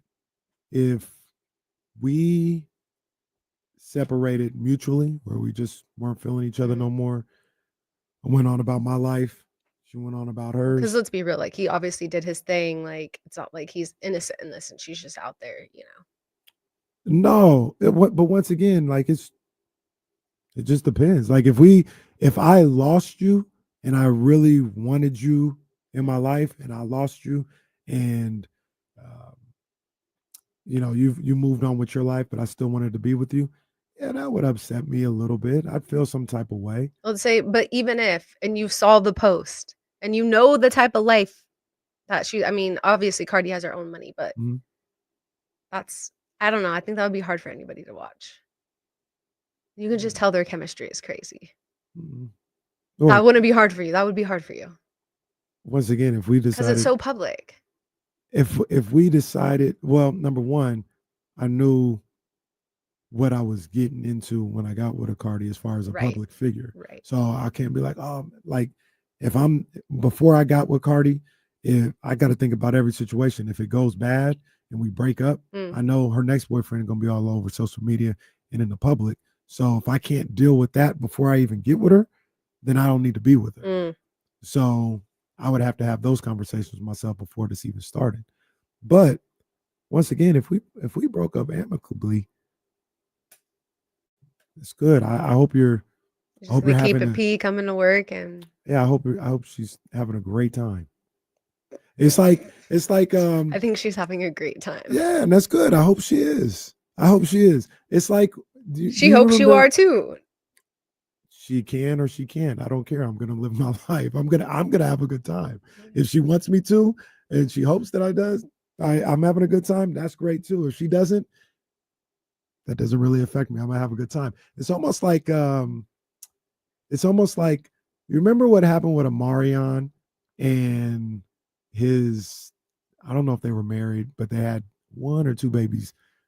April. Yeah, I remember this. And remember they had broke up, and then she started messing with Lil Fizz, I think it was. And I think she was messing with somebody else. And they were like trying to parade around, like, we're together now. Lil Fizz, like Marion, he, and I'm with Lil Fizz now and all this other stuff. And they went to Marion, and he was like, how do you feel about that? Like, that's got to make you feel some type of ways. Like, yeah, I wish although her the best. Although it's not the same level, but I see what you're saying. It But- still hurts. Like, Well, I mean, like it would still hurt. No, it didn't hurt him at all because No, I get he what had you're moved saying. on. But Like, my he was point good. is, Lil Fizz is not Stephon Diggs, but I guess yeah, Stephon Diggs just a football player. It's not like yeah, with a lot of money, yeah, motion. that's cool. Like that's He's cool. also very good looking. Once again, if I'm gone, if I'm checked out with my heart, Yeah, it doesn't matter. There's no money. There's not. Yeah. I hope if I checked out with my heart and I really love you like I did when I married you and you're the mother of my children, I hope you find happiness. I'm not sitting here and wanting you to be miserable. I hope you find somebody that makes you smile and you can have a good time with. You obviously couldn't do that with me. That's why we couldn't make it work. So if you find somebody that makes you laugh, I love you as a person. I love you as the mother of my child. I don't want you being miserable just as a person, but also I don't want you being miserable in front of my children. Yeah. I want them to see the best version of you. So if you find somebody that makes you smile and makes you happy, I ain't sick about that at all. Because I know I'm not there. I'm not the one that makes you Yeah. feel that way. You don't make me It's feel no that longer way. your job anymore. No, to I do want that. you. I want you to be the best Cardi B you could be So rational. for your life and for our children. So rational. So yeah, that didn't bother me. Do the clapping noise. Excuse me. The clapping button sound. Such a sweetheart. The other thing about it is sometimes, like Offset does this, and I don't think it's beyond Cardi to do this. Sometimes when you're super public with like trying to say, look how happy I am. Yeah, you're not really happy at all. Yeah. So I would also be on guard with that too. Like, oh, look at Yeah. me and Steph. We just love each other. We good. It might not be that good. I hope it is because I like Cardi and I like Stephon Yeah, Diggs. why not? But it could be all fake. It could be a ploy by her. It could be trying just to make Offset feel some. That's type what I'm of saying. way. She could just be having fun and not be taking him seriously at all. Mhm. Literally. And just be like, he's fine. He's got motion. I got motion. Let's let him talk. Yeah. Which is fine too. Or it could all be orchestrated. It could be. You know, I Hollywood think they're is- really happy though. I think they're really together. They're really enjoying each other's space. I think they're enjoying each other. Like whether or not it lasts, we'll see. But clearly they're enjoying each other. I agree. I don't think that anybody can kind of deny that. It's pretty clear. I agree, man. Shout out to them, man. Cardi B, that's my girl right there. Stephon Diggs, he cool with me. So I ain't gonna I like it. It's all good. We rock it. We rock it. See, Sarah, we talk about anything on here. We talk about Yeah. anything. We get I like that.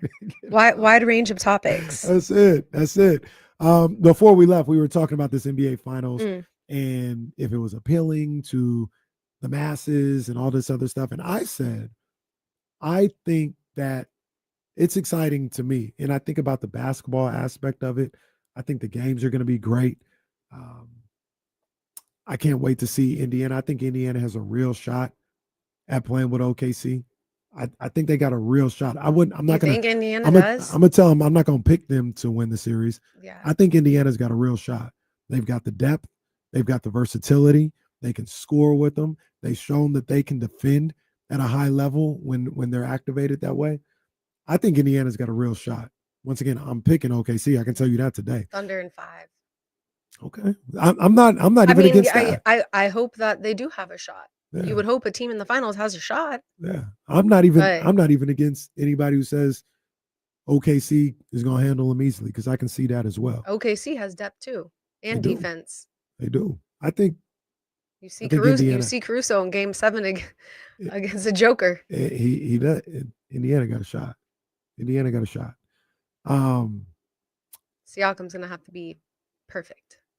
Yeah, the Indiana. I mean, Indiana's gonna have to be perfect. OKC is a top level championship team.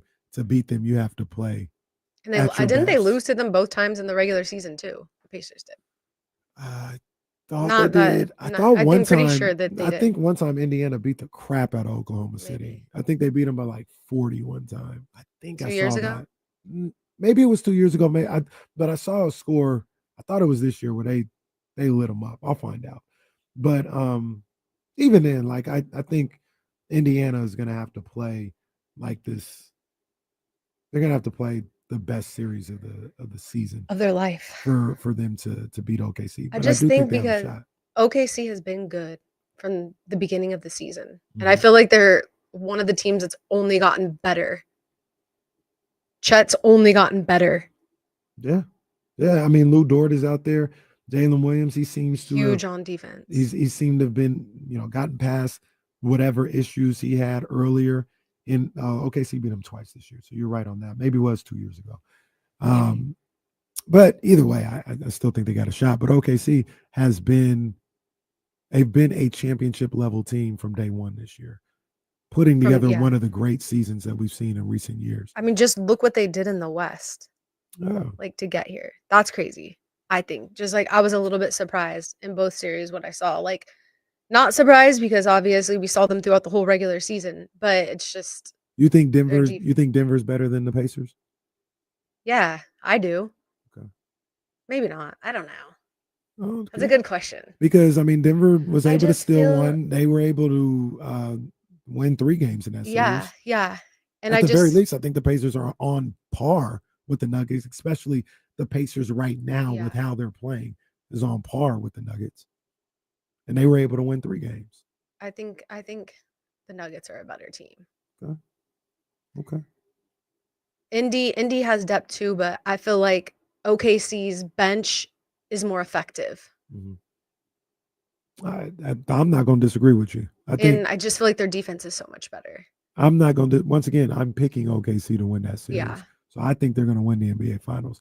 I just look at Indiana and the way they're playing and what they have. I mean, they got Thomas Bryant coming out of nowhere and playing good basketball. They've got Benedict Mathurin couldn't do anything for most of the playoffs. Comes in out of nowhere against the Knicks, hits for 20 in a game. Neesmith, Nembhard, who struggled in game 5, comes back and shows to be this defensive stopper against Jalen Brunson. These guys are playing at a high level. They are playing and at a really good time. Yeah, that's the thing. Timing's everything sometimes. So I think they have an opportunity. But one of the things we were talking about was the interest level in this the lower series. markets. And Aldrin J in the chat brought up a good point because everybody's like, yo, I think everybody should be interested in this. Even people who don't love basketball tap in with this one because you got 2 good teams. And I get all that. I understand it. But Aldrin J he made a statement basically. He said, the Stanley Cup is going to be so good. Florida versus, is it Edmonton or Dallas? I think it's Edmonton. Florida versus Edmonton. It's going to be so good. This Stanley Cup is going to be on and popping. And nobody. You worried about it? No, you nobody ready to cares. tap into the Stanley Cup? Ain't nobody tripping off that. But I'll put it to you like Everybody this. knows And that. Jesse, I'll ask you the question. Sarah, I'll ask you the question. Real quick, what Stanley Cup would you be tuned in for, though? I'm about to ask you. If it was Edmonton and Toronto, would you at least be like, I want to see what's going on with that? No. You wouldn't. No. You wouldn't want it. You wouldn't. Toronto with the storied history that they got and the actually getting here to this point, that wouldn't matter at all.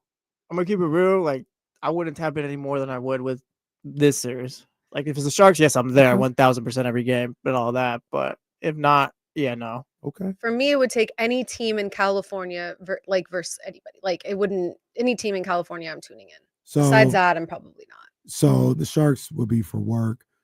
Let's say it was. The Let's say Ducks. it was Edmonton versus.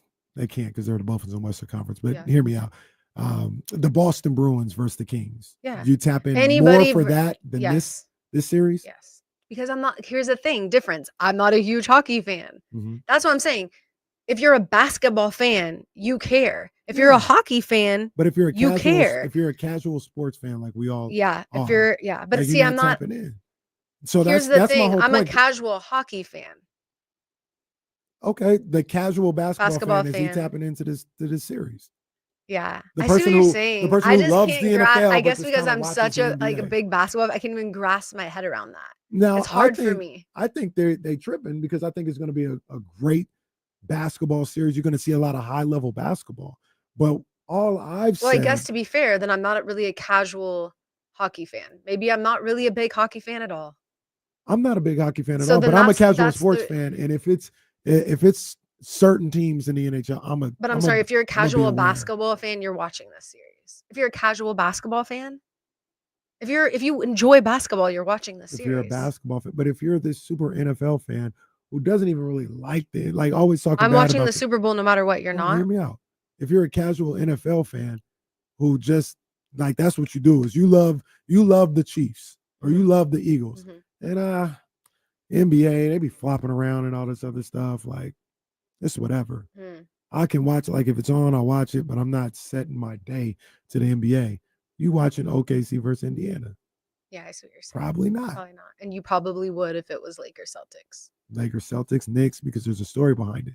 Now, once again, I'm telling you and everybody else, I think those people are missing out. I think this is going to be a heck of a series. I think it's going to be a great NBA Finals with high-level basketball being played. I'm excited about the basketball that's going to be played. All I'm saying is the people who say like they're not interested, I get it. Are the same, but those are the same people who are complaining that it's the same teams making it to the finals every year. That's what's crazy.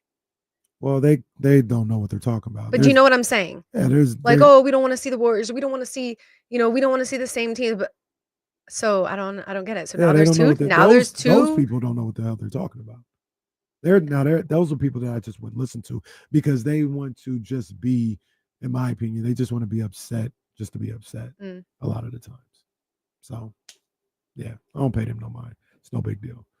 But I guess I get what you're saying. I think the finals is going to be dope though. I can't wait to see that's the what I'm saying. It doesn't like change things that this is going to be great finals and everybody should watch because if you're a basketball fan, like it's going to be fun to see. But here's where I always say I think it's going to be dope. I'm looking forward to it. But I also watch Big West basketball. Right. So you are on a different, level than just obviously a casual basketball fan. Right. So somebody who says, like, I'm not watching it unless these two teams are involved. I think anybody who doesn't watch the finals, they're just not a basketball fan. I would agree with that. I don't think that it's even any casual fan of anything is going to watch a series that's, the finals series. Like you would think if you enjoy that sport. I'm a casual sports fan. I'm going to watch some of the Stanley Cup playoffs. Like I'm going to watch it because it's the Stanley Cup playoff. Right, like it's the final. Like it's the championship's on the line. Right. So I'm certainly going to have watch. it on. Yeah. I'm certainly going to have it on. So I'm going to watch. I'm going to pay attention to who's up in the series and, the drama that's building. Now, here's another thing with the series. Going into game one, it may not have some people's intrigue. But series are stories in certain respects. And if you get a close game in game one, if you get, some good games, if you get some animosity between the two teams, by the time you get to game 4 or 5, you'll see those numbers go up a little bit because now there's a story behind this series alone. It don't matter if it's Indiana, OKC. We just see two great teams playing basketball, and now they've got some storylines going on where Neesmith was talking crazy to SGA and, I want to see how this finishes up. Like, who are they talking? Okay, I like this. Free Pops is back in the building, so. Right. So maybe we'll see something there. Yeah, you bring all that into play, then maybe you may have some people gain interest. I think. I don't remember Tyrese's dad being like crazy at all when he was here. I'm trying to think if there's anything like that I remember happening. A lot of the time it was a lot of COVID time. So him being in the building and all this other stuff. Yeah, it was because I'm like, I don't remember him ever being. We talked to him when Tyrese got drafted, and he was Tyrese Halliburton's dad. The way you see him now. I remember Marvin's dad was a little bit of a talker, but I don't remember Tyrese's dad being like that. Sore subject. That's a different cat right there. That's a different subject. Now we'll have Mr. Ball himself come in here. Then what? I'd be happy. I like LeVar. I like LeVar. Hey, do you want to play this game that we normally play with Damien? Do you want to play the game? Yeah, I'm scared. What is it? It's called Bump It or Dump It. Oh, Bump It or Dump It. Yeah, I'm familiar. You're familiar? Yes. With our version of Bump It or Dump It. I've heard you guys do this. Yeah. Okay. Oh, so you listen to the show?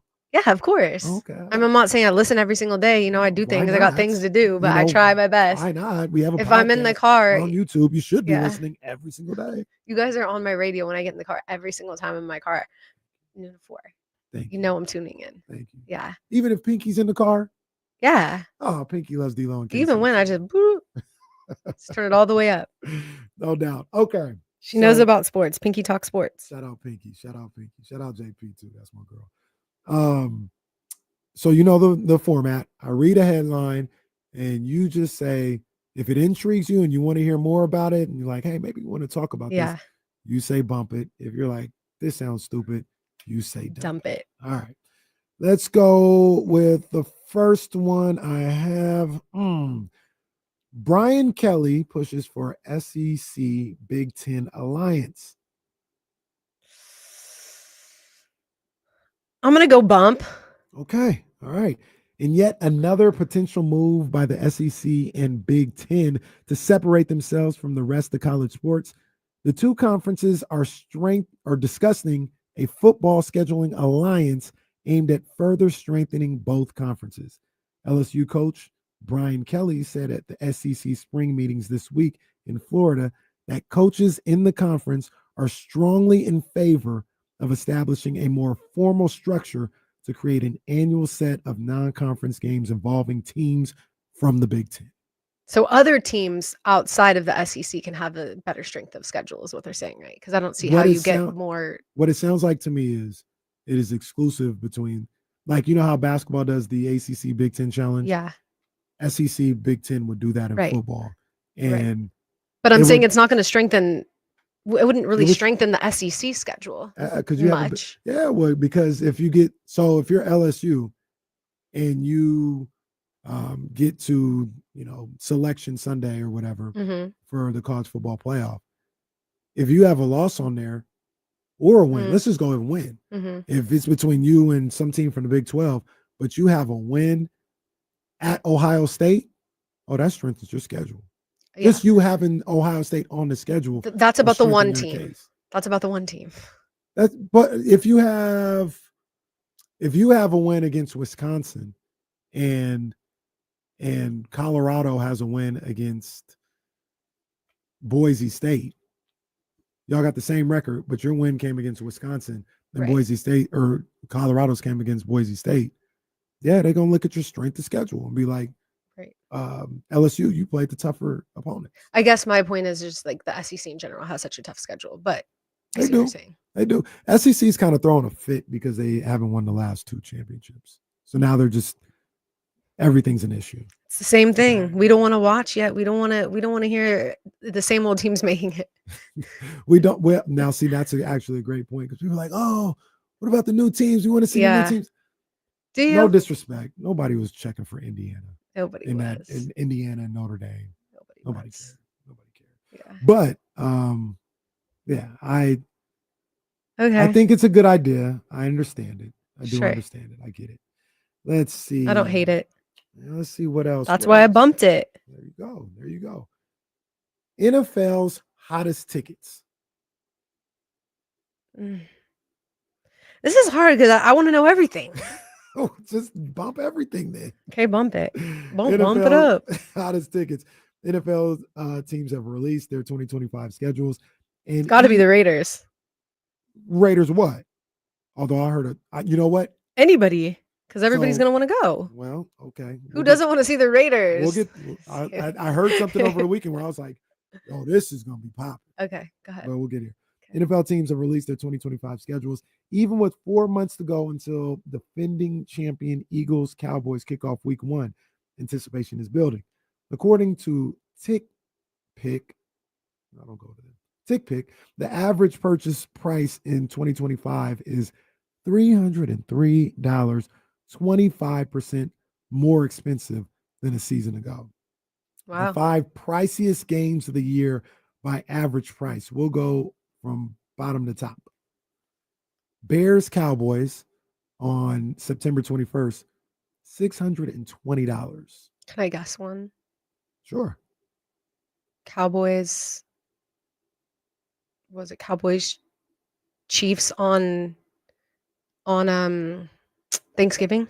Not on the list. Dang. Okay. Not on the list. But you mentioned it a little bit earlier. Raiders Cowboys, number 3. Oh wow. It's Monday Night Football. I heard this over the weekend. Wow. Because all the Cowboys fans are about to be there. They are. Raiders, Cowboys, Monday Night Football in Las Vegas. Jeez Louise. That price, that average price, $673 to get in the building for that one. Lions Packers on, I think this is Thanksgiving. Yeah, Thanksgiving. That's going to be $656. Eagles Cowboys isn't even the priciest game of the year. It's the opening game of the season. The Eagles get their rings, unveil the banner, all this other stuff. That has an average ticket price of $706. Just because people want to be there for that. And it's the Eagles Cowboys. But the number one game on the docket as far as average price at a price of $749 on average. Eagles at Chiefs. I think this is probably week 2. Yeah, week 2. Eagles at Chiefs. Yeah. $749. Sheesh. That's a lot. Chiefs fans be paying. That's a lot of money. Let's see. I got time for one more. Let me see. I want to get something that you might like. I got you. Okay. I got you. Hold on. Let me pull it up. This is definitely in the Sara Hodges wheelhouse. This is in the bump. Yeah.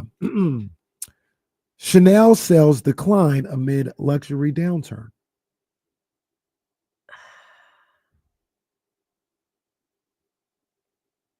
Come on. You know you want to know. You know you want to Okay, know. bump it. What's on your wrist? Bump it up. You I don't have nothing actually. Oh, okay. You kept I it low-key literally today. came with zero jewelry Kept on it low today. key. Chanel's annual sales declined for the first time Everybody's since broke. 2020. What you with want? the French fashion house reporting a 4.3% revenue decrease in 2024 to $18.7 billion and a 30% tumble in operating profits to $4.5 billion. Looks like they need you because this one, they talk to you on this one. They're talking to you. We need you to get back into the store. We need you to get back on that Chanel website. You hook us up because we know that's your bag. I need to make some extra money for that. Baller. Everybody's moving on to the Birkins. Mm. They're like, we don't want the Chanel, we want the Chanel's Birkins now. timeless though. Come on. Chanel's Chanel is Chanel's Chanel is crazy. Like getting a Chanel bag is so big. Like minimum you're spending $6,000. Like, what do you mean? What are we talking about? That's what Like, how do you they you would need never you. turn down a Chanel? Yeah, they need you. Chanel's definitely Chanel top. jewelry, Chanel earrings, all this other stuff. The little Chanel charms. shoes, tennis shoes, slides. Yeah. I don't even like the little Birkenstocks, but I will wear some Chanel ones. What's your I'll wear some favorite- Louis ones. What's your favorite bag you have right now? That's a good question. I have like this silver Prada that I love. It just like goes with everything. It's like it's more like dressy. Okay. But I do have a Chanel, but it's not my favorite. Okay. I need more Chanel. Well, all right. Well, look. I need every color. Go do what you got to do. With the Go do what matching you gotta shoes. do. Sarah, appreciate you always. It's always Oh a my good gosh, time. so when you come fun. through. We got to make this happen very soon again. I know. Let me Make it know. happen. Sara Hodges, ABC7 in the Bay Area, whatever. But that's still my girl. Appreciate you coming through. We gotta salute in our own way inside the NBA when we come back. Okay. We gotta salute that. Jesse gonna help me with that. And James Hammond gonna be coming up at 3:00. James. ESPN 1320. D-Lo and KC. We'll be right back. James Ham. Yeah.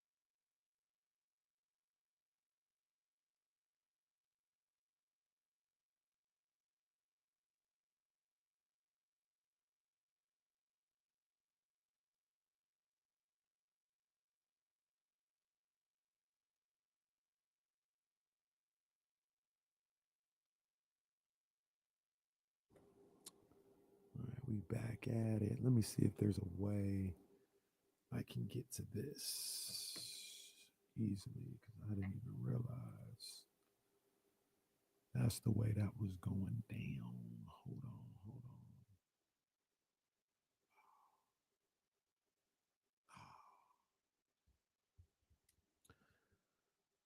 All right, back here on D-Lo and KC on this Monday afternoon, Sacramento, California.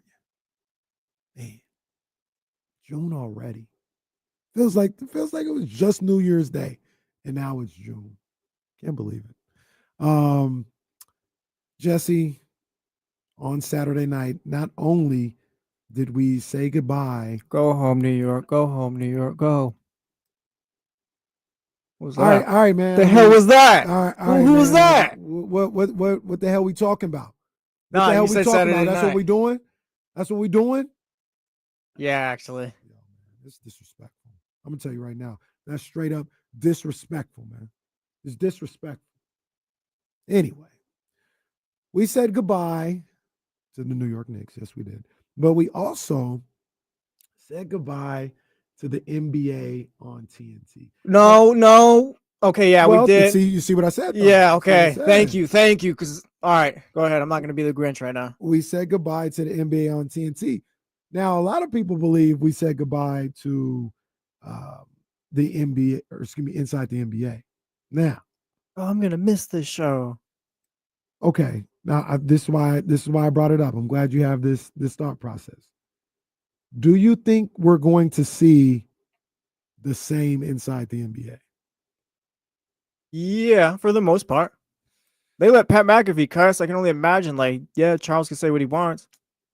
One of the things is No, they might throw in a Stephen A. Smith from time to time, and I don't want to see that, but they're going to ESPN it. But, you'll get... I don't think it's going to be so watered down. It's like, oh, no, what happened inside the NBA, blah, blah, blah. See, I don't... One of the things that I've always thought about, and I've always been, critical of other, I don't know who you want to talk about, ESPN or whoever, been critical of the situation, is they let those people on TNT, they let them talk. They let them do what they need to do out there and for however long they need to. And I've said that has been the issue with ESPN for a long time. ESPN don't let you do that. ESPN is by the book. We got to get out of here real quick because, we've got to go pay the bills. See, well, they let Pat McAfee talk a little crazy. You think inside the NBA has that?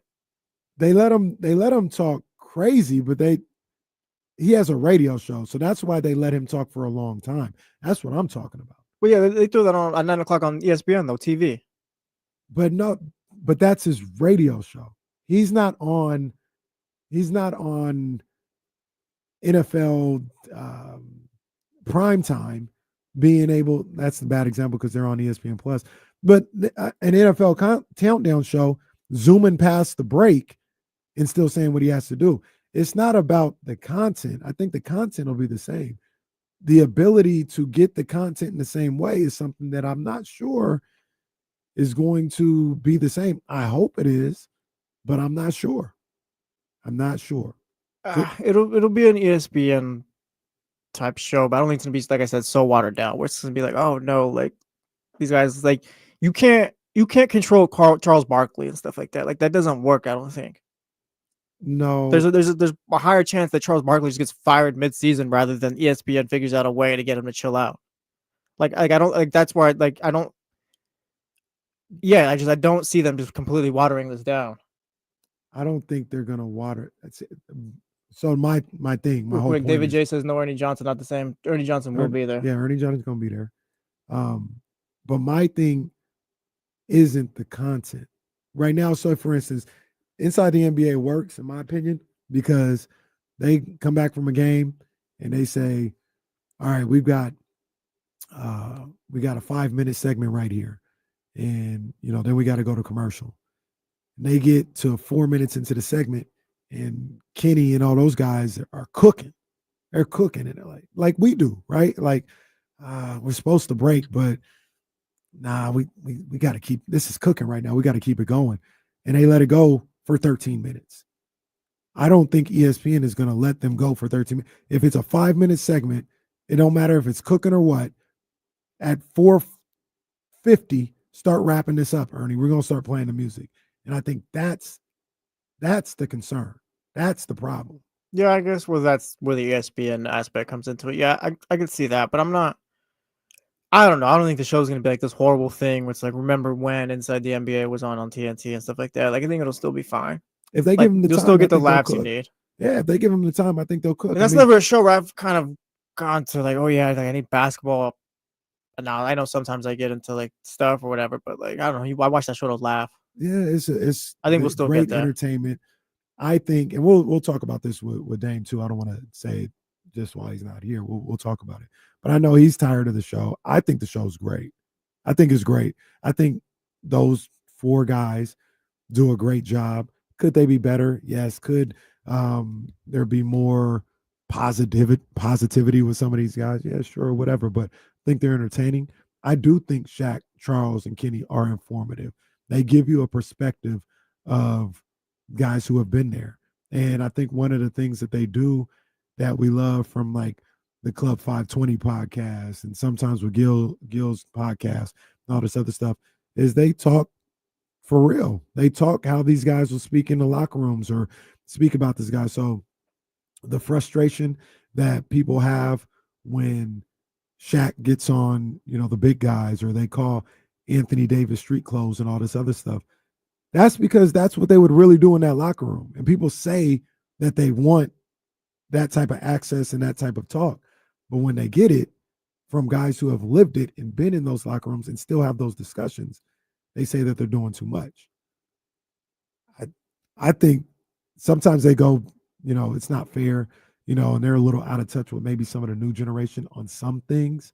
But I like the show. I like what they bring to the table. Yeah, I don't mind the show. It's entertaining to me. And like with that, I'm at the point where day and age, instead of complaining about it, like there's so much other content out there. Like if you want to catch an analysis on the Pacers and Knicks or insert whatever game, then you could find that. Like I don't need Chuck and I don't need Shaq or Kenny to be like these basketball savants or whatever. It's like, oh yeah, blah, blah, blah. X and O's. Like, no, there's a reason why we love that show. Yeah. Like I don't think you need more out of it or less. Like you can go elsewhere if not. For sure.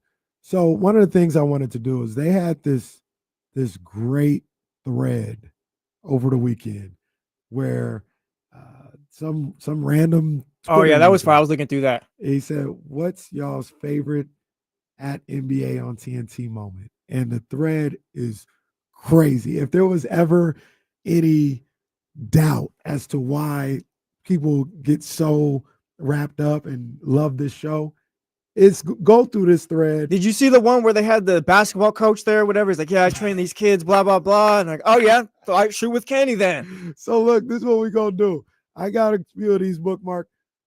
Shout out to the YouTube. I think this will go well over the radio. I'm not trying to. Yeah, we'll be good if at it goes bad, then and it doesn't sound right or whatever, I'll stop it. But I think this is good.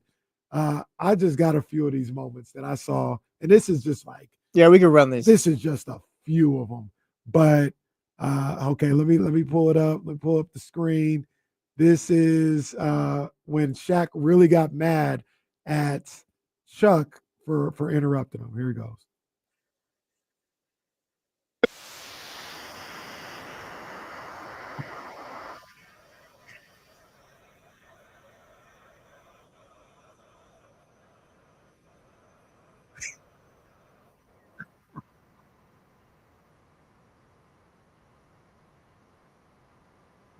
Shaq is high.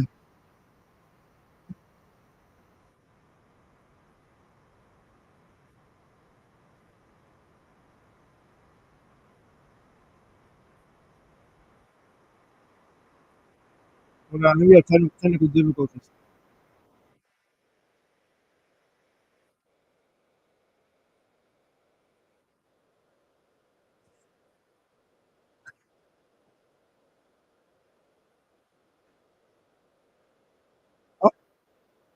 Hey, pull up the video full screen. I don't think the chat house can hear it. Oh, they can't hear it? Yeah. Oh, snap. My bad. My bad to the chatty house. So hold on. What they need. We'll figure this out.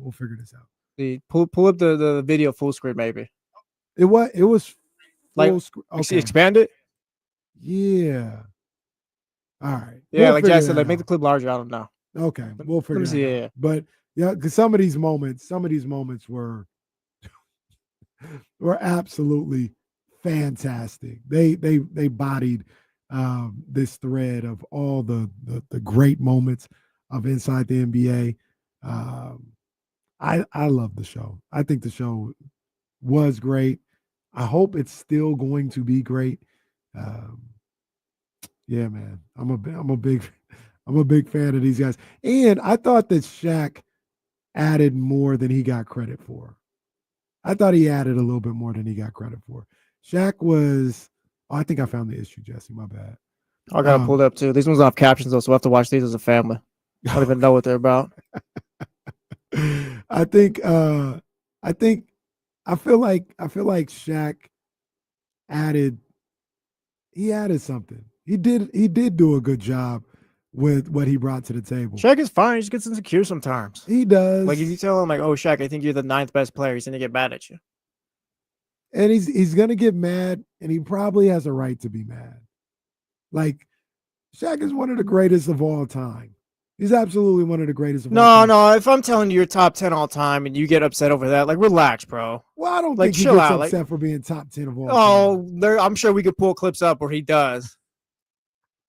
Hold on. Oh, wait, hold on. I got one here. We'll and we got some Shaq too. But here's Charles Barkley. He said he had 2 words for this game that was coming on. Here he goes. 2 words for you. Steve Nash and Chris Paul. Must-see TV. That's more than 2 words. You didn't say 2 words. You said quick to the point. You just said I got 2 words. Steve Nash and Chris Paul must see. See, that's why I messed up, because I was trying to think of 2 words. I could have said that. Okay. 2 words. Nash and Paul. That's 3 words. 3 words.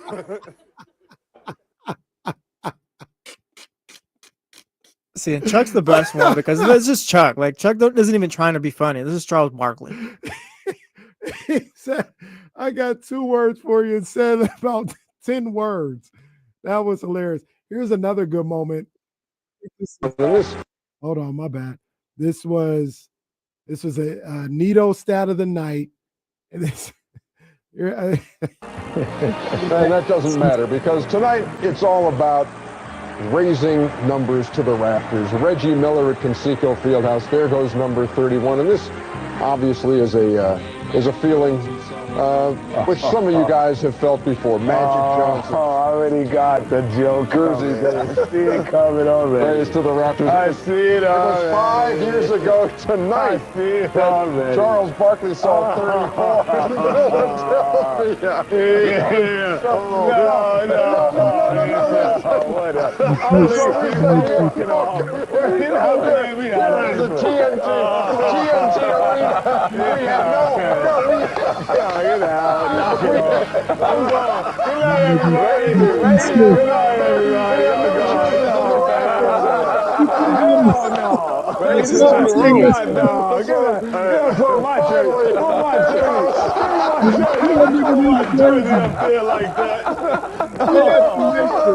It wasn't even his jersey. Come on, man. Come on. Don't do that to Kenny. Don't do that to Kenny. I got 1 or 2 more, man. I gotta show you guys here, man. Hold on. What was this? Oh, well, all right. Well, What do we got for this next one? Huh? What do we got for this next one? Well, all right. This is get the flag ready, Jesse. Just get the flag. I got it in front of me. We're good. Get the flag. One of my face. Oh. Those the worst defenders to play against, actually, because if you can feel their body, come on, 18 points around him. He stops. Then he just stops. Oh man! Inside. For those of you guys who haven't seen it yet, Go check out that thread. They got so many moments from inside the NBA that these dudes are comedy, man. I really hope the show continues the way that it did on TNT on ESPN, but it's not going anywhere. Like Jesse said, the whole thought of goodbye to inside the NBA, it's not going anywhere. It's just going to be a little different. So even if it is different, even if it's not the same, Jesse, I look at it where it's like, look, all right, if it's not the same, I'm just going to be happy that we got to experience what we did. We got one of the great shows of all time. So I got to be the one to say we sent. We'll be okay that Inside the NBA is moving to ESPN as well. Like, I feel like we're too sentimental about this stuff sometimes. And I know I might be being the Grinch also, but it's like, it's okay. TNT. So like they left NBC once. They left TNT. People were upset about that. You see how happy people are that it's going back to NBC. There's some sentimental value to the NBA on TNT. They've, as far as I can remember, they've been on TNT. That's where I've gone to watch my basketball. It's fine, I guess. Like, yeah, like same with me, but it's like also like cool. They're going to NBC and stuff like that. It's like, oh no, TNT. TNT did a great job with the product. Now I can only watch AEW. Like I know it's tough, but AEW. I thought about you because AEW did come on after. It was A&D on Saturday, huh? Yeah, yeah. And you know who started off the show? No clue. Your boy, Cesaro. Oh, I think his name's Claudio now. He started off the show. I said, Jesse, if he's sticking around, he's enjoying seeing Claudio. No chance. Start the show. But I get it. I understand both. Like the show's still there too. I don't know. But if it's not the same, that's a problem. And TNT, they did the NBA right for the time that they had it. I mean, you had your double headers, you had your pre and post game shows. Obviously, the greatest one with Inside the NBA. So you want to make sure. Well, we had TNT execs too saying they didn't even need the NBA recently, right? Yeah, and I mean, clearly those aren't the same guys who, brought TNT over or kept them there for a long time. Just a bad move. Just an awful strategic move. I don't think they ever wanted to get rid of the NBA. I thought they were trying to negotiate, and they said the wrong thing to the wrong Adam Silver. And he was like, "Oh, you don't need us? All right, bet. We out of here." And yeah, they hadn't been the same. Did you see that there was something I saw earlier where this guy was kind of tripping off the fact of the new NBA schedule? And let me see if I can find it. I'll show it to you. So, well, Boston Radio Watch. Shout out Boston. Those are your people. Those are your people, Jesse. Shout out Boston. It's not my people. Delo's from the Connecticut area, not me. He says, shout out to the 209ers. That's my people, I guess. He said, shout out to the 209ers. The tweet was, so the NBA's weekly schedule will look like this for the next 11 years. Monday, Peacock. Tuesday, NBC. Wednesday, ESPN. Thursday, Amazon. Friday, ESPN/Amazon. Saturday, ESPN/Amazon/ABC. Sunday, NBC nighttime /ESPN/ABC afternoons. Oversaturation. Sir, it's only one more game, one more day than they already do. Yeah, it's just people to complain on social media. Monday's the only day, and it depends on how you feel about NBA TV because they have games on NBA TV on Mondays. It depends on how you feel about that. But literally, they have a game on all those other days. You can complain about it, or you can just change the channel on that day. This man chose to complain about it. That's what it is. And he really thought he was getting something off too. Yeah. He was like, "Oh yeah, I'm about to show how the NBA is. It's just doing too much." It's like oversaturation. Yeah, and they also just signed the biggest media deal of their lives. It's like that's just social media. Like I'm sure he got his clicks. Does he have a blue check mark? No. Oh, he's just doing it for the love of the game. Then let's see what is. He's got 31,000 followers. Like Eric in the chat was like oversaturated with what? Money, fun? Like what's the issue here? Yeah, come on, man, come on. Like, it's ridiculous. I'm excited to see Securin's already got a point to it's already on damn near every day of the week. If you get to a certain point in the That's- season, it's on Monday, Tuesday, Wednesday, Thursday, That's what I Friday, just yeah, said. Saturday, yeah. He laid out that entire lineup. Just now, it's just probably one Literally- more consistently. No, it's literally the same thing. Yeah. The only difference is Monday, and like I said, you decide on how you feel about Monday because NBA TV would have Monday night doubleheaders. But if you don't feel like NBA TV is national TV or everybody doesn't have it, then okay, they're adding one more day. They literally already had Tuesday. That's where Candace and all them would be on TNT. Wednesday was already there. Thursday was TNT. Friday was ESPN. Saturday was ABC. Sunday was ABC, and now they'll be adding a Sunday night game. It's the same damn thing, Boston radio wise. I'm not even gonna fight. Like, yeah, Boston radio is not my favorite. Whatever. Those are your people. That's not, by the way. It's not. Just saying, those are your. I'm a people. Celtics fan. I'm not a Boston Celtics fan. You're a Boston. I'm not from Boston. All right. You're a city of Boston supporter. Is that what you're trying to say? No, I'm not even. I don't even support the city. I support the franchises. No doubt. No doubt. Real quick, this will tie into maybe something that we'll talk about with James Ham. I know we'll talk about it with James Ham. But the Knicks season ended on Saturday. You got to do the post-mortem on the Knicks.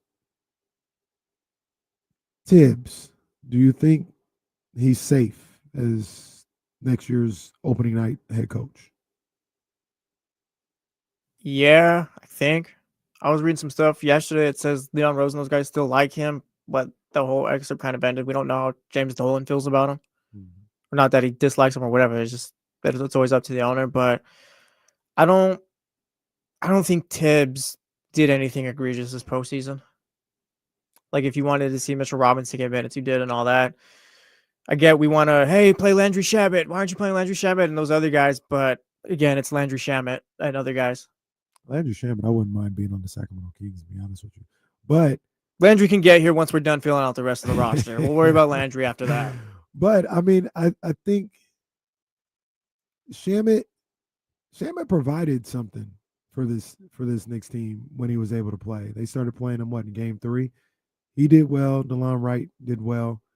And the fact that Tibbs thought it was okay to go the entire postseason with these guys just never playing. That's also, like, what else do you expect from Tom Thibodeau, though? Like, that's what he's been his entire career. He's not going to play their guys.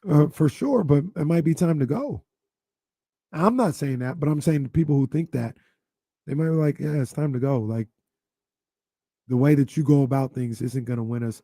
It's not. We need somebody to get us over the hump.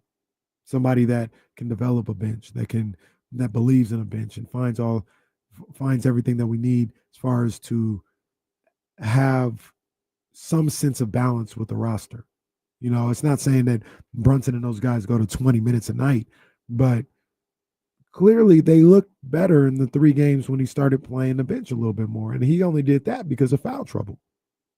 You can move on from him, I guess, but I don't know. Like, I don't think not playing Landry Shamet till game 3 or whatever those guys was the reason why they lost and all that. Maybe they need another voice, but they are like a top heavy team, and I'll execute on the Bagley in the chat y'all says. Like, it feels too easy to me, honestly, just firing the coach. Like, it feels like all right, we did make it, so just fire the coach. Like, I don't think Tibbs did anything to get fired. I don't think he did either. I think he should be the opening night starting. Not starting. He should be the opening night. It's like, who's going to take you over the hump then? Are you going to go for a Will Hardy type, or are you going to look at Mike Budenholzer or one of the guys that's been around? You talking about Michael Malone, sorry. That's the name that a lot If it's a people clear go upgrade, out. I could see Mike Malone then. I think I'm always willing to upgrade. That should be something that happens if things get off to a slow start next year. I think Tibbs opening night should be the head coach of the New York Knicks. He's earned that. He got him to the conference finals, somewhere that team hasn't been in 25 years. You don't fire him the next, like, after the season. Do you even look at that team? Do you just run it back? Well, yeah, we can look at him. I mean, obviously there's Cat, and the stuff with Cat, that happened less than 30 minutes after the season was over. That's just how it goes. Like, literally, the season ended. It's like that's just usually they the give game, a day. I guess. They give a day. It feels like this was they hadn't finished dapping up the Indiana Pacers, and that tweet came out. That was excessive. I get it too. Like, this is the way you play the media and all that, but just put the article out already if you got it. That's the way I see it. I get it, and you can, I guess, but just I don't know. Well, see, then that's the aspect of the media that I don't know. I just don't know if that Because like, what if the Knicks went to the finals and won it? Are you just never gonna put that out? That's all information that you have. I'm not. We've talked about this before. I'm not a writer. I'm not a journalist. So I play a different role in the media, and I don't need to go with everything or anything that I hear. I don't have to. Maybe they have to. That's how they get paid. So I'm not going to talk crazy about it. That doesn't need to be out there. I don't even hate that it's out there, but just more so don't wait till it's over. Just put it out there when you got it. If it's a story, it's a story. I don't even, well, yeah, maybe it is a story. I don't even, I don't know. But that's just me. That's just me. I don't necessarily feel like everything that you hear needs to be put out into a publication. I guess, but it's also, and like it's also stuff we saw. But it's also like, what are you putting that out there for? What are you putting that out there for if you're a writer? Are you maybe putting the it out Knicks there? front office let you know, hey, we're gonna be trying to move on from, kind of make it easier. The only reason that you're trying to put that out, if you're, by the way, yeah, these guys all, never mind. what you thinking? Nothing. Oh, text me. Well, I'm just saying, like, to act like these guys all work independently and sometimes they don't use each other to for sure work trades and blah blah blah. Yeah, for sure. But like I said, that goes to my point. Like, what are you putting that out there? Not necessarily as a writer, but the person that's trying to get that information out there. You're trying to get it out there to blame somebody for the loss. That's whack. It is, but that's whack. That's just the game of the NBA as well. That's whack. I don't know. And then you want me to buy into team. That's not what a team does. Like, if I'm Leon Rose and all these other guys, no, we're a family. We got to get these guys on the same page and, be a family out here. But when it goes bad, you throw somebody under the bus. That's not what I can't look at you. Don't ever come to me talking about family and all this other stuff again, because I see how you roll. Well, yeah, it's like how they did Ben Simmons, Doc Rivers, or Joel Embiid. It just happens, I guess. It's not right, but I don't even necessarily hate the journalist part. I don't think they're doing that on their own. They got to do, but you can, like, that's info coming from inside. But you can decide not to put that out there. But my issue is waiting till it's over. I'd rather just the story be out there if you have the story. But if it's a story you have to put out there. Like, that's your job. Like, if the New York Knicks or whoever inside is telling me this, like, that's a story. That's not my fault that they're telling on each other. Yeah. Like, it's dirty. We'll not even for the journalists. It's dirty for the Knicks or for whoever's talking about Cat. But, like, yeah, that's a story. We'll talk about that, man. We got James Ham coming up at 3. Hey, we got to get your boy, man. You brought him to the party. You brought him to the party. We got to talk about your boy. I have no clue who you're talking about. It's my boy too, but you brought him to the party. We'll talk about it. We'll talk about it. It's D-Lo and KC, ESPN 1320, Sacramento's #1 sports station. All right, guys. I'm trying to think. Did Paul Pierce say something?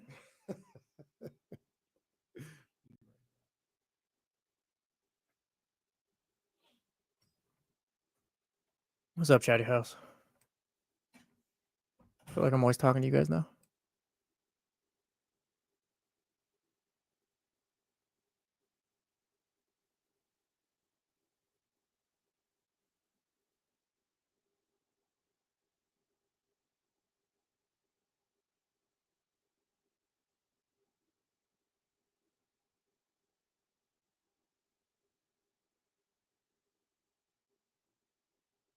Johnny G just avoided it by staying inside. Fiance had baby showers and all that to go to this weekend, so I just kicked it with the dog. I had to walk outside to go do some laundry at the apartment. That was ridiculous. Didn't like that at all.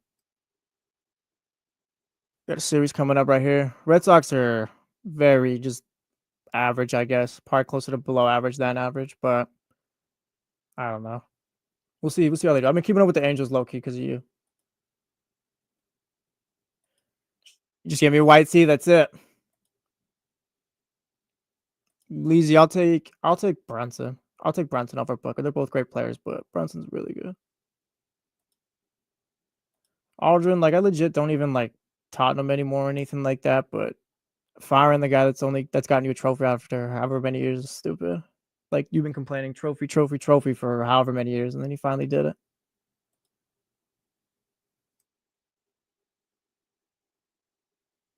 What's up, Zebra? Shout out.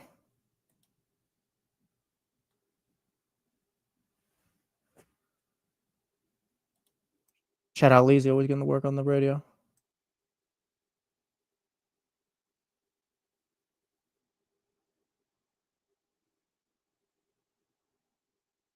Scooter, what's up?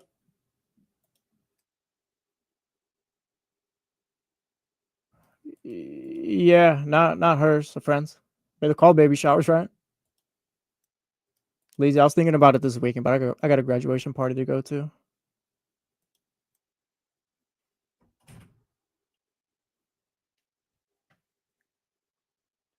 Yeah, we're all good, Spectre.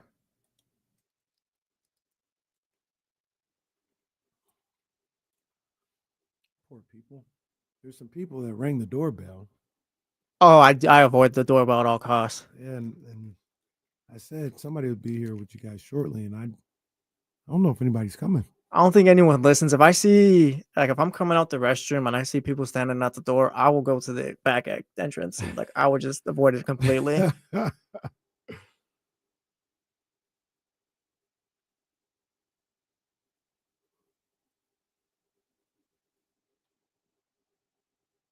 Marcus, I'll go late first round pick. I wouldn't take him with a top 5 or anything. Like, late first, second round pick for sure. That team is gonna stink this year. Gosh. Shout out Polo Well. I don't know how we deal with it.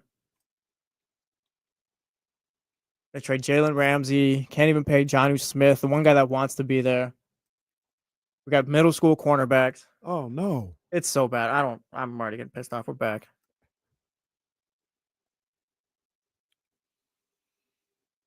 D-Lo and KC here on ESPN 1320.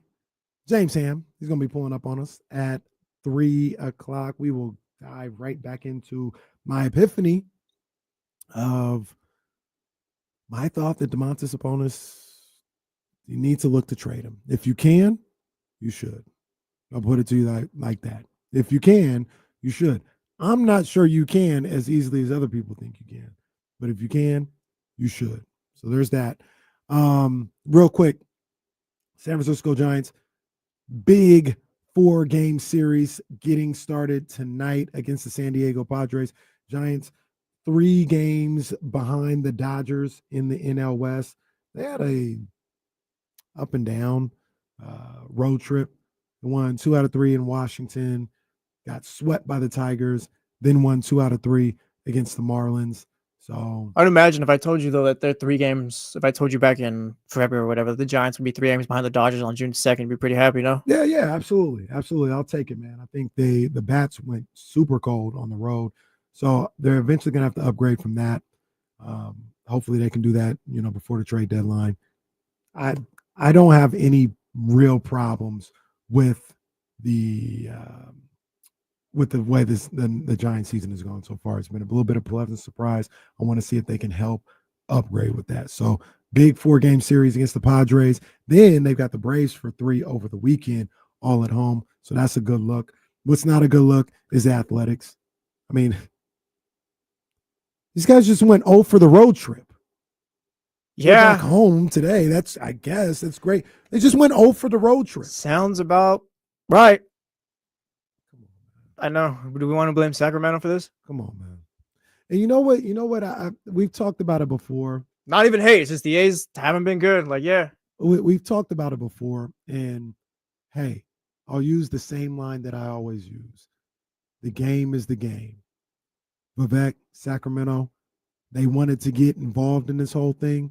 You got to play by the rules that the game has set for you. But what I mean is the A's are horrendous. Nobody would really want to go see the A's, right? That's what But they tell me.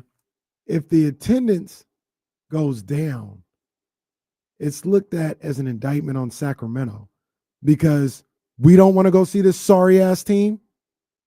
Whereas in Pittsburgh, if the team is sorry and nobody shows up, it's not looked at as an indictment on the city of Pittsburgh or their fans. It's just like, yeah, they stink. Why would anybody want to go see them? But if that same thing, that same school of thought is used here in Sacramento, it's an indictment on Sacramento.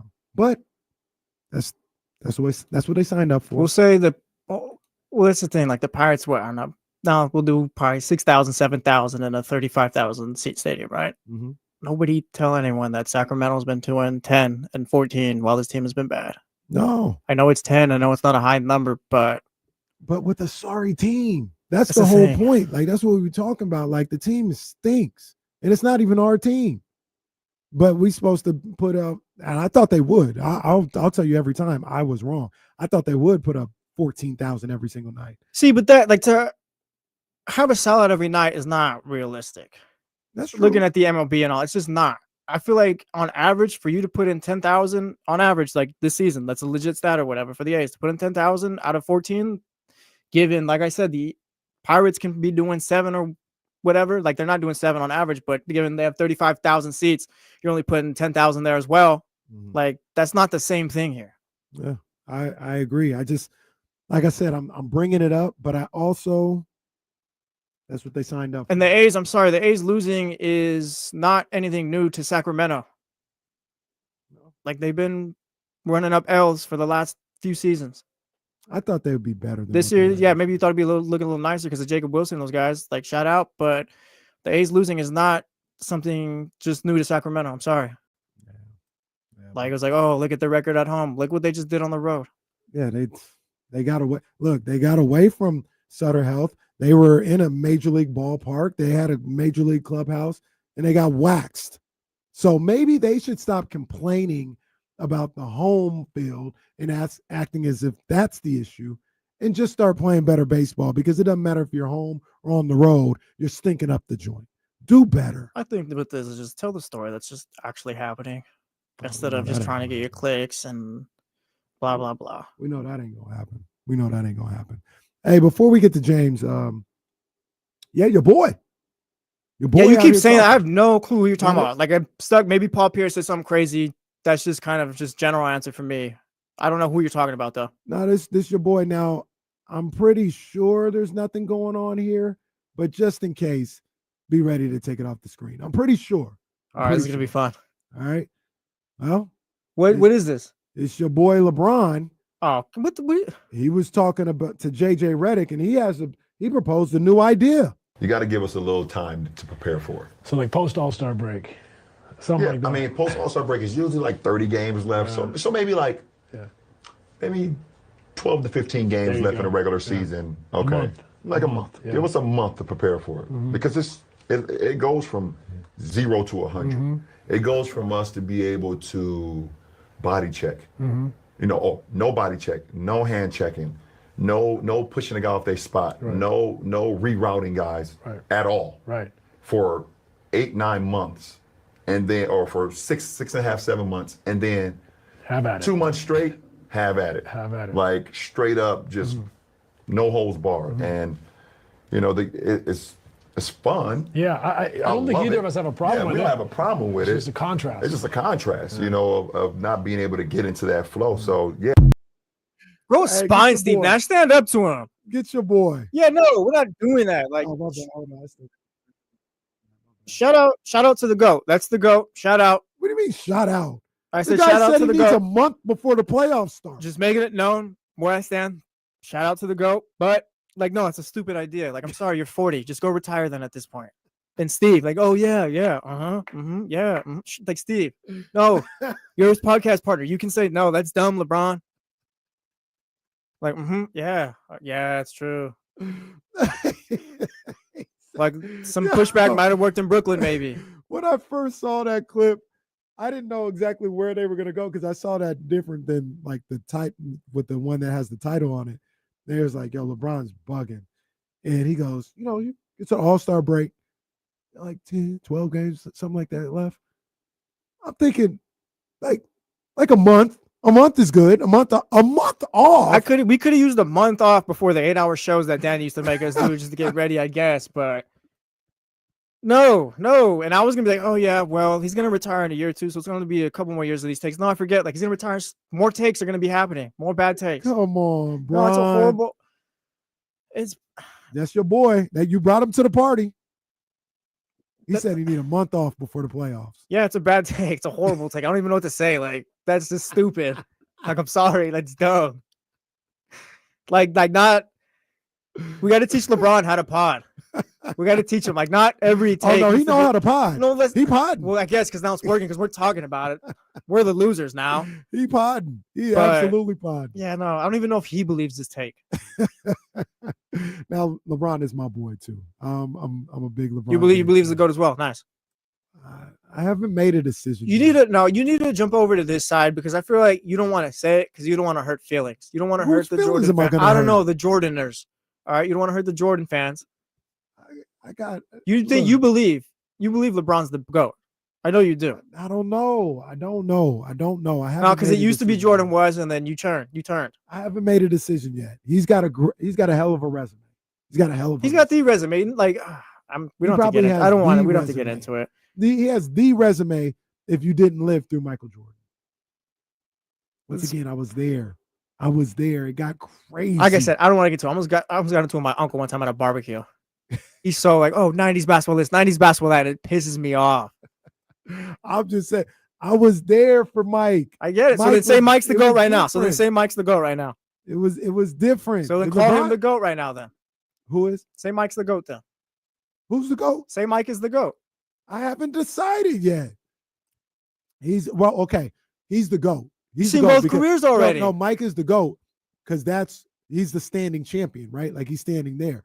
What you would be asking me is to give LeBron his belt. Yeah. And I'm not there yet. I don't know. I still gotta, I don't know. We'll see.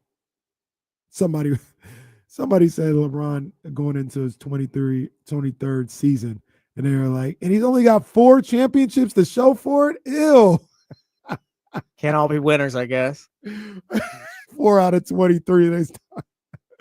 Oh man, shout out to LeBron. No, that's my guy, but that was crazy. That was insane. Come on, Bron. Yeah, that's a bad take. He's podding, I guess. Like whatever. Don't do that, Bron. Don't do that.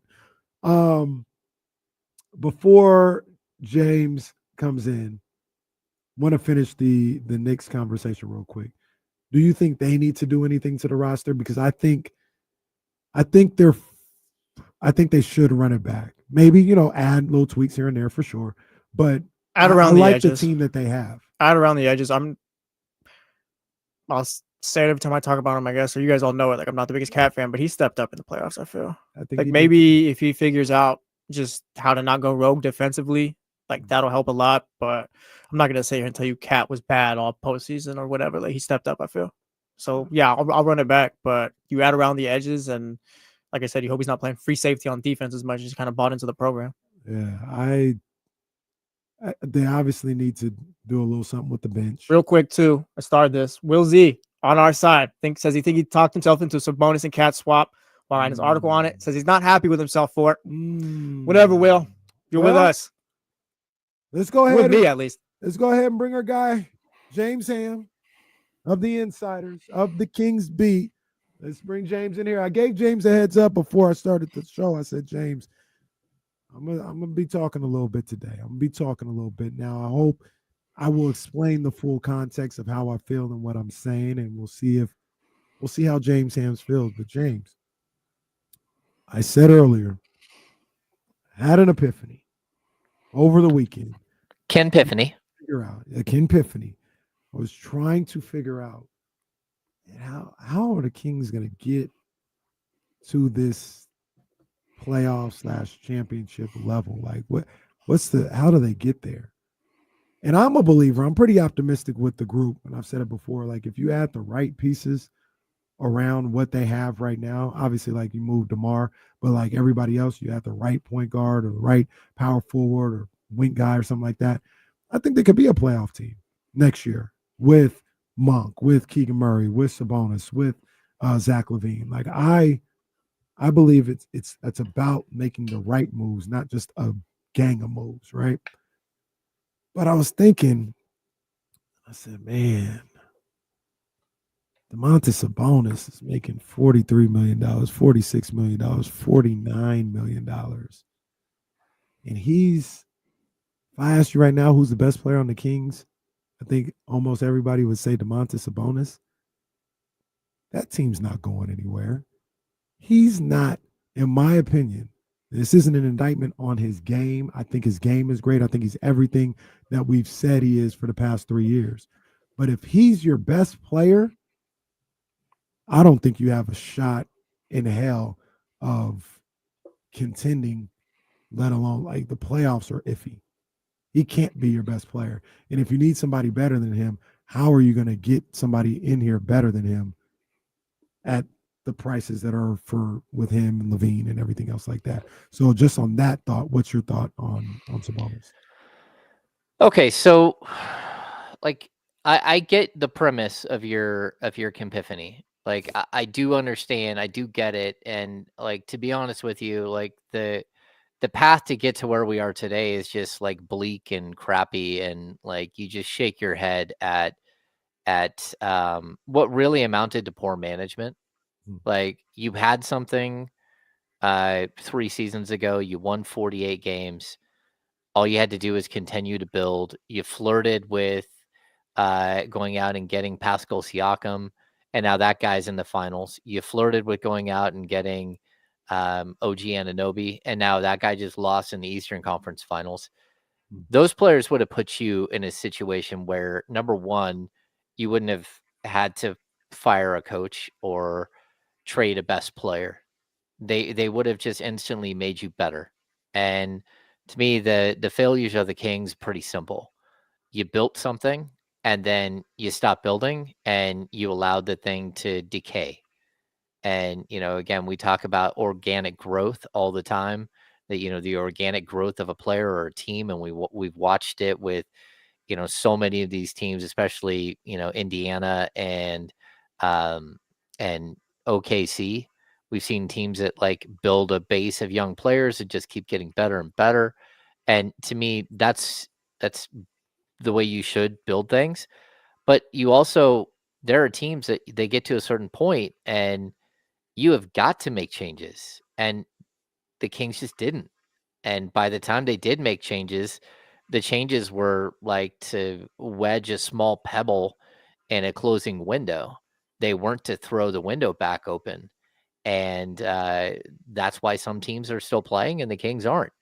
And so when you get to a point like this, I don't disagree that if Domantas Sabonis is your best player, that your team isn't going to be like a number 3 seed in the Western Conference or number 5 seed in the Western Conference. I totally agree with you. I do think that there are ways around building this team without trading Domas.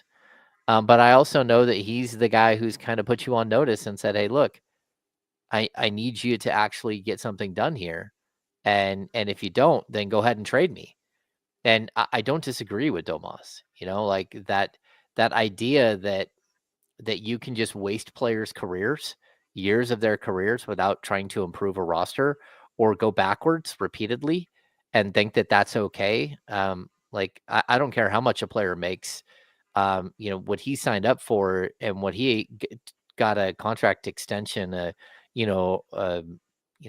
renegotiate an extension on was for that team to continue to grow and be great, not for that team to take just a massive turn the wrong way. So I don't know if you can get it done without trading Domas.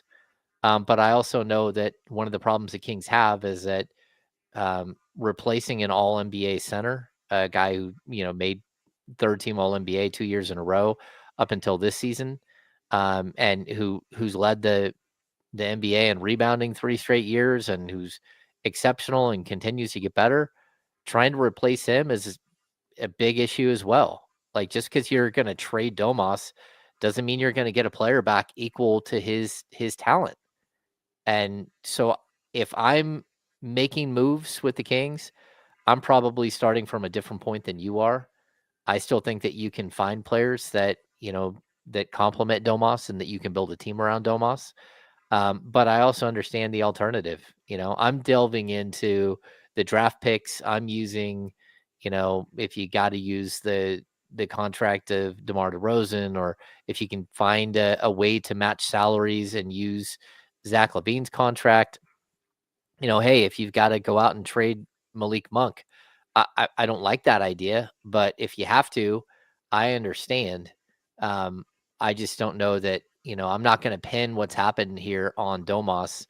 I think this is a systemic issue with the Sacramento Kings. I don't think it's one player who all of a sudden, is doing something wrong and needs to go. Especially when you look at his numbers and he's so consistently good. Actually, for that matter, consistently great. That's why he's, when you're all NBA, you're one of the top 15 players in the league. And I still feel that he's right there. But you do have to build the right pieces around him. Yeah, and for me, it's not about Domantas Sabonis, the player. I still, like I said, I believe he's a hell of a basketball player. He's everything that we've said he is for the last 3 years. He is one of the top centers in the league. He is, an all NBA player. Very helpful for a winning team. I just, number one, the first part of it is, I think his trade value is closer to Zach LaVine than people want to admit. Like if I'm gonna pay $43 million, we talk crazy about Rudy Gobert. I'm gonna play 43, 49, and 46 to a guy that I can barely give the ball to in the fourth quarter in crunch time, and he can create. I'm not saying I'm not trying to make that argument, but that's a lot. That's a lot of money where I better have one or two other guys that can close the game out for me. That's a lot of money to pay somebody that I can't run the offense through and have him be a threat to score and take over the game. So that's one of my issues with Domas is the responsibility that comes with that contract. I don't know. It's difficult. I think it's difficult to find teams that are willing to take that on. And my thing was, if I'm wrong and there are teams that are willing to take that on, Scott Perry should be calling all of them. Well, yeah, I mean, at this point, I think you have to be open to anything and everything. Like, again, if Domas yields you some spectacular package of players that makes your team better, then okay. But I'm not trading an all NBA player and coming back with 3 guys who aren't all-stars just because I'm worried about his salary. I mean, the salary cap keeps going up, and the fact that he makes 46 or 43 million, 49 million, whatever it is, in the later stages of his contract. Like, look, by the time he's making 49 million, the salary cap is going to be like almost 190 or 200 million. You're still looking at a player who's making, 25% of the cap. And like, I know that's expensive, but he's also produced. He's not somebody who, but number one, who takes games off. But also, I mean, there is value in leading the league and rebounding every year. Like, the failures of the Kings are just the inability to ever put the right players around him. Passing on deals that, you couldn't get done because you weren't willing to extend an OG Anunoby or a Pascal Siakam for the money that they rightfully probably deserve. I mean, again, those are starters and major pieces on Eastern, 2 of the Eastern Conference championship contending teams. And you passed on those players because you didn't want to pay them. You didn't want to extend them. But to me, it always comes back to like the failures of these little tiny deals that you didn't get done, or these big deals that you didn't get done, all of the negotiating in public and the press and trying to get, a star to go alongside these guys and then never doing it, never pulling the lever that says, yes, yeah, we're going to do that deal and the deal's over and done with. So now you put Domas in a situation where, yeah, I mean, if this team goes young, then clearly Domas isn't part of it. We're talking about a guy who's starting to hit that magic number. But if you're going to keep building this team, it's tough for me to say, hey, the first guy that needs to go is Domas. Like if I'm like setting a list of keepers for this team, I'm keeping Keon Ellis, I'm keeping Keegan Murray, and I'm keeping Domas, and I'm building around those guys. And the rest of the players, there are players that I like and that I would love to see on this roster, but I'm not overly concerned whether they're there or not. I think you can get value for some of them. I think others you can't get any value for. And the only way to get rid of some of these players is to have them be part of a bad trade. That another team is looking to get rid of a player that doesn't work for them either. But at the end of the day, like I do have an affinity for Domas, a player who shows up every day, who plays hard, who does all the dirty work, who fights through injuries, and who's always been a pro. And the Kings don't always have that, and they also don't always have guys who make all NBA teams. I like Domas a lot, and I think it's just a matter of maybe how you view team building or your a preference. That's all it is, because you said something that I don't see it the same way. I would not build a team around Domas. I would not build my team around what works best for Domantas Sabonis. I would not. He would be part of like the better player that's on the team. I'd be building around that player and saying, does Domas fit what he does? I wouldn't be going out and getting players around Domantas Sabonis. I think he's a great basketball player. I don't think he's that caliber of player. Like we talk about, get people that compliment Tyrese Halliburton, get people that compliment Anthony Edwards, get people that compliment SGA or Jalen Brunson and all this other stuff. Those are the guys you build around. You don't build around Julius Randle. You don't build around Rudy Gobert. Like you don't build around them. Those are the complementary pieces. And that's how I look at Domas. I'm not saying I'm right or wrong, but I look at him. That's not a guy I'm building around. No, I don't disagree with like, okay, so the premise that Rudy Gobert or Julius Randle, like, I mean, first of all, I think higher of Domas than both of those players. Like I think Domas is a better player than both Julius Randle and Rudy Gobert. They do different things for sure, but the key is like the Kings had their equivalent of Anthony Edwards, and he wasn't as good as Anthony Edwards, or in the same ballpark as Anthony Edwards. He was in the same ballpark. I don't know if he's as he certainly doesn't have the ceiling, and that was De'Aaron Fox. Like, so when you downgrade like who your best player is, and all of a sudden you make it a debate on who your best player is, and it's between Zach LaVine and Domantas Sabonis and even DeMar DeRozan, like that was a decision the Kings made. And I'd say this, like you were pretty easily able to build a 48 win team that was third in the Western Conference around Domantas Sabonis. And it came with, you signed Malik Monk to a deal, you drafted Keegan Murray, you traded for for Kevin Huerter, you gave up a future protected first round pick for Kevin Huerter. All of those deals in themselves, again, drafting in the top 4 is something the Kings aren't going to get to do unless they really go in the tank. But like the other moves, like they weren't so extreme. Trading for Kevin Huerter, that was a neutral trade. Signing Malik Monk, that was a gamble. And you were able to build a 48 win team, boom, like that. So I don't understand why people don't see where you could build another 48 win team or 50 win team. We all thought they'd win 50 this last year around Domantas Sabonis. I don't think he's hard to build around at all. I just don't think the right guys were building the team around him.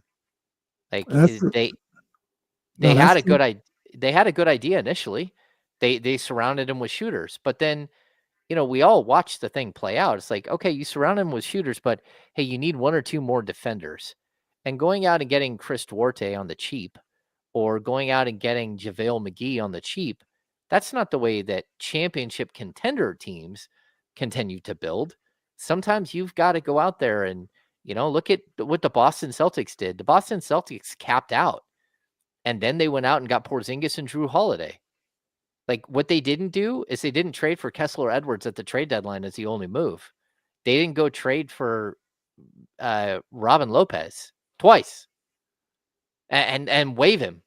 Like, that's not what a team that is serious about building a sustainable winner, like, maintain and improve. That's like that's on Monty West's gravestone at this point. And that's where I have problems, is that I don't think, sure, you've got yourself into a situation where trading Domantas Sabonis might be your only way out, but that's on Monty and West. That's on ownership for allowing that to happen. Like, you've got yourself in a situation, but again, I don't know how taking a step backwards is going to lead to a step forward. And at least at this point, because I'm not sure that Domas is going to get you just the raw, like the assets that you're hoping for in a trade, but that doesn't mean he's not a very good player. No, it doesn't mean he's not a very good player, but he's not if he can't, he's not franchise. Like, he's a good player. He is a good player. But just that last line that you just said, that tells you he's not somebody you build your franchise around. No, if he can't bring back other all-stars in return, name another guy that you're building around in this league that can't get you franchise players or all-star players back in return. If you can, and that's why I say, if you can, you need to be on the phone with them right now. I don't think you can. That's why he might just be here. Just the same way people are looking at Zach LaVine, like, you can't trade him, you're not going to get any value, or you got to attach stuff and stuff like that. I'm not saying that they're the exact same, but I think it's closer to that than to, if you move on from Domantas Sabonis, you can get an all-star back in return. Yeah, I don't know that they're getting an all-star back in return. And that's not somebody, to me, that's not somebody you build around. If they can't yield you another, once again, we can go through the list of other players in the league that, if they are on the trade table, they're either giving you first-round picks or they're giving you all-stars back in return. Those are the guys that you build around. If they're not that, you don't build around those guys. Yeah, but I mean, again, like, it's not Domas's fault that they traded De'Aaron Fox. It's not. Because, like, as a tandem, they made you better, and as, like, a group, like, that's where I'm kind of the opinion that at this point you have to choose a path. It's really, really difficult because, the paths go two separate ways. Hang on one sec. I'm going to sneeze. Oh, there he goes. Ham with a sneeze. He was fighting. I was able to, I could get to the mute button quick enough. There we go. Look, you have to choose what your path, like, right now. And it's really, really awkward, because one path is you go out there and you take your 9 first-round picks over the next 7 years, and you try to improve the team. And I'm not saying giving up all 9 of them, because that doesn't even work with Stepien rule and stuff. But to go out and maybe give up 5 first-round picks, 6 first-round picks, whatever it might be, pick swaps and all that stuff, and go get multiple players that help your team right now, that make you better, right? But then if it doesn't work, you're totally in a bad spot, because now you've traded away, you become like, look at the Denver Nuggets, right? The Denver Nuggets don't have any of their first round picks that they can trade. Maybe they can, I don't even think they can trade their 2032. They don't have a single second round pick at all. They don't have a pick at all. So you don't want to get in that situation, or in the Phoenix Suns situation where you've got no picks and you've got two aging veterans that, you might be able to go out and get something for one of them, that the other one, no one's going to take Bradley Beal's contract. So, like, there's all of these weird situations around the league that are similar to this. But I also think you do kind of owe it to your team to, if you're going to build a winner, that you've got to have as much talent as possible. And Domas should be the centerpiece of that, because at this point, he is your best player. He is your most talented player, the one that puts up the most stats. But again, you already made mistakes here. You already, again, trading De'Aaron Fox. Now, the key, if you trade De'Aaron Fox like you did, the key is you better be able to go out and use what you got from De'Aaron Fox to go get the next De'Aaron Fox, to go get somebody else. Because, again, I'm not going to put the blame on Domas for being the best player on the team when it's not. It wasn't his decision to trade the best player on the team. And but here's my thing, we can't do nothing about that. Scott Perry can't do anything about that. What's happened the last 18 months is what's happened, and this is where you're at. So the question is, how from right here do you improve? And here's the conundrum, and maybe you can help me out because you understand the cap and all this other stuff, how using PLEs and all, or not PLEs, what trade exceptions and stuff like TPEs. that. There we go. TPEs. How do you get, when you talk about using all these draft picks, that has to be for somebody that's worthy, right? Like somebody that's worthy. How do you do that while making it work contractually? Because somebody that's worthy is probably in the $40 million range. And how do you give the draft picks up, and really maybe DeMar DeRozan is your only real piece? And I don't even know how attractive he is. I'm not sure how attractive Malik Monk is. I'm not sure how attractive both of them together are. So how do you get the player that's top level, like we'll just say like a Trae Young, match the money up, and keep Domas and Zach LaVine? Because I don't think Zach LaVine's going nowhere either. Yeah. Okay. So I think the Kings are in a weird situation, right? Where, like, again, you have to choose a path and decide if it's going to be draft picks, it's going to be players, whatever it's going to be, right? But at the same time, I look at the two teams that are in the finals. Both of those teams traded for players who, when they acquired them, were good young prospects, but not anyone thought would be who they are today. And, Shai Gilgeous-Alexander was averaging 10.8 points per game with the Clippers. He was part of the Thunder trade package that they got for Paul George, right? And then on top of that, they got a bunch of first round picks. You look at Ty Halliburton, who's the best player on Indiana, or one of the best players on Indiana, depends on how you want to look at Siakam. Like, you can go find players that are either in a weird situation where they're being undervalued, or that are just looking for that opportunity and potentially come away with one of those players for not nearly as much as you think. Again, whether it's first round picks or it's trade exceptions, or, it's throwing a package of players together that, $10 million package of players together to go get a player like that. But you've got to be really good at your job, and you've got to find the right player.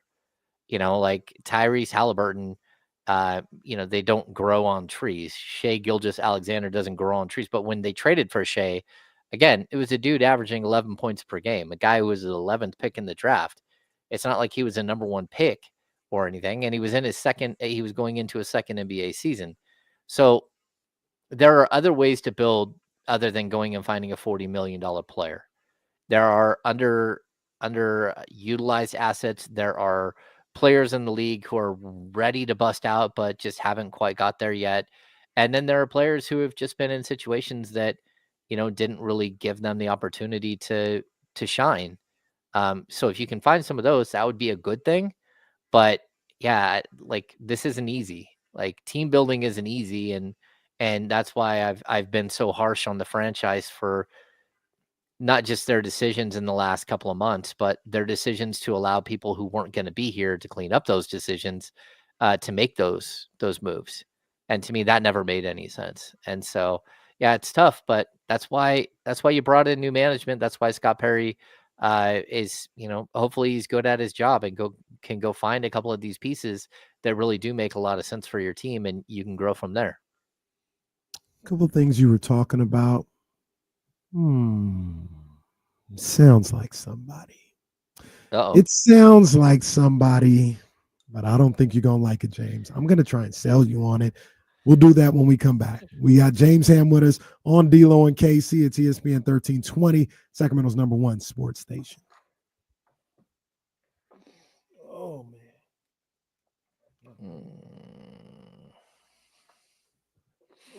Yeah, Aldrin J.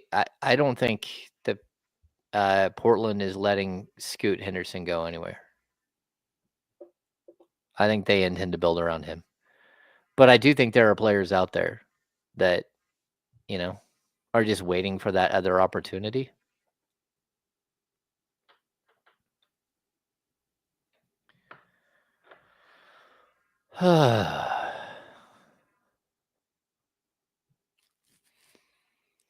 Scout, that's going to be a really crazy. I don't know that he's going to get traded this offseason, but he's going to be one of the decisions that are out there. He's not. We talked to one of these guys in Memphis on Friday. I think we should all get Ja out of our mind frame. He's not getting traded. And when you think about it, they probably shouldn't get traded. Yeah, I don't think I heard you talk to him. Yeah, he's a Memphis reporter, and basically one of the things they kind of did was they moved on from Jenkins because he was not playing a Ja-friendly offense. Pick and roll. This new coach is, I don't want to say brought in specifically because he's doing a Ja-friendly offense, but it's almost that. Like, he's not. Ja's off the table. Like, he's not going nowhere. That's interesting. Russ Dog, you asked about Anthony Simons. Yeah, he's a cheaper option, and he could probably score, but he's more of a stopgap.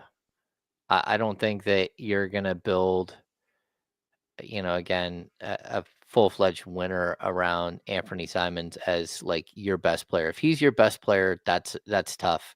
And he's almost 26. Again, he is a guy who can score, but he's put up a lot of numbers on a perennial loser over the last 3 years.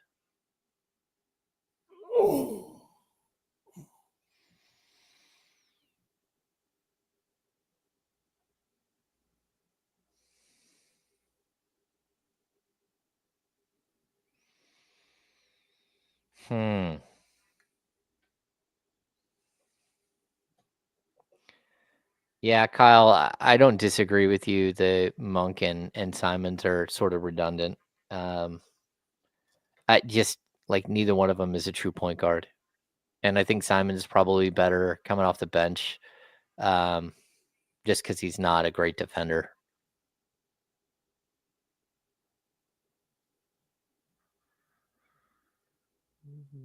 What's up, Banzito?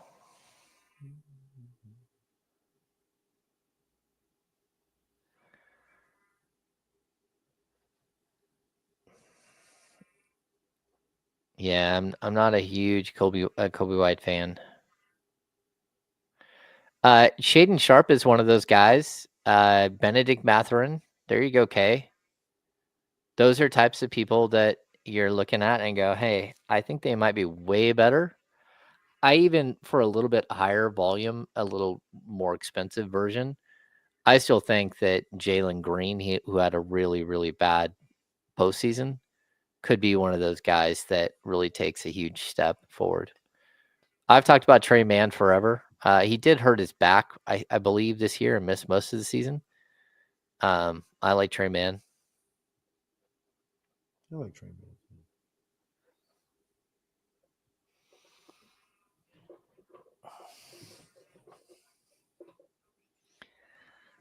I don't think anyone is taking on Zach LaVine's contract. What do I hear in the background? I don't hear anything. Huh.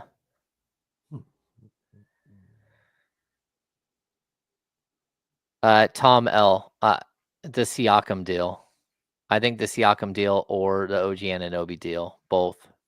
But again, when they got down to it and started having a real discussion, the players said, yeah, we're not going to sign there, and they weren't going to sign there because the Kings wouldn't give a full-fledged like max money deal.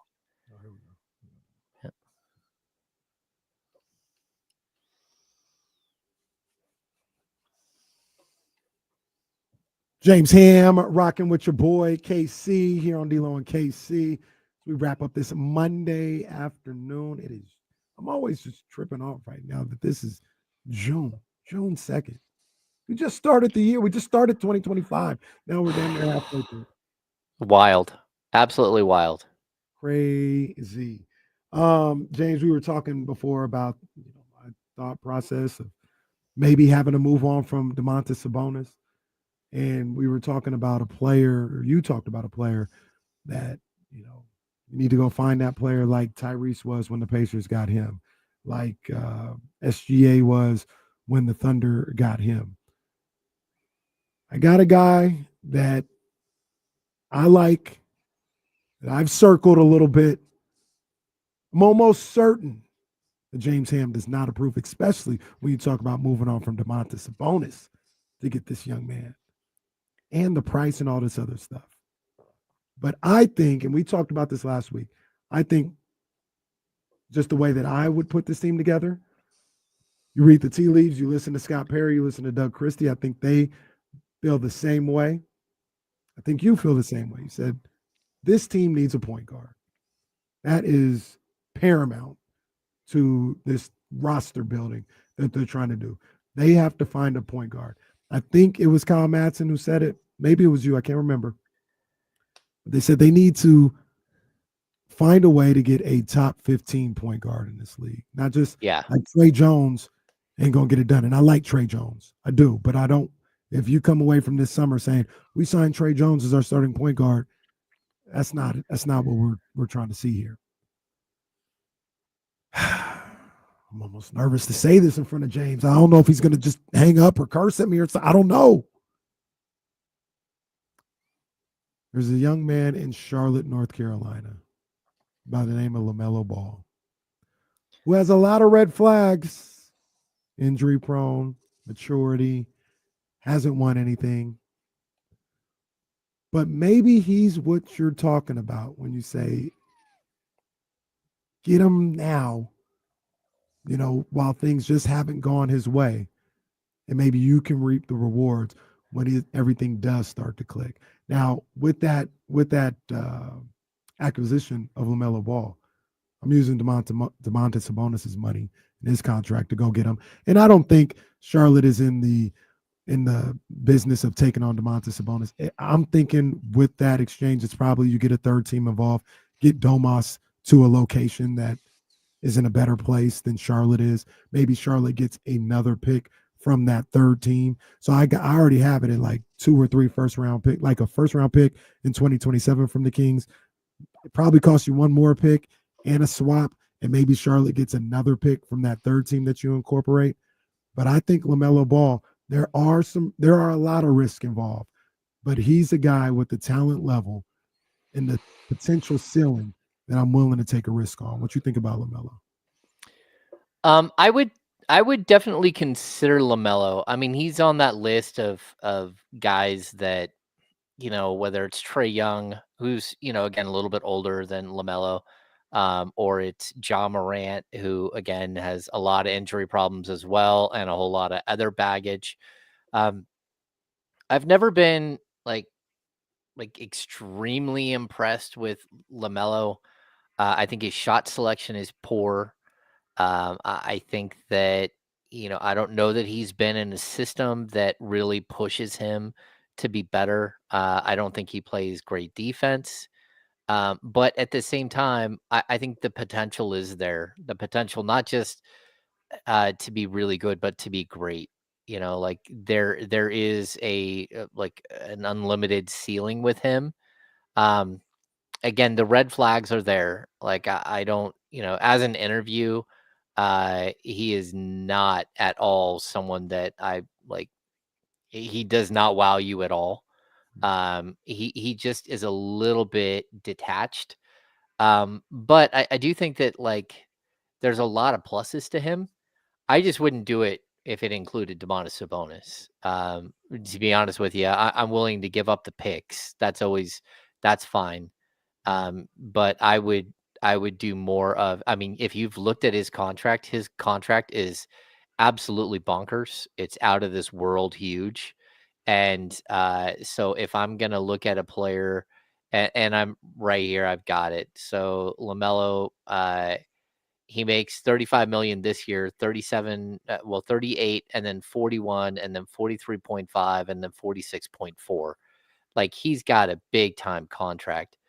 I would take on that contract, but they're going to need to take Zach LaVine. And the reason why I say that is because I can't pair LaMelo and Zach LaVine in the same backcourt. I just can't. I think you can build around LaMelo. I think you can build a speed team around LaMelo.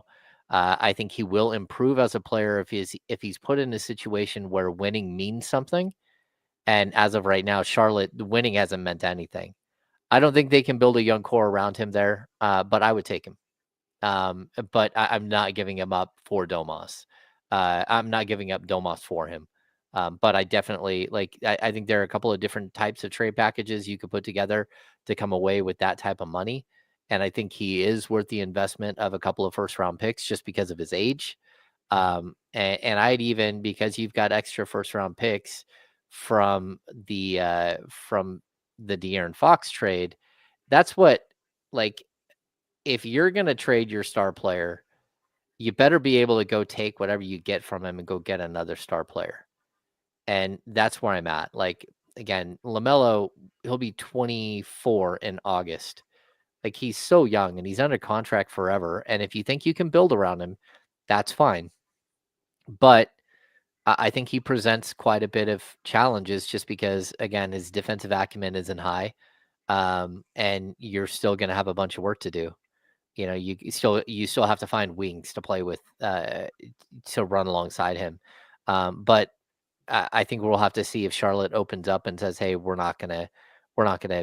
don't want to pay this guy his contract that we signed him to." And if that's the case, yeah, I'd bring him in. And then look, you got him get him with your training staff and really work to get him right. I think the fact that he hasn't been able to stay healthy is, that's partially on him and it's partially on bad luck. And but it's also sometimes it's on a team who just isn't valuing that. And again, when you're playing for a team that doesn't win games at all, a lot of times they don't value things like, games played because they're trying to lose anyways.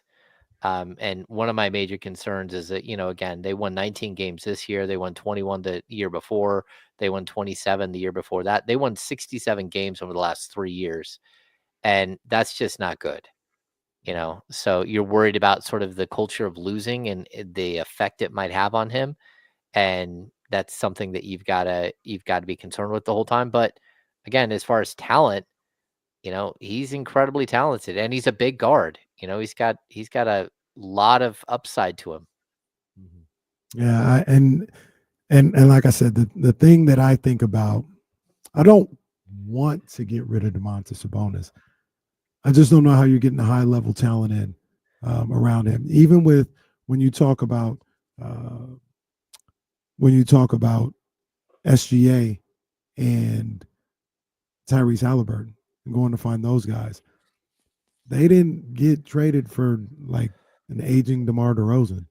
They got traded for Paul George in his prime in the SGA case.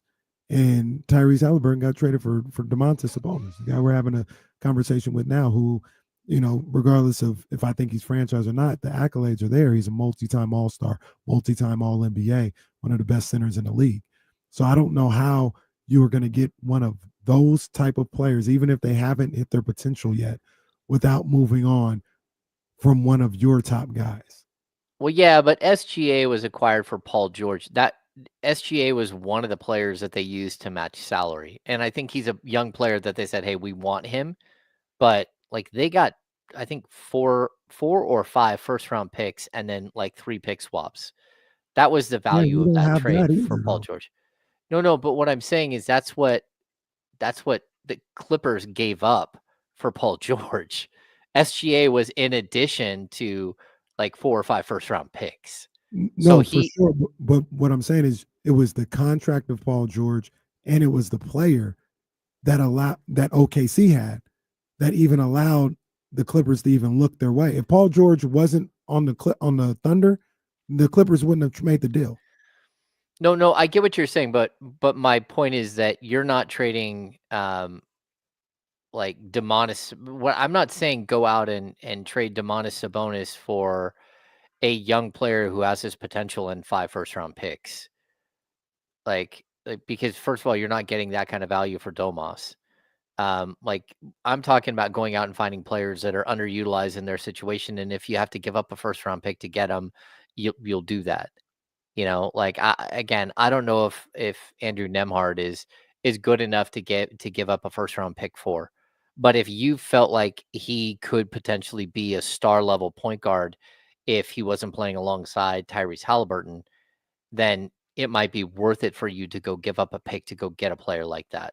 And that's where I'm saying go find the underutilized or a guy who's in a situation that doesn't let him flourish in the right way. And we've seen that time and time again over the course of the years in the league where a player is in one spot and when they move on to a new team, you realize that they were sort of a victim of circumstance. And it's one of the reasons why I would never advocate right now for trading Keegan Murray, because I think there's a very good possibility Keegan Murray gets traded to another team and becomes every bit the player that you thought he would be in Sacramento. Lives up to the number 4 overall pick billing because of his ability to play defense, but also to be a very, very strong offensive player who just, got pushed down the depth chart so bad this year that he wasn't able to flourish. And so if I'm a team around the NBA and I'm looking for players that I'm talking about, I'm looking for Keegan Murray. I'm trying to get Keegan Murray out of Sacramento and saying, hey, look, I think I could put Keegan Murray on, a different team and have a completely different result if I put him as the third option or the second option and forced him to become something more than he is today. That's who I'm talking about. Go find that player as opposed to going and paying, whatever it is that Brooklyn is asking for Cam Johnson at age 29, 30. I want a 22, 23-year-old guy who's just not getting the opportunity. And again, like Benedict Mathurin is one of those players that you're like, okay, could he look way different in a different uniform? Could he look like the player that was at Arizona State and did all the crazy stuff, or the player that scored 30 in a playoff game? Yeah, it's possible. So I'm looking for underutilized talent around the league, and the league is packed with it. You just have to, find the right guys. And, again, like there are different versions of this, like whether you're looking for like a Jake LaRavia small forward type that's just going to be in your rotation, or Najee Marshall that might be better in your rotation, or you're looking around the league and you see somebody and you're like, hey, I would take a flyer on, I don't, some weird like Watson for Denver. Maybe you think he could be really, really good in the right scenario. In the same way that, like, look at Tamari Kamara for Portland. Like, Kyle's guy up in Portland tells us, like, when they made that trade to move on and take on DeAndre Ayton's salary and that big deal, right? They said they wouldn't do that deal unless Kamara was in it. And then they got Kamara, and next thing you know, he's an all-NBA defender. Like, the Kings need to find their version of that. And those guys are hiding in the league, but you do have to give up value to get them. No, for sure. And the thing, and I know you were just saying names though, but to me, it's clear what you need. Like everything that you talk. Who's the point guard Benedict Mathurin? That's what you need. You need the point guard version of Benedict, because Benedict Mathurin himself, that's just another shooting guard that you're adding to the problem. No, of course. Yeah. No, I know you were just naming names, but I'm just saying, like, that's why I'm so locked in on the point guard position and trying to figure out if they could find and Kyle said it, I think it might have been you too who said it. If they could find the top 15 type point guard in this league without giving up Domantas Sabonis, sure, let's do it. Let's do it. It's great. I just don't see the path. I don't see how that's possible.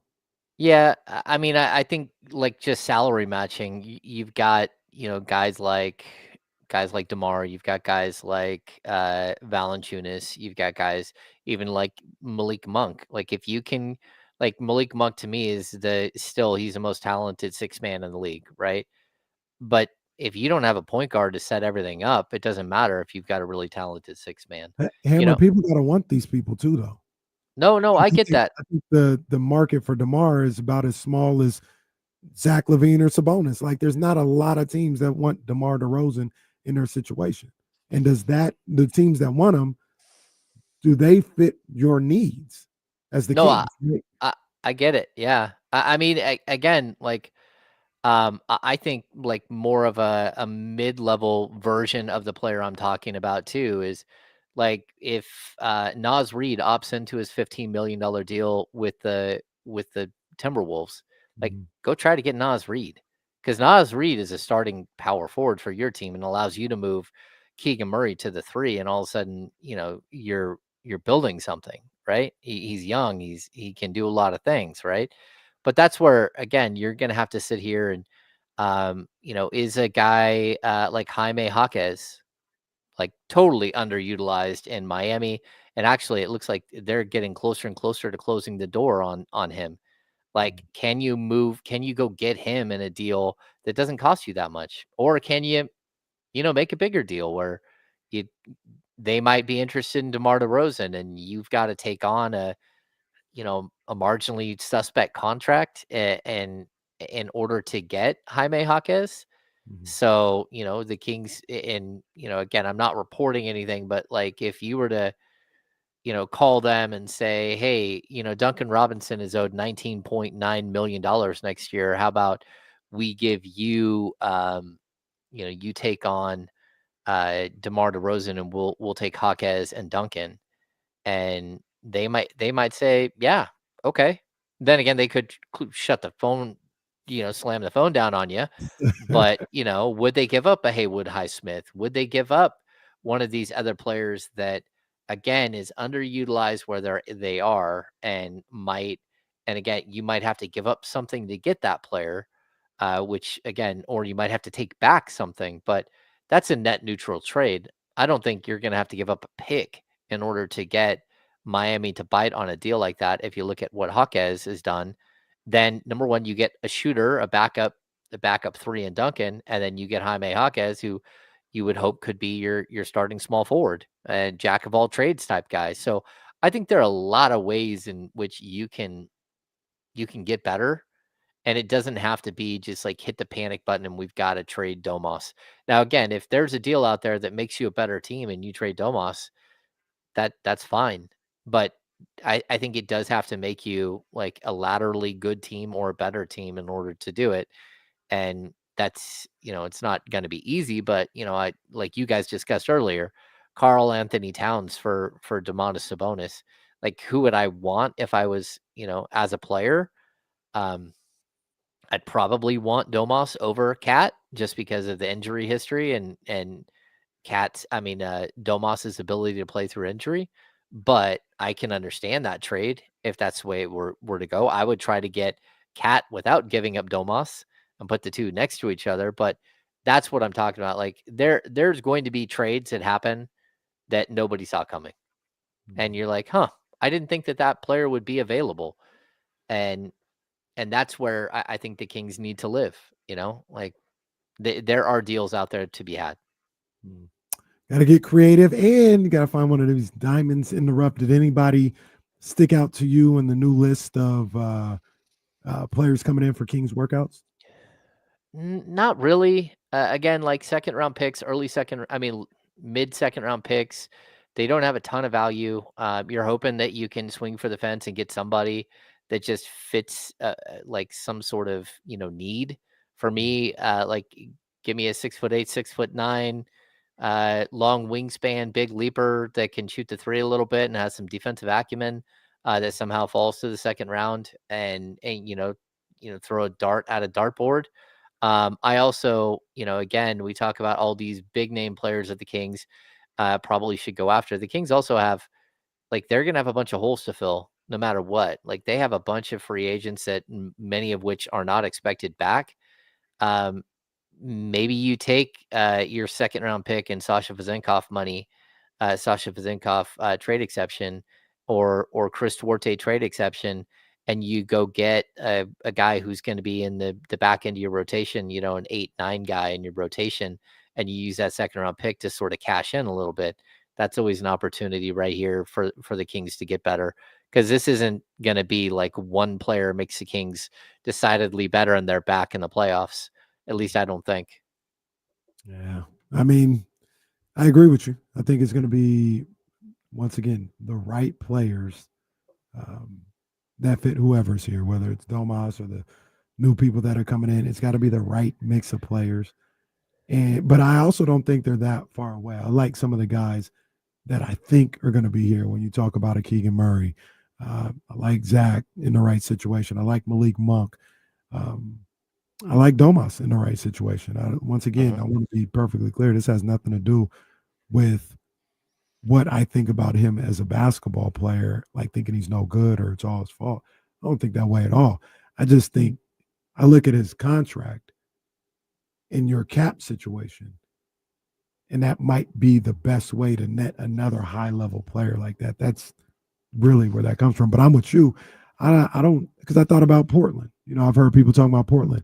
And I don't want Anthony Simons or Jeremy Grant. Like, I'm not really interested in that. I don't want DeAndre Ayton. That's not good enough. If I'm going to move on from Domantas Sabonis, it's for somebody that I think is either equal or better than Domantas Sabonis. And if that person doesn't exist, that trade doesn't exist, then we just move on as is. But, yeah, you don't just give away him for anything or anybody. Yeah, I agree. Yeah, it's a tough place to be in. But, Scott Perry knew that when he took this job, and, they do have a war chest of picks. They do have flexibility because of their picks. I mean, as of July 1st, they can offer up a 26, 27, and 28 first round pick. All of them their own, or one of them. How do they offer up the 26? Is that a pick swap or no? Because they don't have a first rounder this year. So my thought is they can't offer up to 26, can they? Yeah, they can. They just can't do it before July 1st. Once the calendar year shifts, whatever draft picks were owed the year before, all of that is gone. So they can trade back-to-back picks. So you can even remember when they ended up trading a pick after the draft, which was Olivier Prosperous, Maxim Prosperous, right? Yeah. Omax. Yeah. So they traded him and they traded Sean Holmes. it ended up being the 24th pick or 25th pick. They traded him for Rashawn Holmes, right? But that trade couldn't be completed until the new calendar year hit because they still owed their pick. So technically speaking, you can trade a pick, but you've got to wait until that you're not giving up your next year pick. So yeah, as soon as we get to July 1st, the Kings will have fully 9 first round picks. They just won't have one for this season unless they trade back in, which I have a tough time seeing them do. Yeah. But because they have an extra 27, they now can trade 26, 27, 28 because the step-in rule doesn't allow you to trade back-to-back picks unless you have an extra pick. So yeah, they would have the ability to trade all kinds of picks. They could get creative here. Okay, let's get creative then. Damn it, let's get creative, man. James, I appreciate you, man, pulling up on us. D-Lo and KC will be back tomorrow. Matter of fact, the Insiders will get things kicked off at 10 a.m. Make sure you stay tapped in. Damien's supposed to be back tomorrow. I don't know. Maybe he'll just say to hell with the show. And watch, when he doesn't show up tomorrow, Chris Webber will be on the show in place. It always happens. So sick. It always happens that way, man. I appreciate you guys for tapping in. We'll see you guys tomorrow. Like I said, starting at 10 a.m. with the Insiders. Y'all be good. We're up out of here. Peace. Vamos, Gigantes. All right, guys. I got to switch over. I got to get this KSFM stuff going on. I appreciate you guys, man. Big ups to the Chatty House. Y'all killed it. And I'll see y'all tomorrow, man. See you guys.